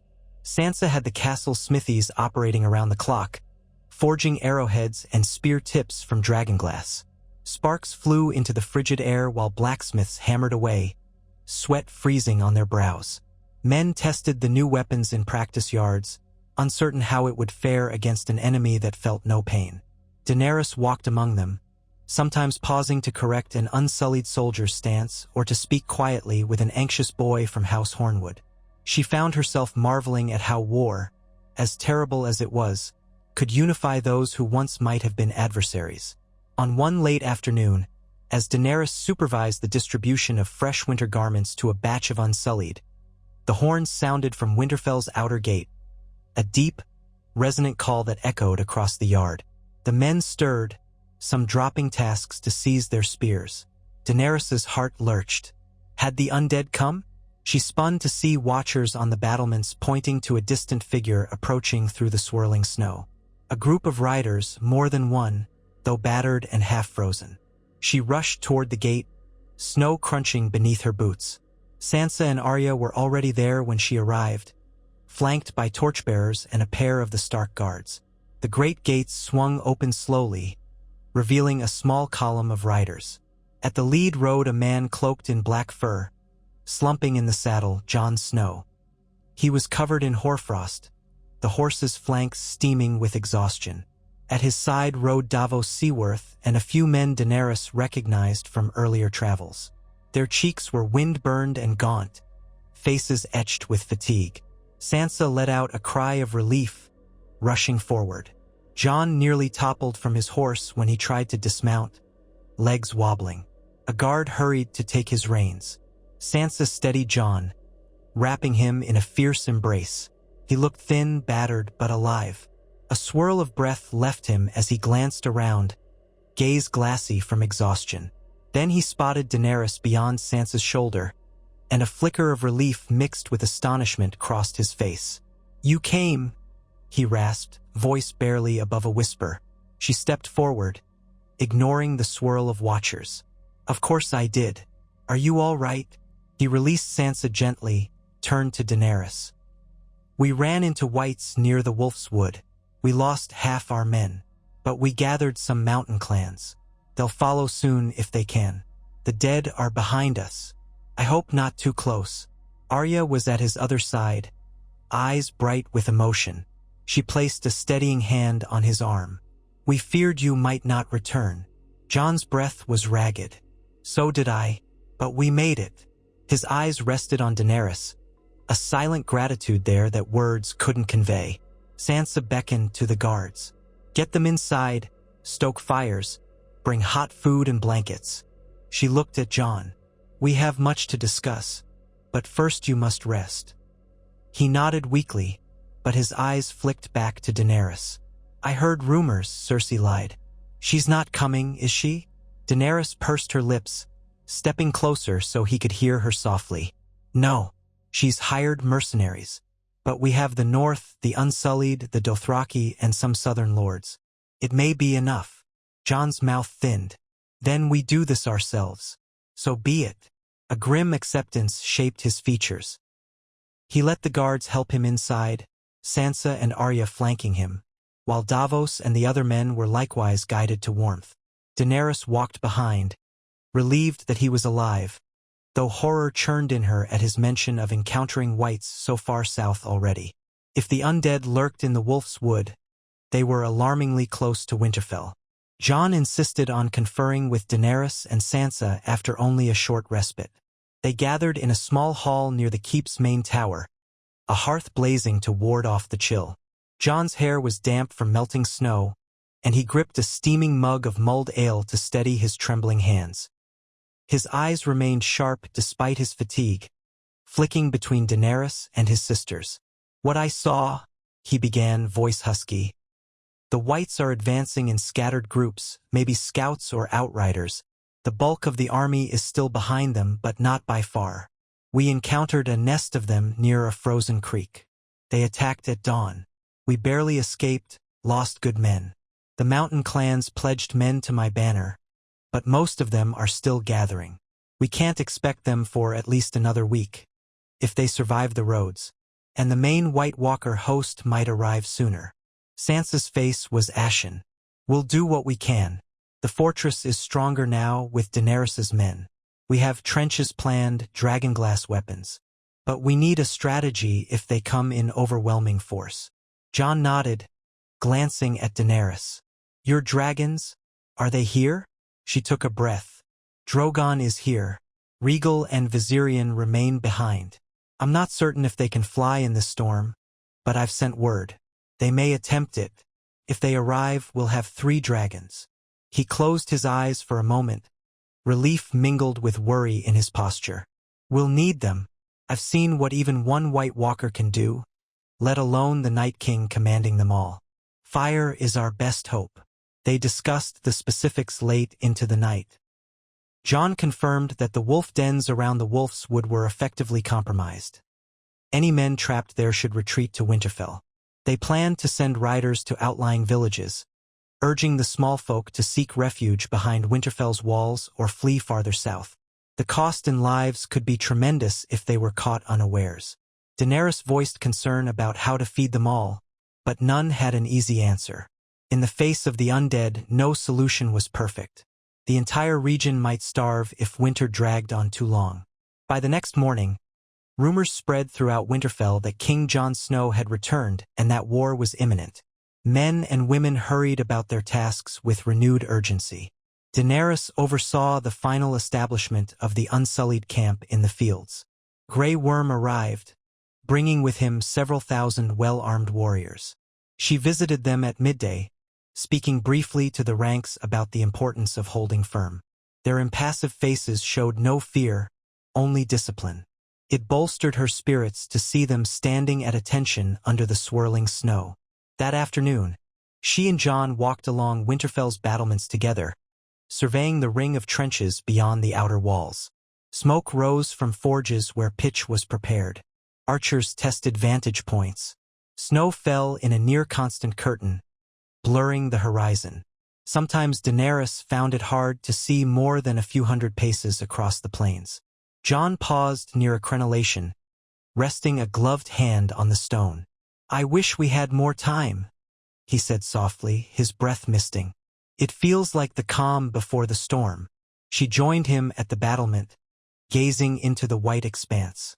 Time is never on our side in war. At least we have the advantage of these walls, and the knowledge that help has arrived. She turned to look at him. His hair, still damp, curled over his forehead, and faint lines of fatigue creased his eyes. I'm glad you're safe.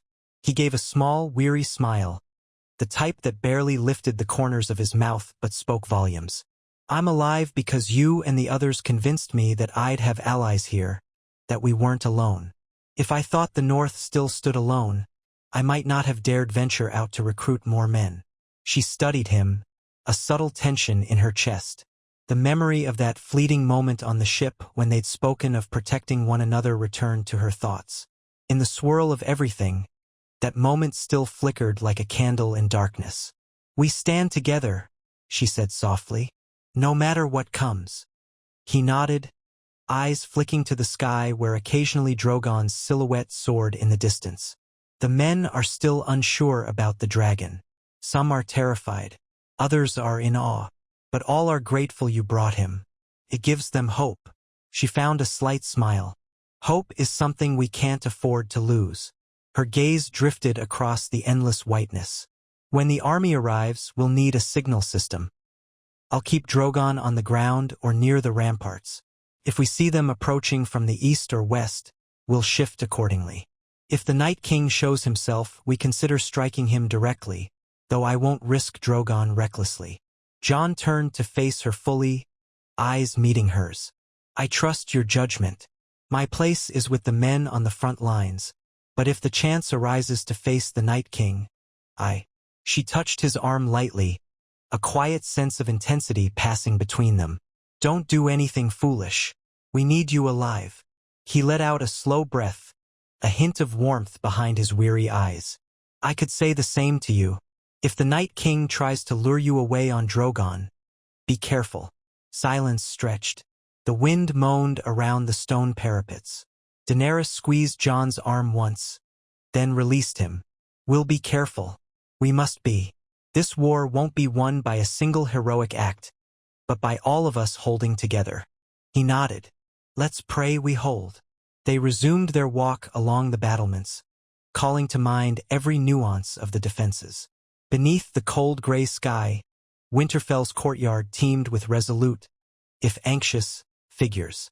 Daenerys felt that each hour brought them closer to a day of reckoning. The alliance with Cersei had proved hollow, but an alliance among the living in the north at least persisted. The memory of that caged wight in King's Landing felt like something out of a fever dream. Now they would face countless such nightmares in open battle. Days continued to pass, marked by the stiff, biting wind and the swirl of rumor. Scouts reported scattered sightings of wights to the northwest. One band of outriders encountered a group of undead near an abandoned farmstead, losing 2 men in the skirmish before they burned the bodies. Another wave of Dothraki arrived, some led by the charismatic Kono, breath pluming in disbelief at the cold. Daenerys quickly integrated them into the cavalry outside the fortress, instructing them to practice coordinated maneuvers with the northern riders. The differences in culture were stark, yet necessity bridged the gap. All the while, the fortress prepared for siege. Sansa oversaw the rationing of food, ensuring the newly arrived smallfolk had shelter in the deeper vaults and halls. Arya patrolled the walls, a quiet shadow offering occasional advice on infiltration points. Bran spent much of his time in the Godswood, communing with ravens or lost in visions. Daenerys avoided disturbing him. His powers unsettled her, though she recognized their potential value. Barristan directed the Unsullied in drilling each morning, forging a sense of unity with the North's foot soldiers. The yard filled with the ring of steel and the bark of commands in multiple languages. Each morning, Daenerys rose at dawn, half expecting to see an army of the dead cresting the horizon. Each night, she tried to sleep, but her dreams brimmed with images of pale corpses, of screaming horses, of an endless winter consuming the fields. Jon was equally restless, patrolling at odd hours, checking the ramparts. Occasionally, They crossed paths in the dim corridors, exchanging quiet words of resolve. The tension between them, both personal and shaped by the war, only grew stronger. Then, one morning, the horns blared from the outer watchtowers. A harsh, urgent note that reverberated through the fortress. Daenerys, jolted from a shallow doze, threw on her cloak and rushed outside. The courtyard seethed with activity. Soldiers grabbed weapons, some shouting for orders. Jon appeared in the swirl of movement, still pulling on his sword belt. Their eyes met, and in that instant, Daenerys knew. The enemy had finally come in force. Together, they sprinted to the battlements. Grey Worm and Barristan were already there, scanning the distance with narrowed eyes. A heavy snowfall obscured the horizon, yet faint shapes moved beyond the drifting white, an approaching line of darkness. A hush of dread settled across the watchers as the shapes resolved into a mass, stretching as far as the eye could see. Thousands, 10,000s, perhaps, a legion of whites. The moaning wind seemed to carry echoes of their unearthly cries. A lump formed in Daenerys's throat. She stole a glance at Jon, whose face had gone pale. He steadied himself, exhaling in a visible cloud. "They're here." Grey Worm barked orders to the unsullied below, forming ranks. Barristan murmured to Daenerys, "You should ready Drogon. We can't see the White Walkers yet, but they'll be out there, somewhere." She nodded, her heart pounding. "I will." Then she turned to Jon, swallowing her fear. "Let's hold the lines as we planned. We can't let them draw us out too far. We fight them near these trenches. Signal me if the White Walkers appear." Jon gripped her hand briefly, a fleeting moment of solidarity. Then he turned, calling for the men to form up. Sansa rushed onto the battlements, face stiff with terror and determination. She and Arya conferred about the fallback plan, ensuring civilians were locked in the crypts below.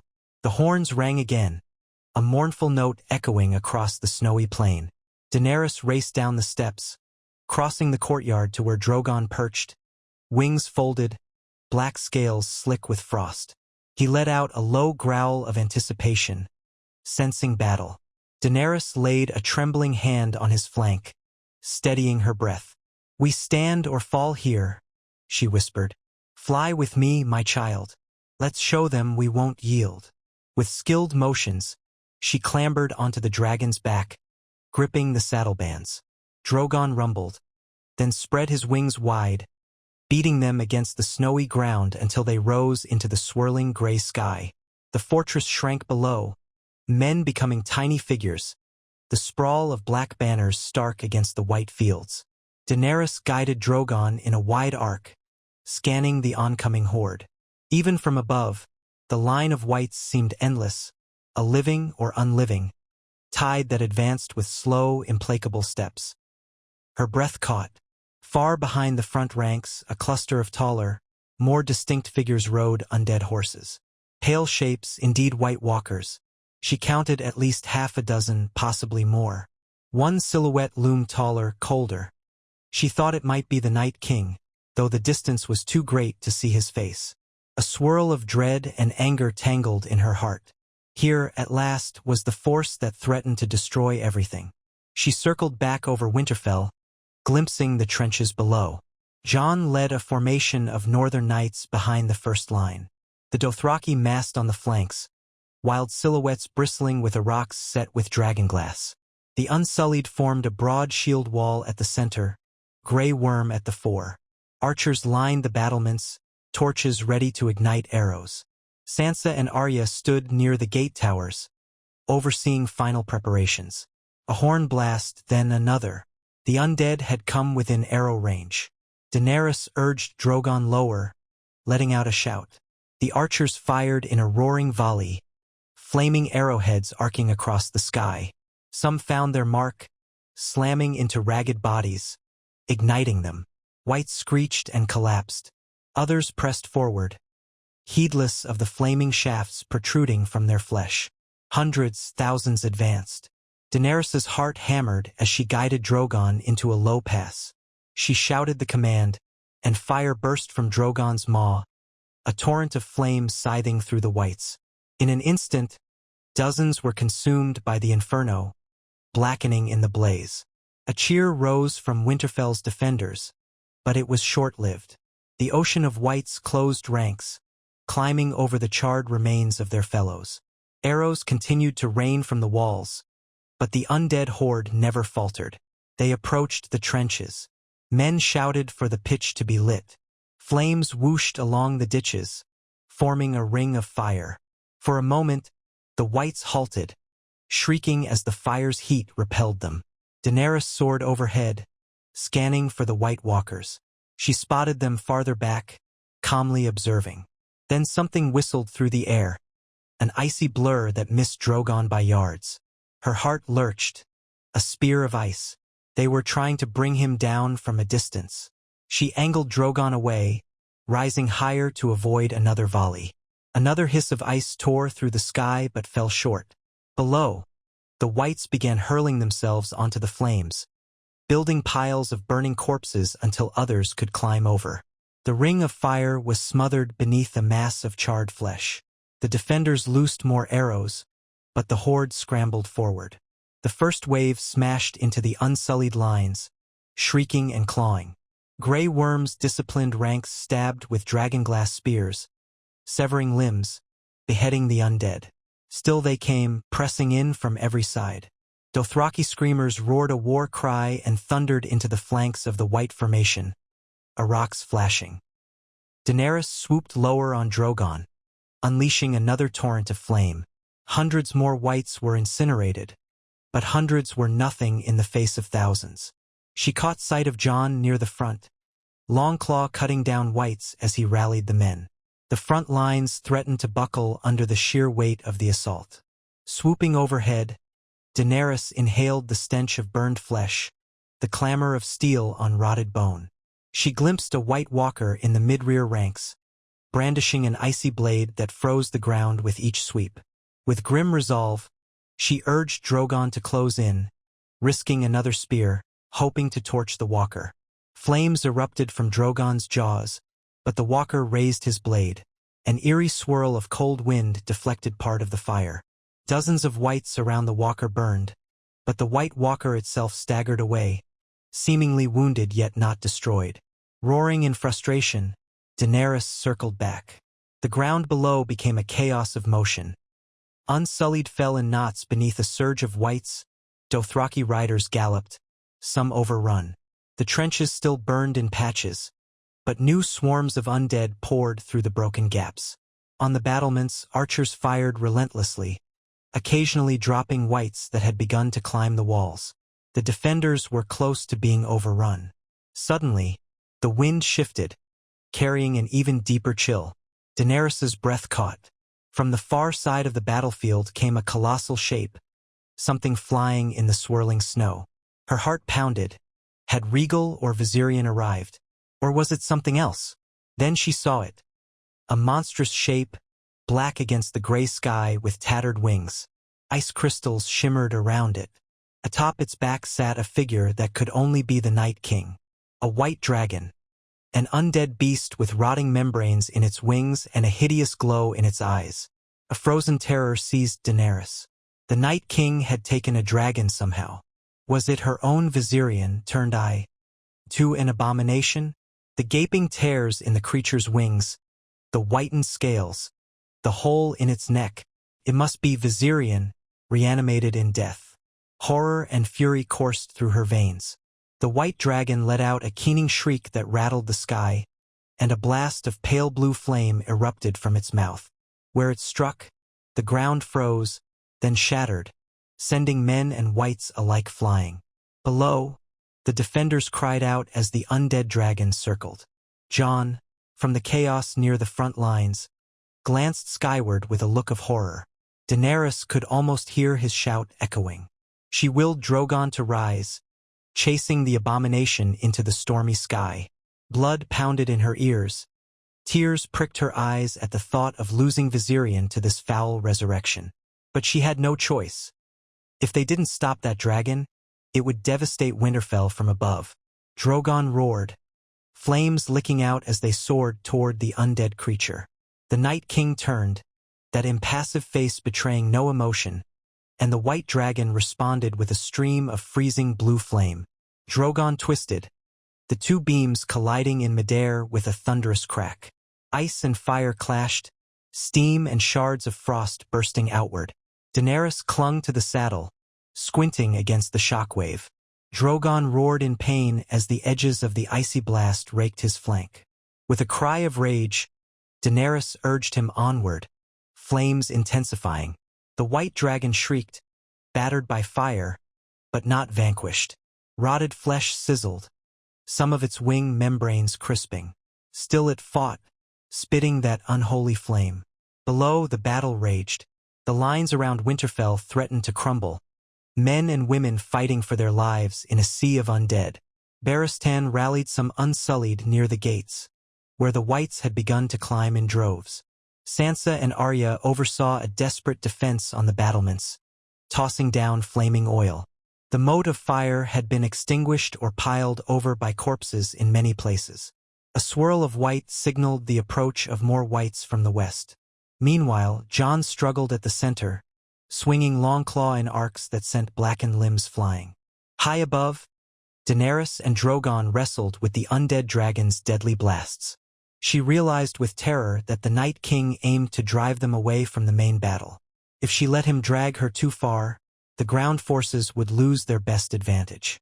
Summoning her courage, she had Drogon feint a retreat, then wheel around, unleashing a direct torrent of flame at the white dragon's flank.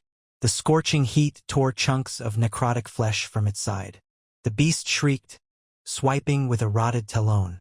Drogon narrowly evaded. The two dragons were locked in a vicious dance of lashing tails and blasts of flame or ice. Daenerys glimpsed the Night King upon the white dragon's back, raising a wicked spear of ice. Her heart lurched. She urged Drogon to dive. The spear hurtled past, missing by mere feet, cracking into the ground below and splintering in a burst of frost. With a roar, Drogon seized the undead dragon's foreleg in his jaws, ripping away frozen flesh. The abomination howled, retaliating with a savage rake of claws across Drogon's flank. Dark dragon blood spattered the air, and Daenerys cried out in alarm, clinging to the saddle as Drogon lurched. Pain radiated through their bond, but Drogon did not relent. She recognized that if they continued this airborne struggle alone, they might both crash. She had to drive the undead dragon away from the fortress, away from the embattled men. Let them fight on the ground with only whites to worry about. She guided Drogon in a wide arc, leading the undead beast higher, into the roiling snow clouds. The Night King pursued, fixated on eliminating the living dragon. Yet each second of aerial combat was a second that Winterfell might survive below. On the ground, the defenders needed every moment.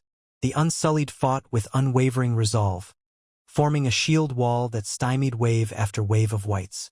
Dothraki riders slashed through the undead ranks, swirling in from the flanks, only to retreat and charge again. Jon, battered and drenched in blood, found himself forced back toward the outer gate. Grey Worm called for a partial withdrawal inside the trenches. The men obeyed, luring the whites into narrower kill zones. Fires and oil slicks erupted, sending plumes of black smoke skyward. Screams and moans filled the air, joined by the ring of steel and the hiss of thousands of undead throats. Amid that chaos, the White Walkers advanced. Once satisfied that their legion pinned the living, several of them began moving around the lines, searching for an opening. Jon glimpsed one near the eastern flank, riding an undead horse with an icy blade in hand. He pushed through the swirling melee, longing to intercept, but a crush of whites blocked his path. Slicing and shouting, he carved a route, hearing the shrieks of men around him. The stench of death was overwhelming, the cold biting deeper than any normal winter. Sansa and Arya directed archers from atop the walls. Arrows showered the whites, some felling them. Others rose unstoppable. The courtyard was near capacity with wounded men, and the crypts below were filled with frightened civilians. Snow drifts turned red with blood. Archers on the walls began to run low on arrows. A few catapults launched flaming projectiles outside the walls, scattering pockets of undead. Yet it felt like trying to drain an ocean with a cup. High above, Daenerys and Drogon engaged in a savage dance of life and death with the undead dragon. The swirling storm closed around them, the world reduced to white air and slashes of black wings. The Night King flung another ice spear, nicking Drogon's shoulder. Drogon roared in agony, nearly losing altitude. Daenerys clenched her jaw, forcing Drogon to rally. Their flames spat forth, scorching the undead dragon's face. The creature flailed, half-blind, jaws snapping. But it pressed on, spurred by the Night King's will. Just as Daenerys feared they might be locked in endless combat, a swirl of movement caught her eye. Another dragon shape soared through the clouds, greenish scales glinting. Rhaegal had arrived, roaring a challenge. Hope flared in Daenerys' heart. Her other child soared in, slamming into the undead dragon's flank. The Night King, unprepared, was momentarily thrown off balance. Drogon seized the opening, exhaling a torrent of flame that engulfed the undead dragon's head. With Rhaegal's help, the abomination was pinned between two living dragons. The Night King raised his ice spear again, but Rhaegal's jaws clamped down on the white dragon's neck, yanking it aside. The spear flew wide. Flame from Drogon washed over the undead beast's chest, scorching deeper. The creature thrashed, tail lashing. A guttural shriek erupted as it began to tear apart under the combined assault. The Night King clung to its back, ice forming around him in a swirling defense, but cracks appeared in the undead dragon's chest. Its wing membrane tore fully, sending it into a downward spiral. Rhaegal peeled away to avoid the crash. Daenerys guided Drogon clear, though flames still poured from his jaws. The white dragon plummeted, an inferno of rotted flesh and blue flame, smashing into a distant plain of snow outside the battlefield. A deafening impact reverberated. Daenerys strained to see if the Night King was destroyed in the fall. The swirling snow made it impossible to confirm. But the undead dragon was certainly crippled, perhaps ended. She prayed the Night King had perished, or at least been driven away. For now, she had to return to Winterfell's defense. Signaling Rhaegal with a sharp cry, she descended rapidly toward the fortress. Below, the men were in dire straits.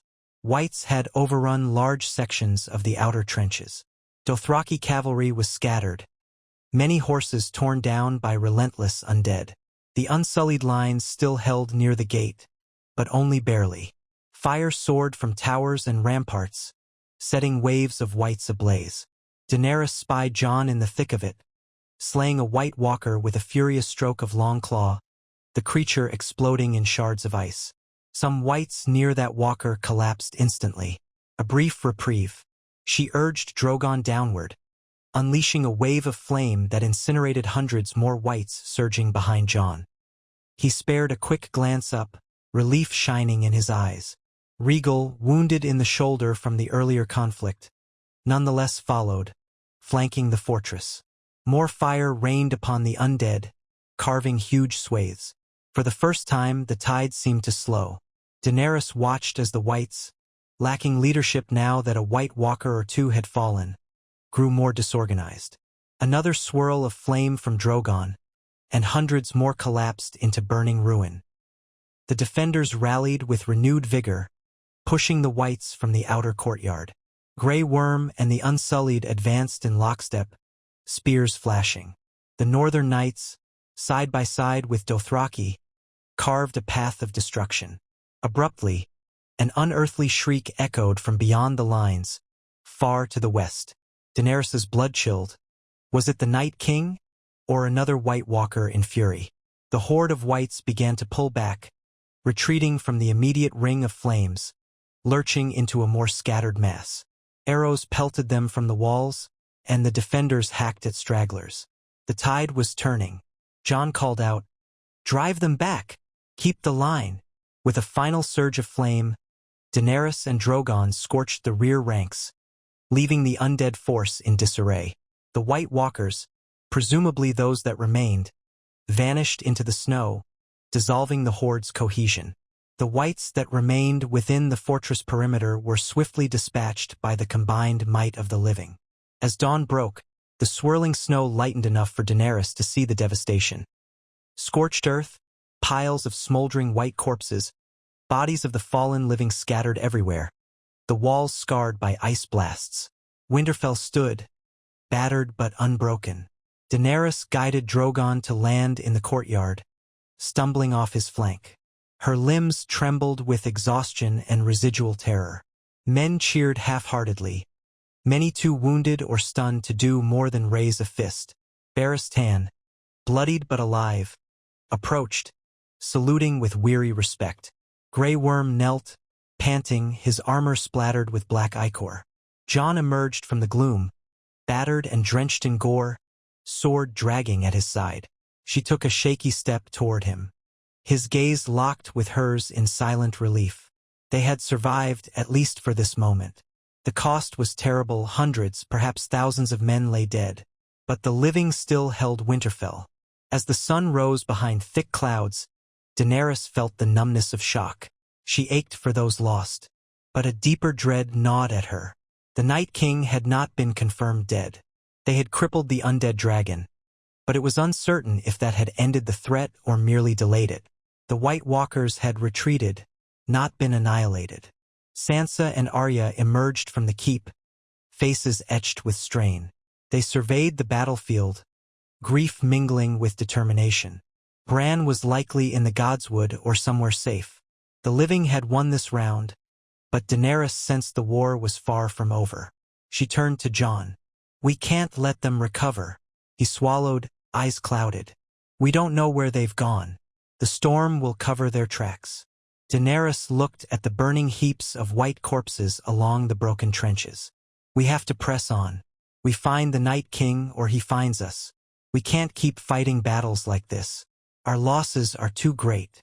Jon closed his eyes briefly, the lines of exhaustion stark on his face. "Then we regroup. Bury our dead, tend our wounded, and then we hunt him." Daenerys nodded, though a deep terror knotted in her stomach. The Night King remained at large, with unknown numbers still left to command. Cersei lurked in the south, her mercenaries a blade poised at the realm's back. This fleeting victory felt like a hollow reprieve.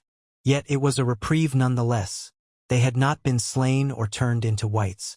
Winterfell still stood, a bastion of hope for the living. As dawn's pallid light spread over the blood-stained snow, Daenerys took Jon's hand. In the face of despair, that small gesture felt like a promise that they would not yield. "Together," she whispered, voice thick with emotion. He squeezed her hand in return, eyes reflecting the same resolve. And so the living prepared to face another day in a war that would decide the fate of Westeros. A war that, even after such carnage, had truly only just begun. Dawn broke gray over Winterfell's ramparts, the light feeble as it touched the blood-stained snow and the smoldering corpses of the dead. Men with soot-darkened faces were already at work clearing the battlefield, dragging away the bodies of the fallen, both white and human, to burn in great pyres. A reek of death and damp ash lingered in the cold air. Every breath Daenerys took carried with it a taste of soot, and every step she made crunched on reddened drifts of snow. She stood by the outer gate, cloaked in thick fur, watching columns of exhausted survivors carry their wounded inside. She had spent the night in fitful wakefulness, patrolling on Drogon's back to ensure no sudden resurgence of the undead. The great black dragon bore new scars from the fierce sky battle. Gashes crisscrossed his flank, still crusted with blood, but for now he was alive. Rhaegal had landed sometime near midnight, also injured but not fatally. There had been no sign of the Night King after the undead dragon crashed beyond the ridgeline, nor any further surge of whites. The first onslaught had been repulsed and then vanished. That brought only grim questions. What had become of the Night King? Was he truly felled in the wreckage? Or had he slipped away to regroup? No one in Winterfell could say. In the courtyard, the living took stock of their losses. Grey Worm led a roll call of the Unsullied. Of the thousands who had arrived at Winterfell, hundreds now lay among the dead. Their discipline had held the line, but the cost had been hideous. Northern soldiers and Dothraki screamers alike had perished in droves. Daenerys's eyes stung as she passed a row of bodies covered in makeshift shrouds. Some she recognized. The young face of a northern archer who had once asked her shyly about the dragons. Others were simply men and women she would never know, who had given their lives because she and Jon had asked them to stand for the living. Jon Snow appeared from the center of the yard, clad in dingy mail and a soot-blackened cloak. He looked as if he had barely slept, deep shadows smudging his eyes. When he caught sight of Daenerys, he inclined his head, an acknowledgement of shared grief. They met near a broken wooden cart that had been used to haul arrow bundles. Nearby, unsullied soldiers were stacking severed white limbs, ready to burn them for good measure. "How many do we reckon we lost?" Daenerys asked quietly. Jon shook his head, jaw tight. "Too many. We won't have a final count for hours yet. Sansa is seeing to the wounded in the Great Hall. I've told them to use the crypts if they need more space." He raked a hand through his dark hair, still matted with dried blood. "We held, but only just." She felt the weight of the short sentence. They had survived one assault, but the Night King's main host might still loom outside. If they attacked again in the same number, Winterfell could fall. "Has anyone scouted the wreckage of the undead dragon to confirm whether the Night King perished?" "Not yet. The area is too far and we're too battered." Jon glanced west. "We've only a few outriders able to ride, and the roads are heaped with snowdrifts. I'm not sure we can risk it." She pressed her lips together, scanning the horizon that lay hidden by swirling gray clouds. "I suppose he wants us uncertain." Jon swallowed, a flash of anger in his eyes. "If he still lives, he'll come again. We need time to rebuild the trenches, reorganize the men. And we'll need rest. My people are at the edge of their strength." Daenerys nodded, exhaling in a frosty puff. "We'll do all we can. My Unsullied are disciplined, but they, too, need a moment's reprieve." A handful of them limped by, aided by their comrades, heads bowed in exhaustion. The scale of the losses gnawed at her. "We can't survive another assault like that, Jon. Not so soon. If the Night King returns in force." She let the words drift, unspoken. He placed a gloved hand gently on her forearm. "We'll take stock. We'll patch what we can. Then, if we must, we face him again. If Winterfell falls, there's nowhere else so well defended in the north. This is our stand." She offered a small, grim nod. They parted ways to carry out their separate duties. Daenerys joined Grey Worm and Barristan near the smoldering heaps where white corpses were being burned, making sure no piece could reanimate. The stench made her stomach twist, yet she forced herself to bear it. The smell of rotted flesh and smoky pitch had become part of the new reality. Barristan wiped sweat from his brow, though the day was bitterly cold. "We should form cleanup teams, Your Grace. Gather dragonglass weapons left behind, salvage gear, see if any of the injured can be saved with our limited supplies. And we must burn all whites quickly." Grey Worm's eyes were bloodshot, the set of his mouth disconsolate from the loss of so many Unsullied. "We have begun. The fires will burn throughout the day." Daenerys rested a hand on Grey Worm's shoulder, searching for words of comfort. "We honor them, Grey Worm. They died to protect the realm." But no words seemed enough. She saw the sorrow in his eyes and recognized it mirrored in her own. She helped as best she could, scouring the courtyard for any who might still be breathing among the heaps. Most had already been found or confirmed dead. A hush fell over the fortress, broken only by ragged sobs, the scrape of shovels, and the crackle of flames. Some men knelt among the corpses of their friends, faces contorted with grief. A pair of Dothraki riders stood over the body of their Khals blood rider, chanting a low, mournful lament. The living, though victorious in name, felt only heartbreak. By midday, Sansa and Arya emerged from the Great Hall, each wearing that exhausted expression shared by all who had labored through the night. They had worked side by side with healers, doing what they could for the wounded. Jon joined them, escorting them across the yard to meet Daenerys near the gates. Light flurries of snow drifted again, dusting the devastation in a pale shroud. "We've organized some triage in the Great Hall," Sansa reported, voice subdued. "Anyone who can still stand is helping. I've tried to find cots or clean straw for as many injured as we can. But our medical supplies are running low." Daenerys sighed. "I have some in my ships, but not enough for a battle of this magnitude. We'll gather everything we have. Perhaps we can send riders to White Harbor for more bandages, potions, anything." Arya folded her arms across her chest, scanning the yard. "That might take too long if the dead attack again. We need to prepare for a second assault now. They might come by nightfall or in 2 days. No one knows." Jon glanced up at the battered walls, the half-filled trenches. "At least we've proven that dragons can tear through them in large numbers. But they can't be everywhere.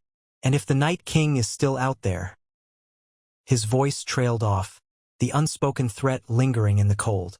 Daenerys felt the sting of tears she refused to shed. So many had died already, and the war had scarcely begun. "We'll fortify as best we can," she said. "Grey Worm is overseeing the rebuilding of the trenches. Barristan is reorganizing the remaining Unsullied into smaller companies that can reinforce weak points.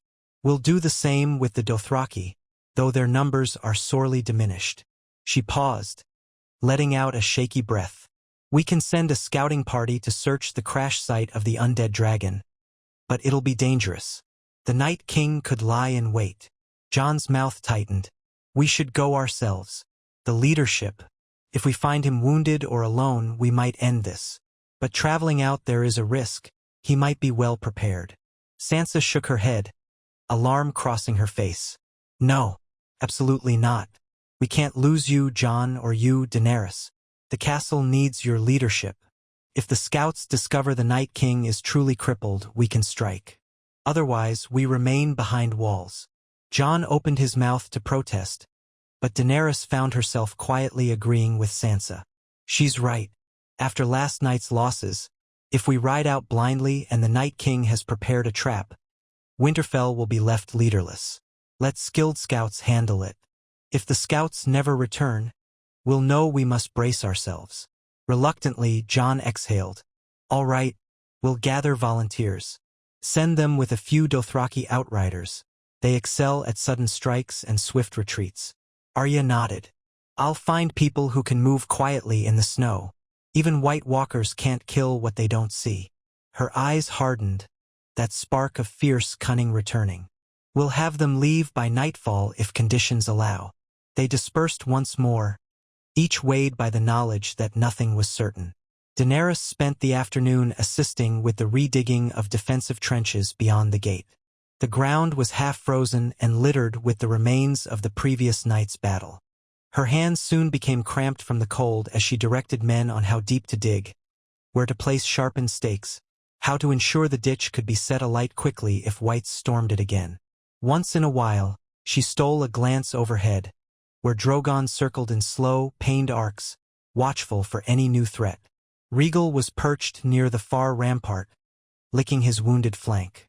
Near dusk, the small scouting party assembled by the stables. Arya led them, dressed in furs that concealed her slight form. She had chosen 3 Dothraki outriders and 2 northern rangers, grizzled veterans who had once served in the Night's Watch. Each carried a dragonglass dagger or short sword. They listened to Arya's instructions in hushed tones. Approach the crash site from the west, remain hidden, observe, and return without engaging if the undead were there in force. Jon and Daenerys watched them depart into the swirling snow. The stables behind them were crowded with horses, many newly acquired from allied houses. The crisp air carried the smell of hay and manure, overlaid by the ever-present stench of charred flesh from the pyres outside. Jon turned to Daenerys, looking troubled. "She's risking a lot," he said. "I know Arya can handle herself, but if the Night King is waiting—" Daenerys placed a cautious hand on his arm. She insisted, "We need eyes out there. It might be our only chance to confirm if that monster truly died in the crash. And if not, how badly he's wounded. She won't do anything foolish. I sense that in her." Jon's lips twitched in a faint smile. "You're right. Arya, she's survived more than most. She once told me that fear cuts deeper than swords. Let's hope fear doesn't drive her into his hands. Night fell early in the winter storm, wrapping Winterfell in a cloak of gloom. Torches flickered along the battlements, and men huddled in corners for warmth. Daenerys retreated to the great hall once she could do no more outside. The hall resembled a battlefield hospital. Wounded lay on cots, moaning, while healers moved from one to the next. The meager supply of poppy milk was nearly gone, and even simple bandages ran low. Sansa was there, giving instructions on rationing the last of the cloth. The moment she saw Daenerys, her shoulders slumped in relief. "Is there anything from your ships we can repurpose as bandages?" Sansa asked. Daenerys shook her head sadly. "We've already used what spare cloth we had. Some sails were cut into strips. I can only suggest we keep doing it unless White Harbor can send more. But the roads might be blocked with snow." Sansa bit her lip. "We've done all we can, then. The rest is in the gods' hands." Daenerys felt helpless seeing the row upon row of injured men. Some were delirious with fever. Many had bites or scratches from whites that might still fester into lethal infection. The undead didn't carry conventional poisons, but the filth of rotting flesh brought its own horrors. She knelt beside a young Dothraki boy, no more than 14, who had lost a hand to a white's jaws. His face was pale, half-blank with shock. She brushed a gentle hand over his brow. "I'm sorry," she murmured, though she knew no words could truly comfort. He didn't speak the common tongue well, but managed a shaky nod of acknowledgement. Leaving the hall, she climbed the stone steps to the second level, where she and Jon had been given adjoining chambers. In her own cramped room, a small hearth flickered with low flames. She doffed her heavy cloak, discarding gloves stiff with frozen mud. The night's quiet pressed in around her, broken only by the soft crackle of the fire. She was utterly exhausted, her bones aching, but her mind whirred too loudly for rest. She took a seat by the hearth, drawing her knees close to her chest. Outside the narrow window, snow flurried in shapeless drifts. A soft knock sounded on the door. She rose, crossing the floor to open it. Jon stood there, equally haggard, his cloak dusted with fresh snow. His breath lingered in the cold corridor. "May I come in?" She nodded, stepping aside so he could enter. He glanced around the small chamber, noticing the single bed, the battered trunk, the low-burning hearth. "I've just been speaking with some of the lords," he said, voice subdued. "They're anxious, Daenerys. They're wondering if we can truly hold out. If the Night King attacks again with the full force of his horde, do we have a chance?" She exhaled, feeling her own doubts swell. "We have to believe so. If we abandon hope, we abandon everything. Drogon and Rhaegal can still decimate large swathes of whites. Grey Worm's men fight to the last. The Northern Lords are resolute. The Dothraki, though diminished, remain fierce. But none of this means it will be easy." He nodded, stepping closer to the hearth. The warm glow traced the lines of worry on his face. "It won't. We may be forced into a final stand soon. If the scouts return with word that the Night King is alive, we'll know another assault is imminent." Daenerys looked up at him, a swirl of conflicting emotions churning in her chest. If only Cersei hadn't betrayed us. A single southern army marching north might have tipped the scale. Instead, we face this alone. Jon took a slow breath. "We can't dwell on that now. Cersei's choice is her own. Let her cower while we fight. The White Walkers won't spare her or her mercenaries in the end." She searched his gaze and saw that, beneath the fatigue and grief, a fierce determination burned. He was ready to die if that was what it took to protect his people. She set a hand over his own, brushing calloused knuckles. "We'll fight for as long as it takes," she murmured. "We'll see this through. Together." A ghost of a smile tugged at his lips. "Thank you," he said simply. Then, carefully, he let his hand slide up to cup her cheek. She leaned into the warmth of his palm, mindful of the closeness that had grown between them in this crucible of ice and blood. They said nothing more for a few moments, the hush thick with unspoken feeling. He dropped his hand gently, stepping back to place a respectful distance between them. "Try to rest," he said. "Tomorrow will be another day of fortifying. I'll do the same." He turned toward the door but paused. "Thank you for bringing the dragons, for bringing your armies. Without you, Winterfell would have fallen last night." She blinked away the sudden ache behind her eyes. "Without you, I would have never known how real this threat was. You saved lives, too. Let's keep doing so." He nodded and stepped out, leaving her alone in the fluttering firelight. For a long while, she simply stood there, the imprint of his warmth lingering on her cheek. Then she forced herself to lie down, pulling the fur blankets tight. Her body screamed for sleep, but her mind refused to settle. When slumber finally came, it was fraught with nightmares of pale corpses and a monstrous figure with burning blue eyes, brandishing a spear of ice. She woke to the sound of raised voices in the courtyard outside. The first pale light of morning seeped through her window. Quickly rising, she shrugged into her clothes and a thick cloak. She hurried down the stairs, boots thudding on the stone steps, and emerged to find a fresh swirl of snow and a commotion near the gates. Arya had returned with the scouts, their horses lathered, their faces drawn tight with tension. Jon was already there, as were Sansa and Grey Worm. One of the Dothraki outriders appeared wounded, his arm bandaged roughly with bloody cloth. Arya slid off her horse, gesturing sharply for a stable boy to take it. She scanned the cluster of onlookers until she spotted Jon and Daenerys, then strode to them. Her cheeks were flushed from the cold, and a bruise marred her left temple. Still, her voice was steady. "We found the crash site. The undead dragon was in pieces." She paused to swallow, gaze clouded with revulsion. Half of it was scattered across a ravine, burned and frozen. We saw no sign of it rearing up again. But the Night King wasn't there. Daenerys's heart sank. "No body?" Arya shook her head. "No. We found deep gouges in the snow, footprints. Something large had crawled or stumbled away. We followed the trail briefly. It ended at a rocky ridge where the wind had scoured the ground clean. No further sign. If I had to guess, the Night King survived the crash. Maybe he was injured, but not destroyed." A murmur rippled among the gathered men. Jon's face tightened as he turned to Daenerys. "So the threat remains. He could be healing or summoning new whites. We can't assume he's gone." Grey Worm's expression grew grim. "He'll come for us again. If he's truly wounded, it might buy us time, but not much."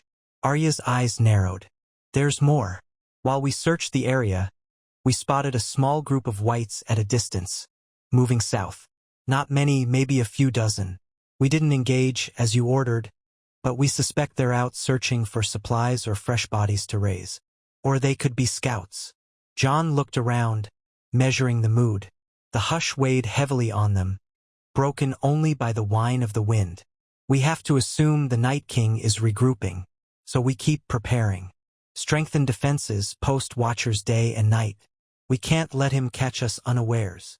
Sansa placed her arms around herself, as if warding off a deeper chill. "And if he's raising new dead, we should warn the surrounding villages again. Any fresh corpses left unburned will become his army." Daenerys drew a steadying breath. "I'll send out another flight with Drogon and Rhaegal, if Rhaegal can manage it, to scour the nearby lands. We'll burn any sign of roving whites." She turned to Grey Worm. "Have the Unsullied ready to ride if needed." Grey Worm bowed. "It will be done." Arya cleared her throat. "We lost one of our men to a roving white, just a single straggler. That's how the outrider got wounded. But the strangest part was how the white was half frozen, its limbs snapping off, as if it had marched too far from the main force. If that's happening to many of them, it might weaken them. They can't survive indefinitely in the snow if they're not close to the White Walkers or the Night King's power." Jon gripped the hilt of his sword. "That might be our only blessing. Their range is not infinite. Still, the largest force remains dangerous." They dispersed again, each to their tasks. The next 2 days brought a frantic race of repairs and reorganizing. Teams reinforced the trenches with fresh stakes and tar. More walls were shored up where ice blasts had shattered stone. Snowdrifts were cleared away to enable better lines of sight. Winterfell bustled like a hive at all hours, men working under torchlight while others snatched whatever sleep they could. Daenerys spent much of that time airborne on Drogon, patrolling the region around Winterfell. She and Rhaegal soared over pine forests and frozen lakes, scanning for stray whites. When they spotted any groups, they descended in blasts of flame, reducing them to char. Despite the freezing wind that cut at her cheeks, Daenerys pressed onward, determined to keep the undead from massing. Yet the harsh conditions took a toll on the dragons. Rhaegal, still recovering from wounds, struggled in the bitter cold and could fly only a short while before retreating to Winterfell's heated stable yards. Drogon fared better but bore his own injuries. Daenerys could feel his discomfort in each labored beat of his wings. On the ground, the funeral pyres burned day and night. A solemn hush hung over the men who carried the fallen to the flames. Sansa quietly organized small ceremonies for the noble dead, leaders or knights known by name, while the rank-and-file were given simpler rites. Some families insisted on their own traditions, praying to the old gods or the Seven before consigning their loved ones to the fire. Daenerys attended many such burnings, standing silent amid the swirling embers. The scale of loss weighed ever heavier on her soul. Each evening, she and Jon conferred in hushed war councils with Sansa, Arya, Grey Worm, Barristan, and a handful of northern lords. They updated watch rotations, ration distributions, the readiness of dragonglass weapons. Tension simmered like a pot about to boil over. Everyone expected the Night King's second assault. But it did not come. Day after day, the horizon remained empty. Scouts roamed outward, finding scattered whites or pockets of footprints, but no massed host. Anxiety built to a painful pitch. Was the Night King truly more wounded than they thought? Or was he orchestrating a larger scheme? By the fourth day since the battle, a blizzard swept in, burying the region in fresh snow. Daenerys had never seen such a fierce storm. Winds howled across the battlements, battering men off the walls if they weren't careful. The sky turned dark gray by midday, leaving Winterfell in near twilight. Torches flickered madly, threatening to gutter out in the gale. The dragons took shelter in the courtyard, both refusing to fly in that ferocious wind. Men and horses packed the stables or the great hall, seeking warmth. Even the tireless Unsullied retreated from the ramparts, stationing themselves in the gate towers and the corridors. No one could see more than a few yards beyond the walls, an ideal cover for the undead if they chose to attack. Tension soared. Sometime near evening, Daenerys stood in the tower room that overlooked the courtyard. Through the arrow slit, she saw nearly nothing but a swirl of snow, hammered by gusts. The wind moaned, a banshee's wail that set her teeth on edge. She turned when Jon entered, his cloak nearly white from the accumulation outside. "They've pulled most men off the walls," he reported. "We can't hold watch out there if we can't see. A few are posted near the gates with torches, but it's near impossible to keep them lit. If the undead come now, we'll have no warning." She felt a knot tighten in her stomach. The gods are cruel. Perhaps that's what the Night King waits for. A storm to hide his approach. Jon set his jaw. "If so, we'll rely on the dragons. At least they can sense movement better than we can. But Drogon and Rhaegal won't want to fly either. We might be all but blind." His closeness offered a flicker of warmth against the cold. She placed her hands on his shoulders, noting how the chill had seeped into his clothes. "We have to do our best. Have the men stand ready inside, near the courtyard, so if the gates break we can rally quickly. Let's prepare torches, more braziers, anything that can hold flame in this wind." He nodded. "Sansa's already on it. I've doubled the guard in the Great Hall, too, in case whites climb over the walls by some dark miracle. The courtyard is so slick with ice that men can barely stand." The bleak conversation weighed on them both. Another gust battered the tower walls, the stones creaking. Daenerys half expected them to crack. "This storm, it's unnatural, isn't it?" she murmured. Worse than any normal winter gale. Jon's eyes reflected a grim certainty. The Night King's doing, perhaps. His power might be fueling it. If he was wounded, maybe he's had time to recover. We might be on the brink of something terrible. Her breath caught. She glanced out the narrow slit into the whirling void of white. Then we must be ready to give him a terrible greeting in turn. Word came that Sansa wanted them in the Great Hall. So Daenerys and Jon descended, bracing against the cold that blew through cracks in the corridors. Flames sputtered in wall sconces, and the stone floors were slick with meltwater. Inside the hall, hundreds of men huddled with blankets, cots, or bedrolls. Some dozed, weapons close at hand, while others simply stared at the dancing shadows on the walls. Sansa, Arya, Barristan, Grey Worm, and a few northern lords had claimed a corner near the largest hearth. The rest of the hall space was reserved for the wounded or newly arrived refugees from outlying farms who had been straggling in, fleeing rumors of undead. The high table was stacked with crates of salted meat, ale casks, and the last of the dragonglass weapons not yet distributed. The scene was at once chaotic and eerily subdued. No one raised their voice above a murmur. Sansa stepped forward, worry etched into her face. The storm has grown worse. Scouts say they can barely move beyond the courtyard. We may lose some outbuildings to the wind and snow. Barristan bowed slightly toward Jon and Daenerys. If the enemy chooses this moment to strike, we can do little but fight within these walls. The open ground is unguardable. Grey Worm added. We've positioned a triple guard at the main gate, but unless we see a mass of whites pressing it, we won't know they're there until they break through. The outer trenches are likely buried or collapsed from drifts. Jon gave a curt nod. Stay vigilant. If we must fight in the courtyard, we'll do it. Light braziers everywhere. Keep dragonglass weapons at hand. No one sleeps deeply tonight. A hush followed, broken by the crackling hearth. Finally, Sansa exhaled. We've done all we can. Now we wait. Night came, though it was impossible to tell from the dim light that had reigned all day. In the swirling gloom, the fortress withdrew into itself, a cramped world of flickering torchlight and anxious hearts. Daenerys tried to rest in her chamber, but each time the wind howled, she jolted awake, certain it was the death cry of whites. She rose thrice to pace the corridor, only to find it half empty except for a guard or two nodding at their post. Shortly after midnight, by her guess, she found Jon in the map room, a small space where the Starks kept old records. A single lantern guttered on the table, casting shadows over the lines of worry. On his face, he seemed to be waiting, listening for any alarm. Outside, the storm raged on.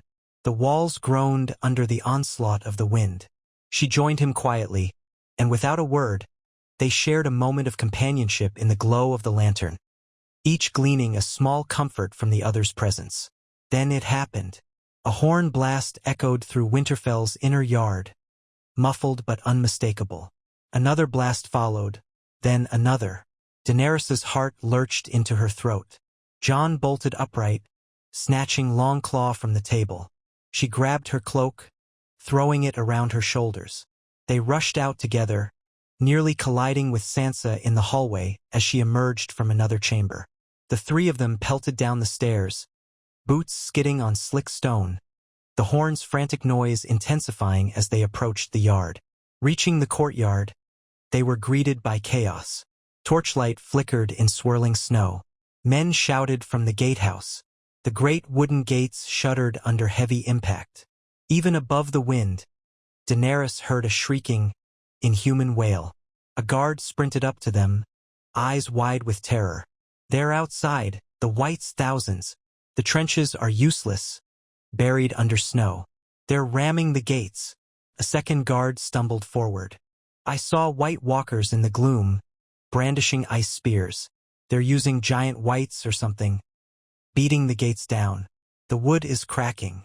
Jon shared a desperate look with Daenerys, then turned to the men. Form ranks inside. Let them come through the gates if we must, and then cut them down. Light the braziers, dragonglass at the ready. Archers, to the walls if you can hold your footing. We fight here, Sansa's face went pale, but she nodded, swallowing her fear. I'll gather everyone in the Great Hall. If the gates fail, we'll make our stand in the courtyard. Daenerys spun toward the stables, where Drogon and Rhaegal were sheltering. Grey Worm and a knot of unsullied soldiers were already rushing that way. Her heart pounded. If the gates were battered open, the yard would become a killing ground. She had to get Drogon airborne, despite the storm, despite the risk. Barristan caught her elbow. Your Grace, the wind might dash you against the towers if you try to fly. It's too fierce. She shook her head. We have no choice.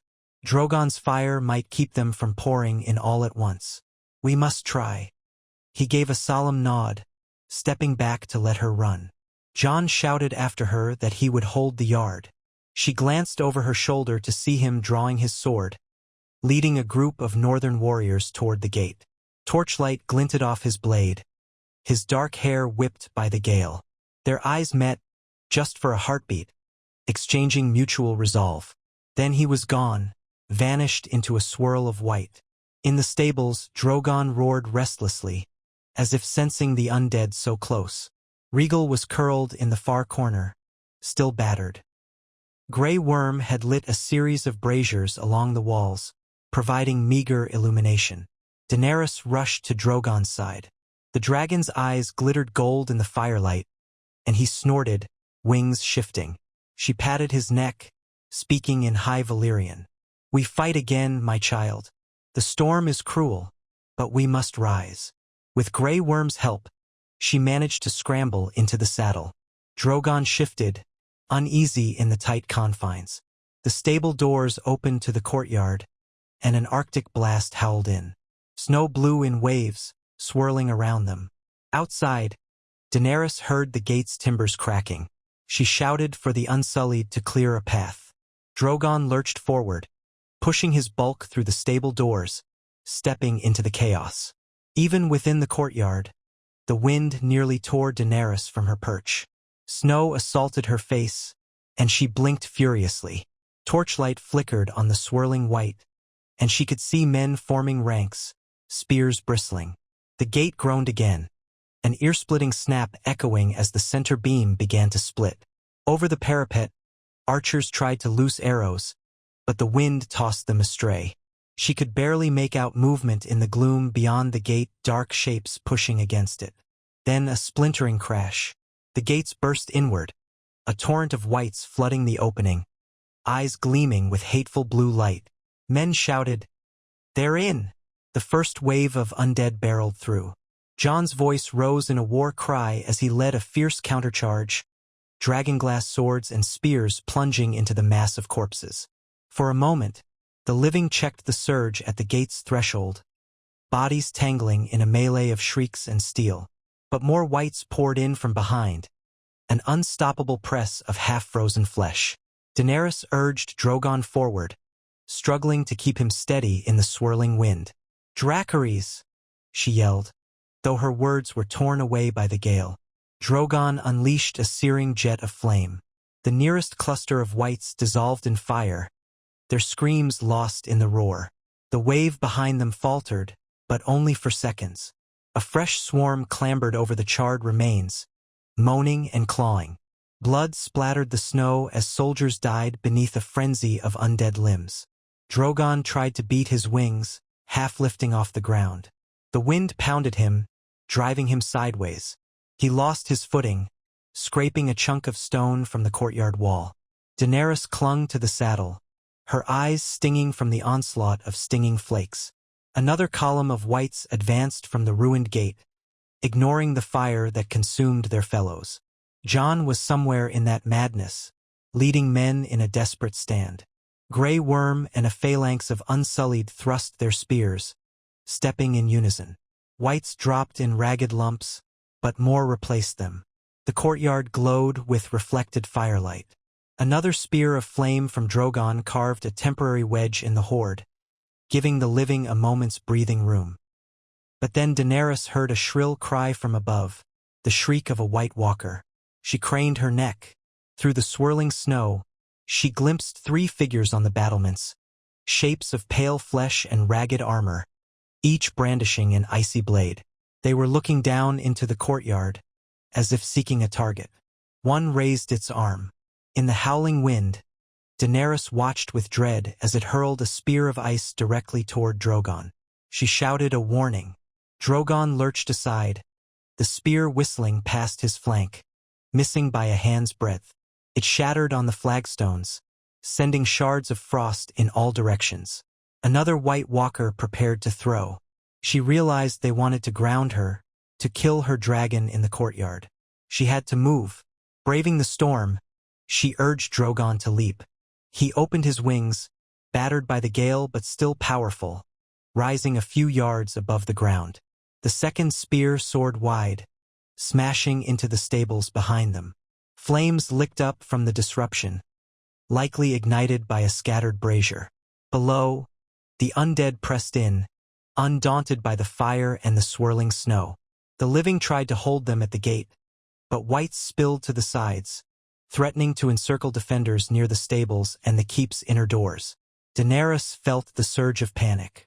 If they lost the courtyard, the whites would pour into the great hall, the crypts. There would be no more lines of defense. She directed Drogon in a short, sharp pass, releasing more flames across the bulk of the whites, incinerating dozens. But the wind battered them mercilessly, nearly slamming Drogon into the wall. Snow whipped Daenerys' face in stinging flurries. She caught a glimpse of Jon in the thick of the fight, Longclaw flashing, face pale with determination. Grey Worm and Barristan fought near him, cut off from the rest of the Unsullied in a swirling melee. A thunderous crash and a shout made Daenerys look to the left. One of the gatehouse towers had partially collapsed under the strain. Shards of stone fell, crushing whites and men alike. The White Walkers on the walls advanced. She thought she saw their mouths moving, chanting in some ancient tongue. A wave of unnatural cold gusted across the courtyard, extinguishing torches. The gloom deepened, lit only by the flicker of sporadic flames from Drogon's bursts. A bolt of panic shot through Daenerys. This was how they would lose, undone by the raging storm, penned in by whites. She had to cut off the flood at the gate. "Dracarys!" she roared again, spurring Drogon to belch another torrent of flame at the gate's entrance. Fire rolled in a wave, incinerating row after row of undead. The courtyard filled with choking smoke and the stench of burning flesh. For an instant, the living pressed forward, cutting down those whites that remained. But then, in the swirling gloom, Daenerys saw a shape. A single White Walker stepping through the flaming mass unharmed, its icy blade raised. A ring of whites followed in its wake, as though protected by the Walker's aura of cold. It advanced on the defenders. Jon saw it too, pointing with his sword. The men around him hesitated, fear flitting across their faces. The Walker swung its blade, frost crackling in the air. A northern warrior froze mid-lunge, ice blossoming across his body. He shattered with a scream. Jon sprinted forward, meeting the White Walker with Longclaw. The clang of Valyrian steel against ice rang sharply. Daenerys hovered above, wanting to help but uncertain how to direct Drogon's flame without risking Jon. The wind buffeted them side to side. Shouts echoed. Men died. She watched as Jon locked blades with the Walker. Each strike met with lethal force. The whites behind the Walker surged, but Grey Worm and Barristan intercepted, dragonglass spear and sword cleaving undead torsos. The courtyard was a battlefield of swirling smoke and snow. Daenerys had to be sure the White Walker did not kill Jon.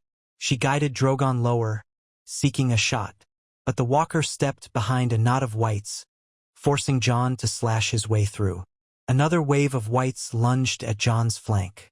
Daenerys clenched her jaw. She angled Drogon, letting out a short blast of flame. The whites ignited. Jon leapt clear. The White Walker darted aside, unnaturally agile.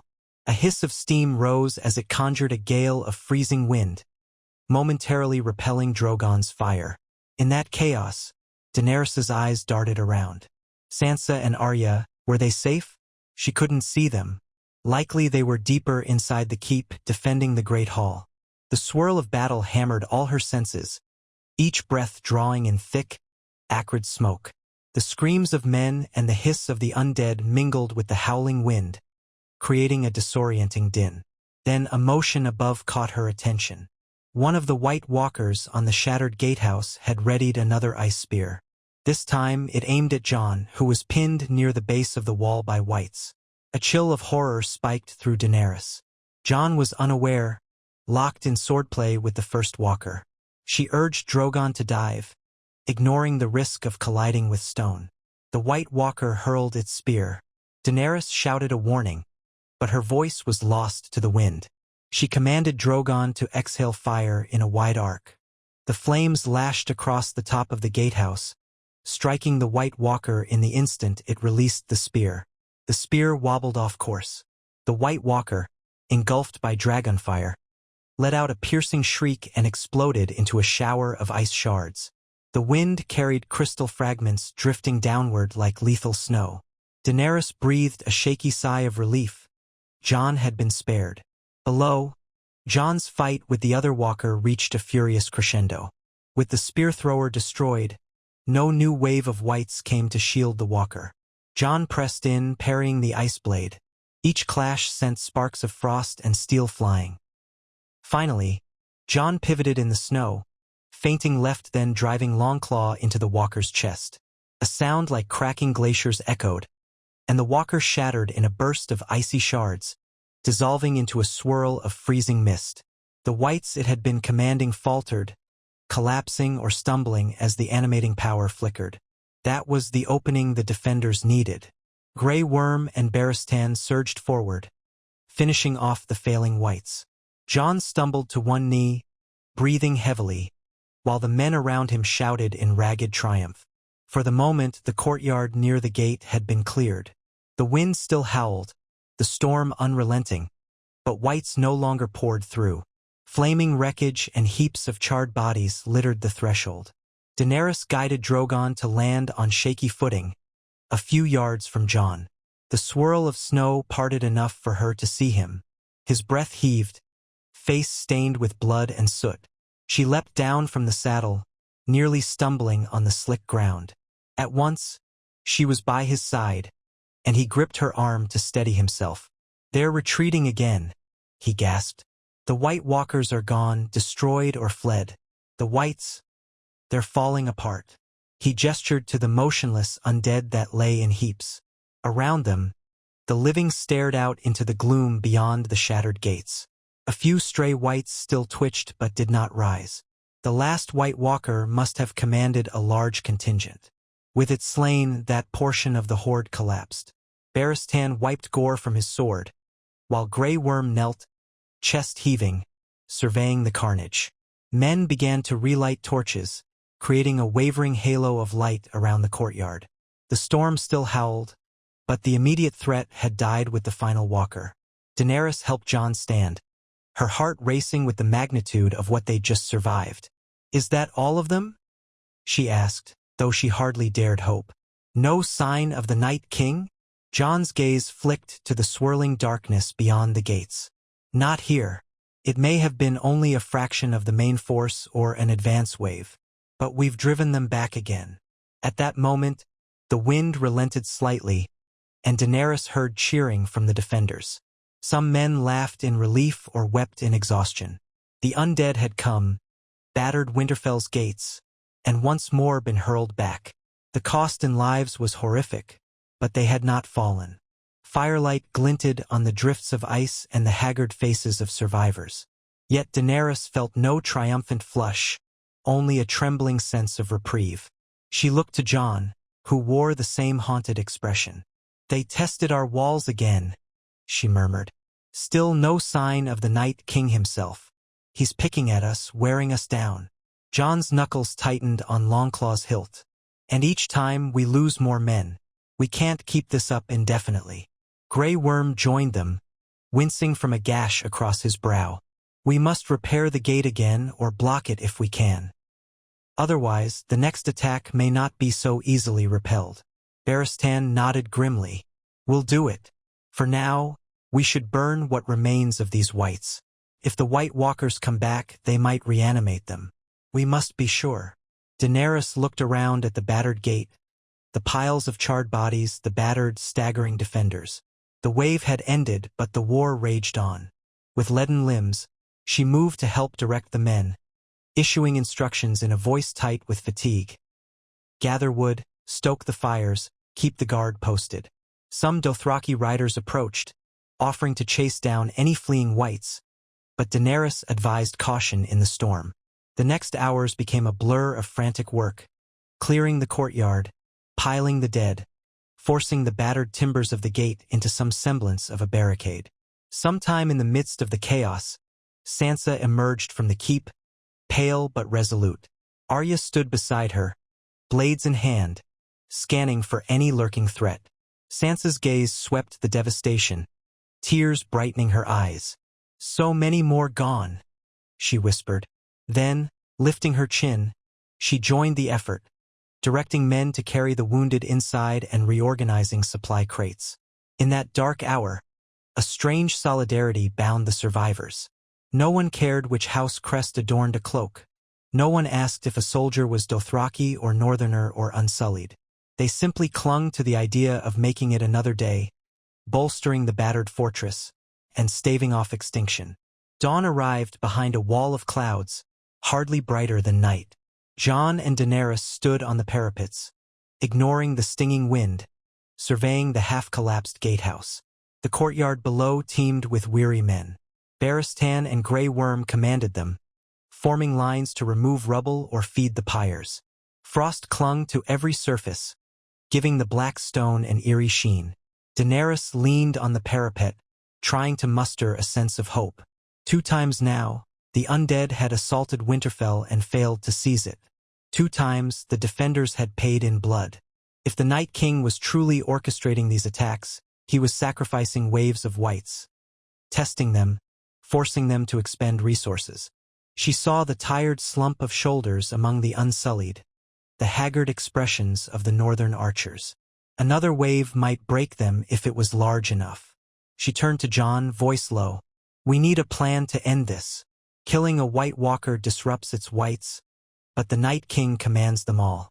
If he's out there biding his time, we might be done for when he strikes at full strength." Jon's jaw tightened. "What do you propose?" She inhaled the icy air, the sting of it an unwelcome jolt. "We find him, strike first. Not in the open field, but perhaps we can track his movements. If we do nothing, he'll keep whittling us down. We have to do what we attempted once before, find him and destroy him." Jon was silent, scanning the far horizon. "It's dangerous. He might have more White Walkers waiting or even some new terror. If we leave Winterfell, the people here might be left vulnerable if we fail." She nodded gravely. "Then we plan carefully. Perhaps not a grand host, but a small, lethal party. Dragons overhead, chosen fighters on the ground. We'll attempt to locate him beyond the lines, rely on speed. If he's wounded and can't muster a full host..." A voice behind them interrupted. Arya, having climbed the steps with uncanny silence, spoke up. "You'll need a scout who can move unseen. I'm coming if you do this." Sansa and Bran approached moments later, the latter guided in his wheeled chair by a stout guard. Sansa frowned, hearing fragments of the conversation. "What madness are you plotting?" Daenerys pressed her lips. "We're discussing a direct strike on the Night King. We can't endure more of these assaults. They've already cost too many lives." Bran's distant eyes flicked to Daenerys. "I've seen shadows in the snow. The Night King recovers. He hides away, gathering new whites in the far forests. If you seek him, you must do so before he moves again." Jon turned to Sansa, expression apologetic. "We can't wait for him to come a 3rd time. That might be the end. If we've any chance, it's to take the fight to him." Sansa's face reflected fear and resignation. "If you go, who defends Winterfell if something happens to you both?" Daenerys placed a hand lightly on Sansa's arm. "We won't leave them undefended. We'll take only enough people to be stealthy. Grey Worm will command here. You will lead the north alongside him. If we fail..." She halted, words catching. "We won't fail." Arya studied Bran. Where is he hiding? Do you know exactly? Bran's voice was soft, detached. Far west of here, near the old forests beyond the King's Road. His magic is strong, but it flickers. He's drawn lesser whites to him, forming a small legion. I can guide you if I slip into the ravens, but it's dangerous to do so for long. Daenerys breathed in, mustering courage. A raven's eye view might be all we have. And we'll strike swiftly, maybe even with Drogon and Regal overhead. We burn anything that moves. Jon nodded, though reluctance darkened his features. We'll need a ground force in case he wards off the dragons. He can conjure storms. A small band of skilled fighters, me, Arya, maybe Barristan, a few Dothraki, a few Unsullied. Move in, kill him if the dragons can't. It's reckless, but better than waiting for thousands more to die here. Sansa's voice shook. You risk your life again, brother. And yours, Daenerys. If the realm loses you both. Daenerys squeezed Sansa's hand. Let's hope it doesn't. But this is the best chance. We can't fight an endless war of attrition. No one argued further. The hush conveyed a grim consensus. If there was any opening to slay the Night King before he recovered fully, they had to seize it. Bran's knowledge, gleaned through visions, gave them a slender advantage. They would gamble everything on one bold move. By midday, preparations were underway. Barristan selected a small team of Unsullied, men known for quiet efficiency. Arya conferred with a Dothraki scout she trusted, ensuring they could approach the forest with minimal noise. Jon and Daenerys readied themselves for flight. Daenerys insisted on taking Drogon. Regal, still wounded, might follow if he felt strong enough, but it was uncertain. Sansa oversaw the fortress's readiness. If this plan failed, Winterfell would remain as strong as possible under Grey Worm's leadership. Before departing, Daenerys walked among the men once more, offering words of encouragement. She passed the blackened gate, now half-blocked with rubble. The courtyard smelled of recent death, the bodies of whites still smoldering in the fire pits.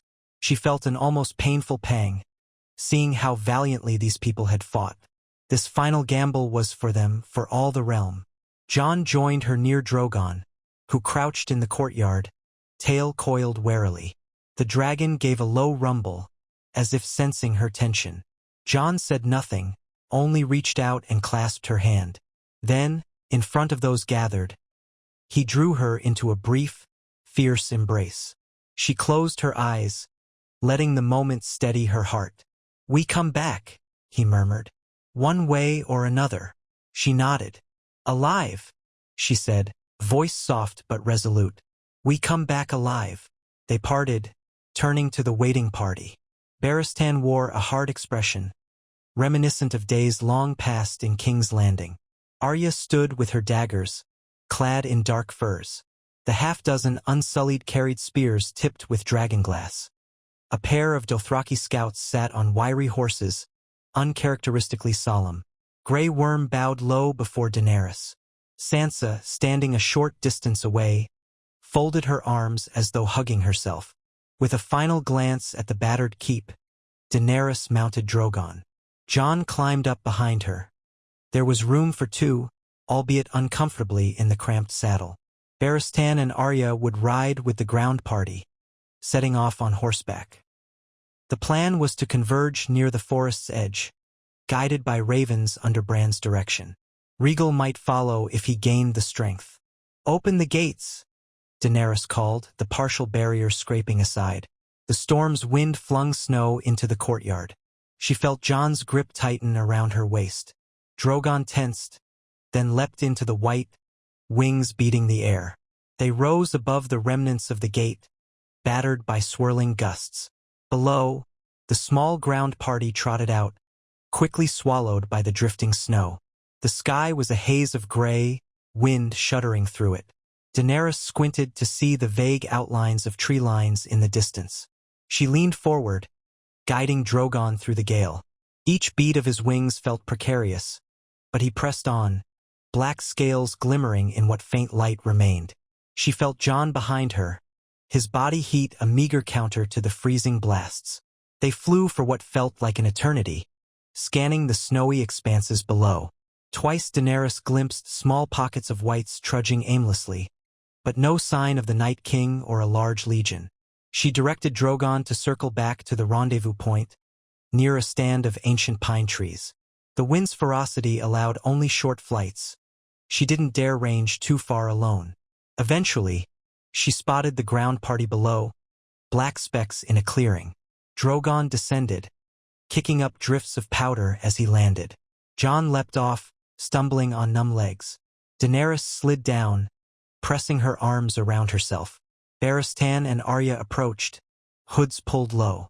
One of the Dothraki scouts pointed west, muttering that they saw faint movement in the distance, near a cluster of stark, leafless trees. As Daenerys tried to glean details, a raven swooped overhead, cawing in the swirling snow. It circled once, then flew off to the west, as if beckoning them to follow. Arya exchanged a look with Barristan. "Bran," she said simply. "He's guiding the raven." They advanced carefully, Drogon padding behind them in the forest's edge. They moved in near silence, the only sound the crunch of snow under boots. Jon and Daenerys walked together, weapons ready. Her short sword at her belt, Jon with Longclaw in hand. Barristan flanked them with the Unsullied. Arya and the Dothraki scouts slipped ahead, scouting for any ambush. The raven reappeared, fluttering between gnarled branches heavy with snow. They followed it deeper into the woods, step by step, tension coiling in every muscle. The wind hissed through the trees, but it was calmer here, partly shielded from the open plains. An unnatural hush lay over the glade. Daenerys's breath plumed in front of her face. Suddenly Arya froze, raising a hand. A motion in the gloom, a faint figure. The Dothraki scouts knocked arrows, creeping forward. The figure lurched, revealing itself as a single white, half its body broken as if it had fallen from a height. Without hesitation, Arya darted in, twin daggers flashing. The white collapsed in a swirl of decaying limbs, unmoving. They pressed on. More signs of a grim presence emerged.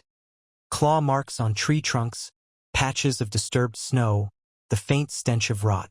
A few crows perched overhead, eerily silent.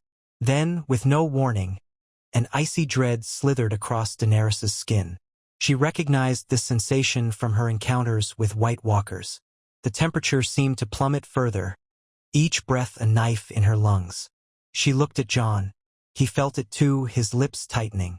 Barristan motioned for the Unsullied to form a half-circle. They advanced another dozen paces. The raven soared overhead, cawing in agitation. Then, in the partial gloom of the trees, Daenerys saw a shape. Tall, inhumanly still, crowned with a layer of rime. Glowing blue eyes. Beside him, half a dozen whites, all unnaturally motionless. She recognized the silhouette, the Night King. Her heart hammered. He stood with an air of quiet malevolence, as if expecting them. Perhaps he had sensed Bran's raven. A swirl of icy wind tugged at his tattered cloak. Behind him, the snow parted to reveal a handful of White Walkers, each bearing a spear or sword of razor ice. There was no massive army here, only a small retinue. Yet that did not lessen the danger. Arya and Barristan spread out, trying to flank them. Jon lifted Longclaw. Daenerys stepped back toward Drogon, who let out a guttural growl. She felt the dragon quiver, a mixture of fury and unease. The Night King's eyes locked on her, that eerie calm reflecting no emotion. Jon shouted, "This ends here." He lunged forward, hoping to replicate the advantage of Valyrian steel. But a White Walker interposed itself, swinging an ice blade. Sparks flew as Jon parried, nearly losing his footing on the slick snow. Barristan and two Unsullied engaged the other walkers, while Arya vanished into the shadows, presumably maneuvering for a lethal strike. Daenerys scrambled up Drogon's flank, gripping the saddle. "Dracarys!" she cried, unleashing a torrent of flame at the Night King. The storm parted around the blaze, brightening the forest gloom in a violent conflagration. Fire roared over the Night King's form, but she watched, heart sinking, as he raised a hand. frost-laced wind fought the flames, swirling around him.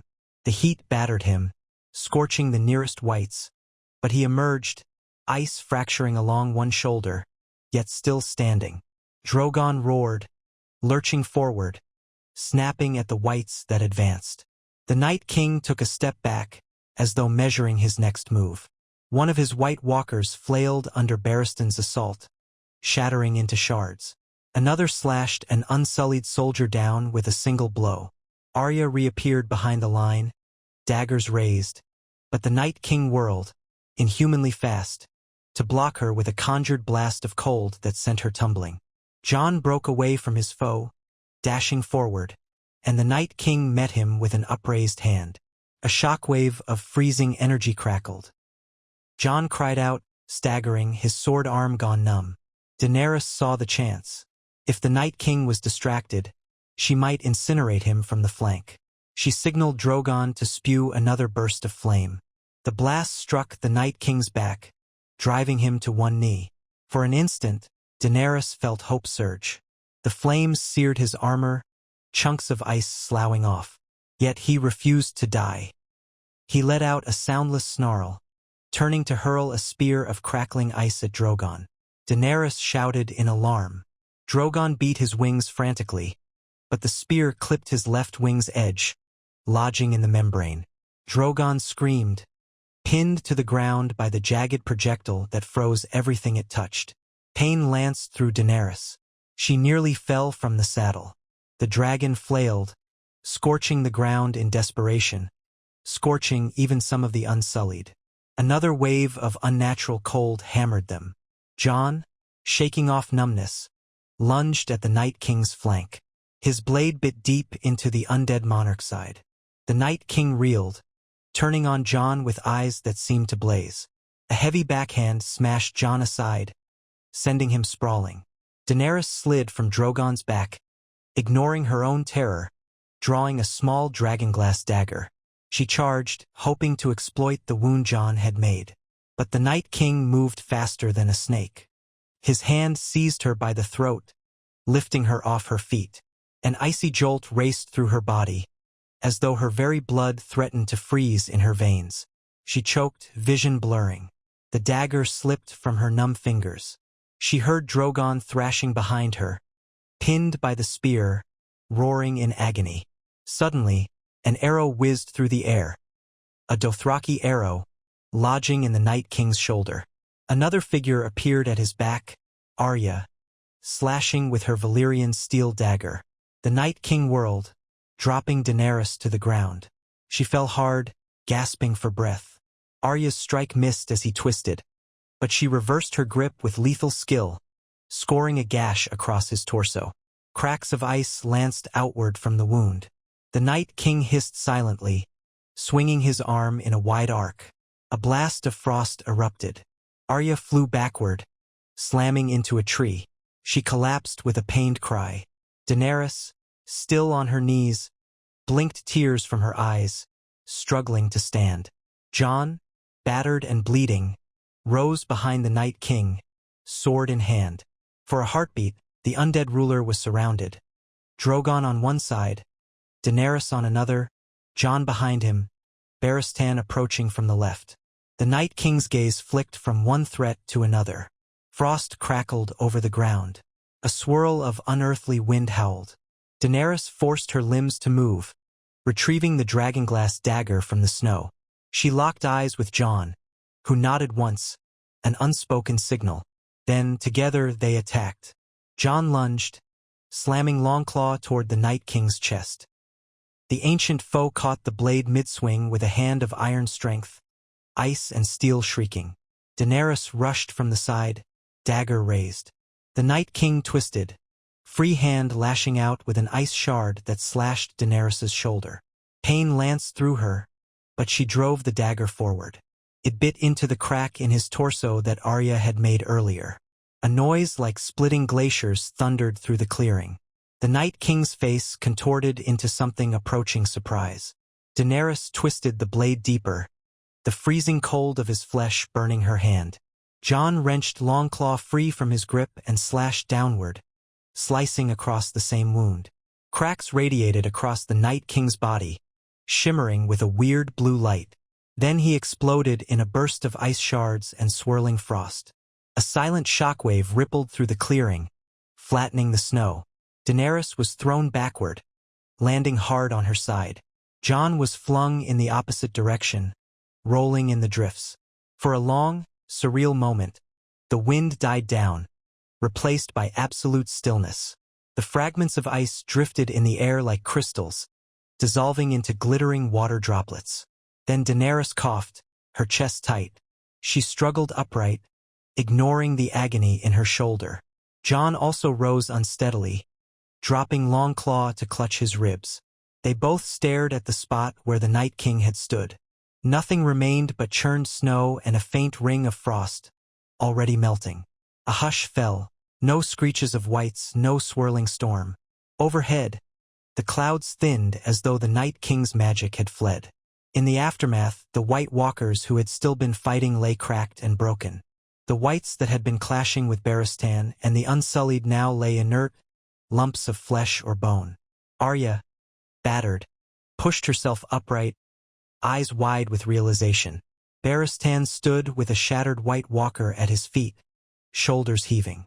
The Dothraki scouts stared in disbelief, bows slack in their hands. Nearby, Drogon whimpered softly, pinned by the ice spear in his wing but alive.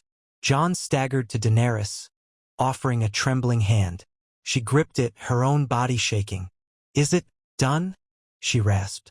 He nodded, tears pricking his eyes. "I think so. He's gone." A raw sob escaped her, half relief, half pain.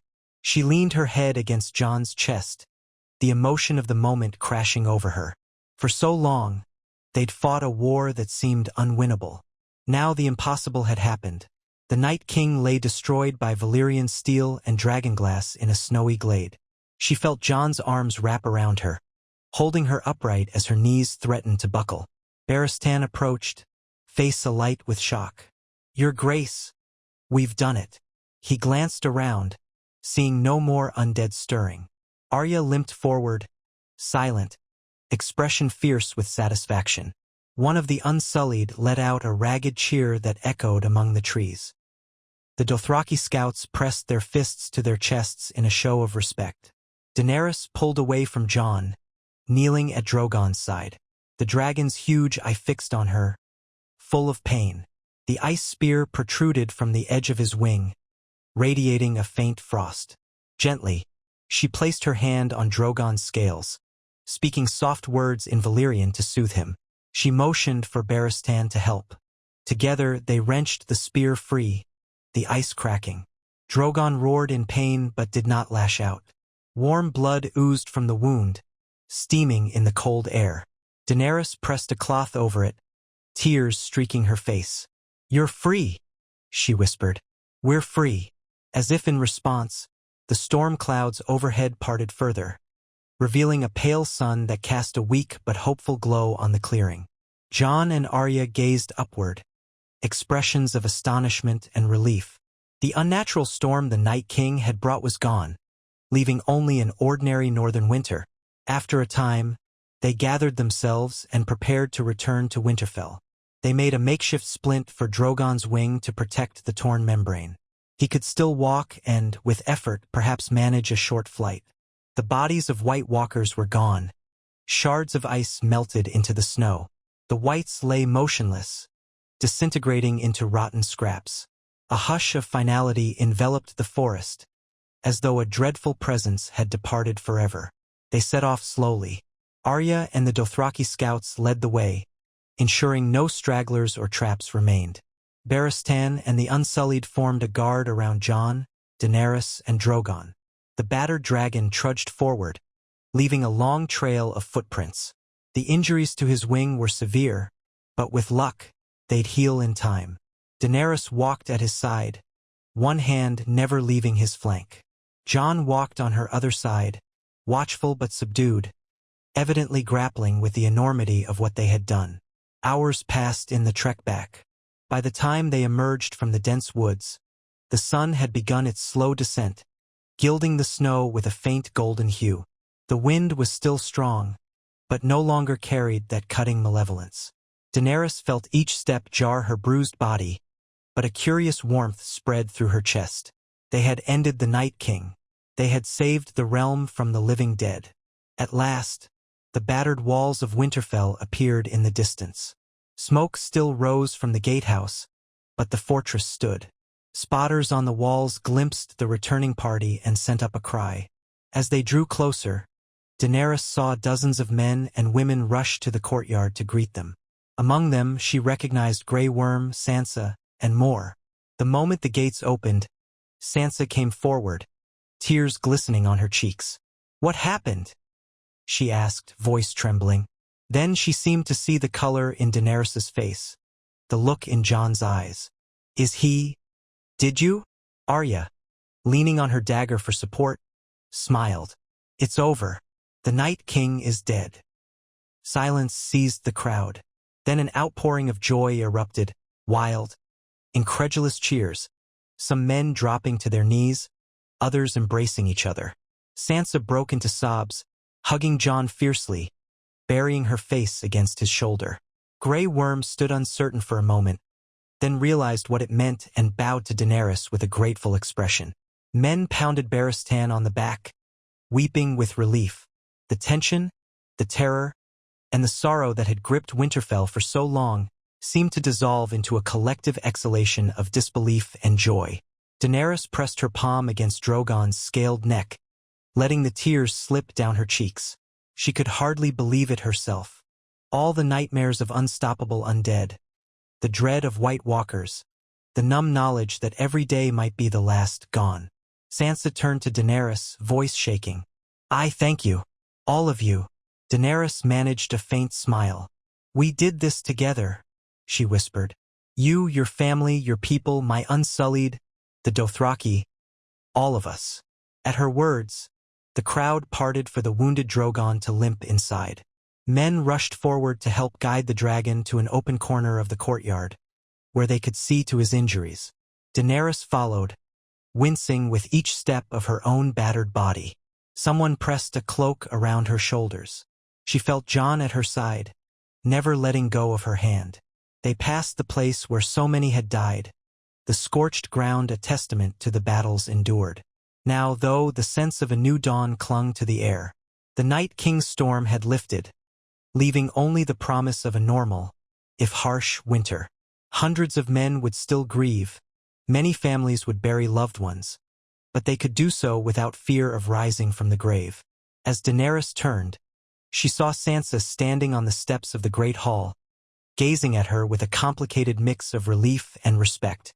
Arya, battered and bruised, nodded once from nearby. Barristan stepped forward, bowing to Daenerys. "Your Grace, I think we can truly say you have saved the realm from a darkness it has never known. All of you." Daenerys's throat felt tight. "We saved it together," she replied. "But there is still Cersei, still a realm to rebuild. We must decide what comes next." Jon gently squeezed her hand. "We have time now. The dead no longer threaten. Perhaps we can approach the future as we always meant to, in unity, not in conquest." She felt the faintest stir of a hopeful smile. "Yes, let's do so." In that moment, the battered courtyard echoed with something resembling celebration. Men cheering, hugging, weeping with relief. Even in the midst of the ruin, a flicker of happiness lit the air. Daenerys tilted her head back, gazing at the clearing sky. For so long, she had dreamed of a realm free of tyranny, of forging alliances rather than forging chains. Now, with the greatest enemy felled, she dared to believe such a dream might be in reach. It would not be easy. Thousands lay dead. Cersei Lannister might still plot to sabotage everything. Countless wounds, physical and otherwise, scarred the people who had survived. But for the first time, Daenerys felt that the wheel of cruelty and fear might truly be broken. The living had stood against the dead, side by side, and emerged triumphant. If they could unite in that, perhaps they could unite in peace.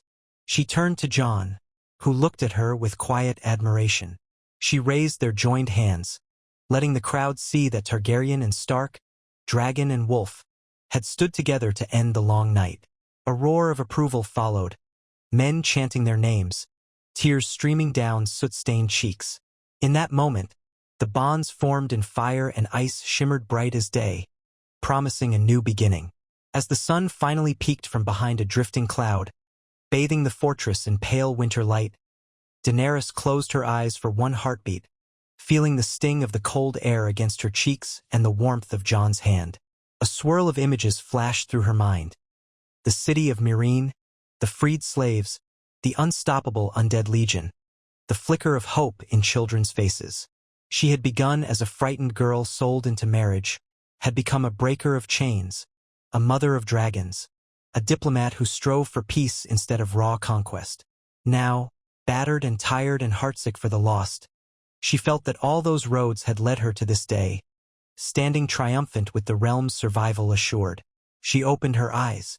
The cheering people, the swirling snow, the battered fortress, and the wide horizon all stretched before her. This was no final end, but the dawn of another story, one in which the living, finally free of the shadow of the dead, could choose how to shape their future. Together, in that knowledge, Daenerys drew in a trembling breath and smiled through her tears. Then she lifted her head to face whatever came next, unafraid.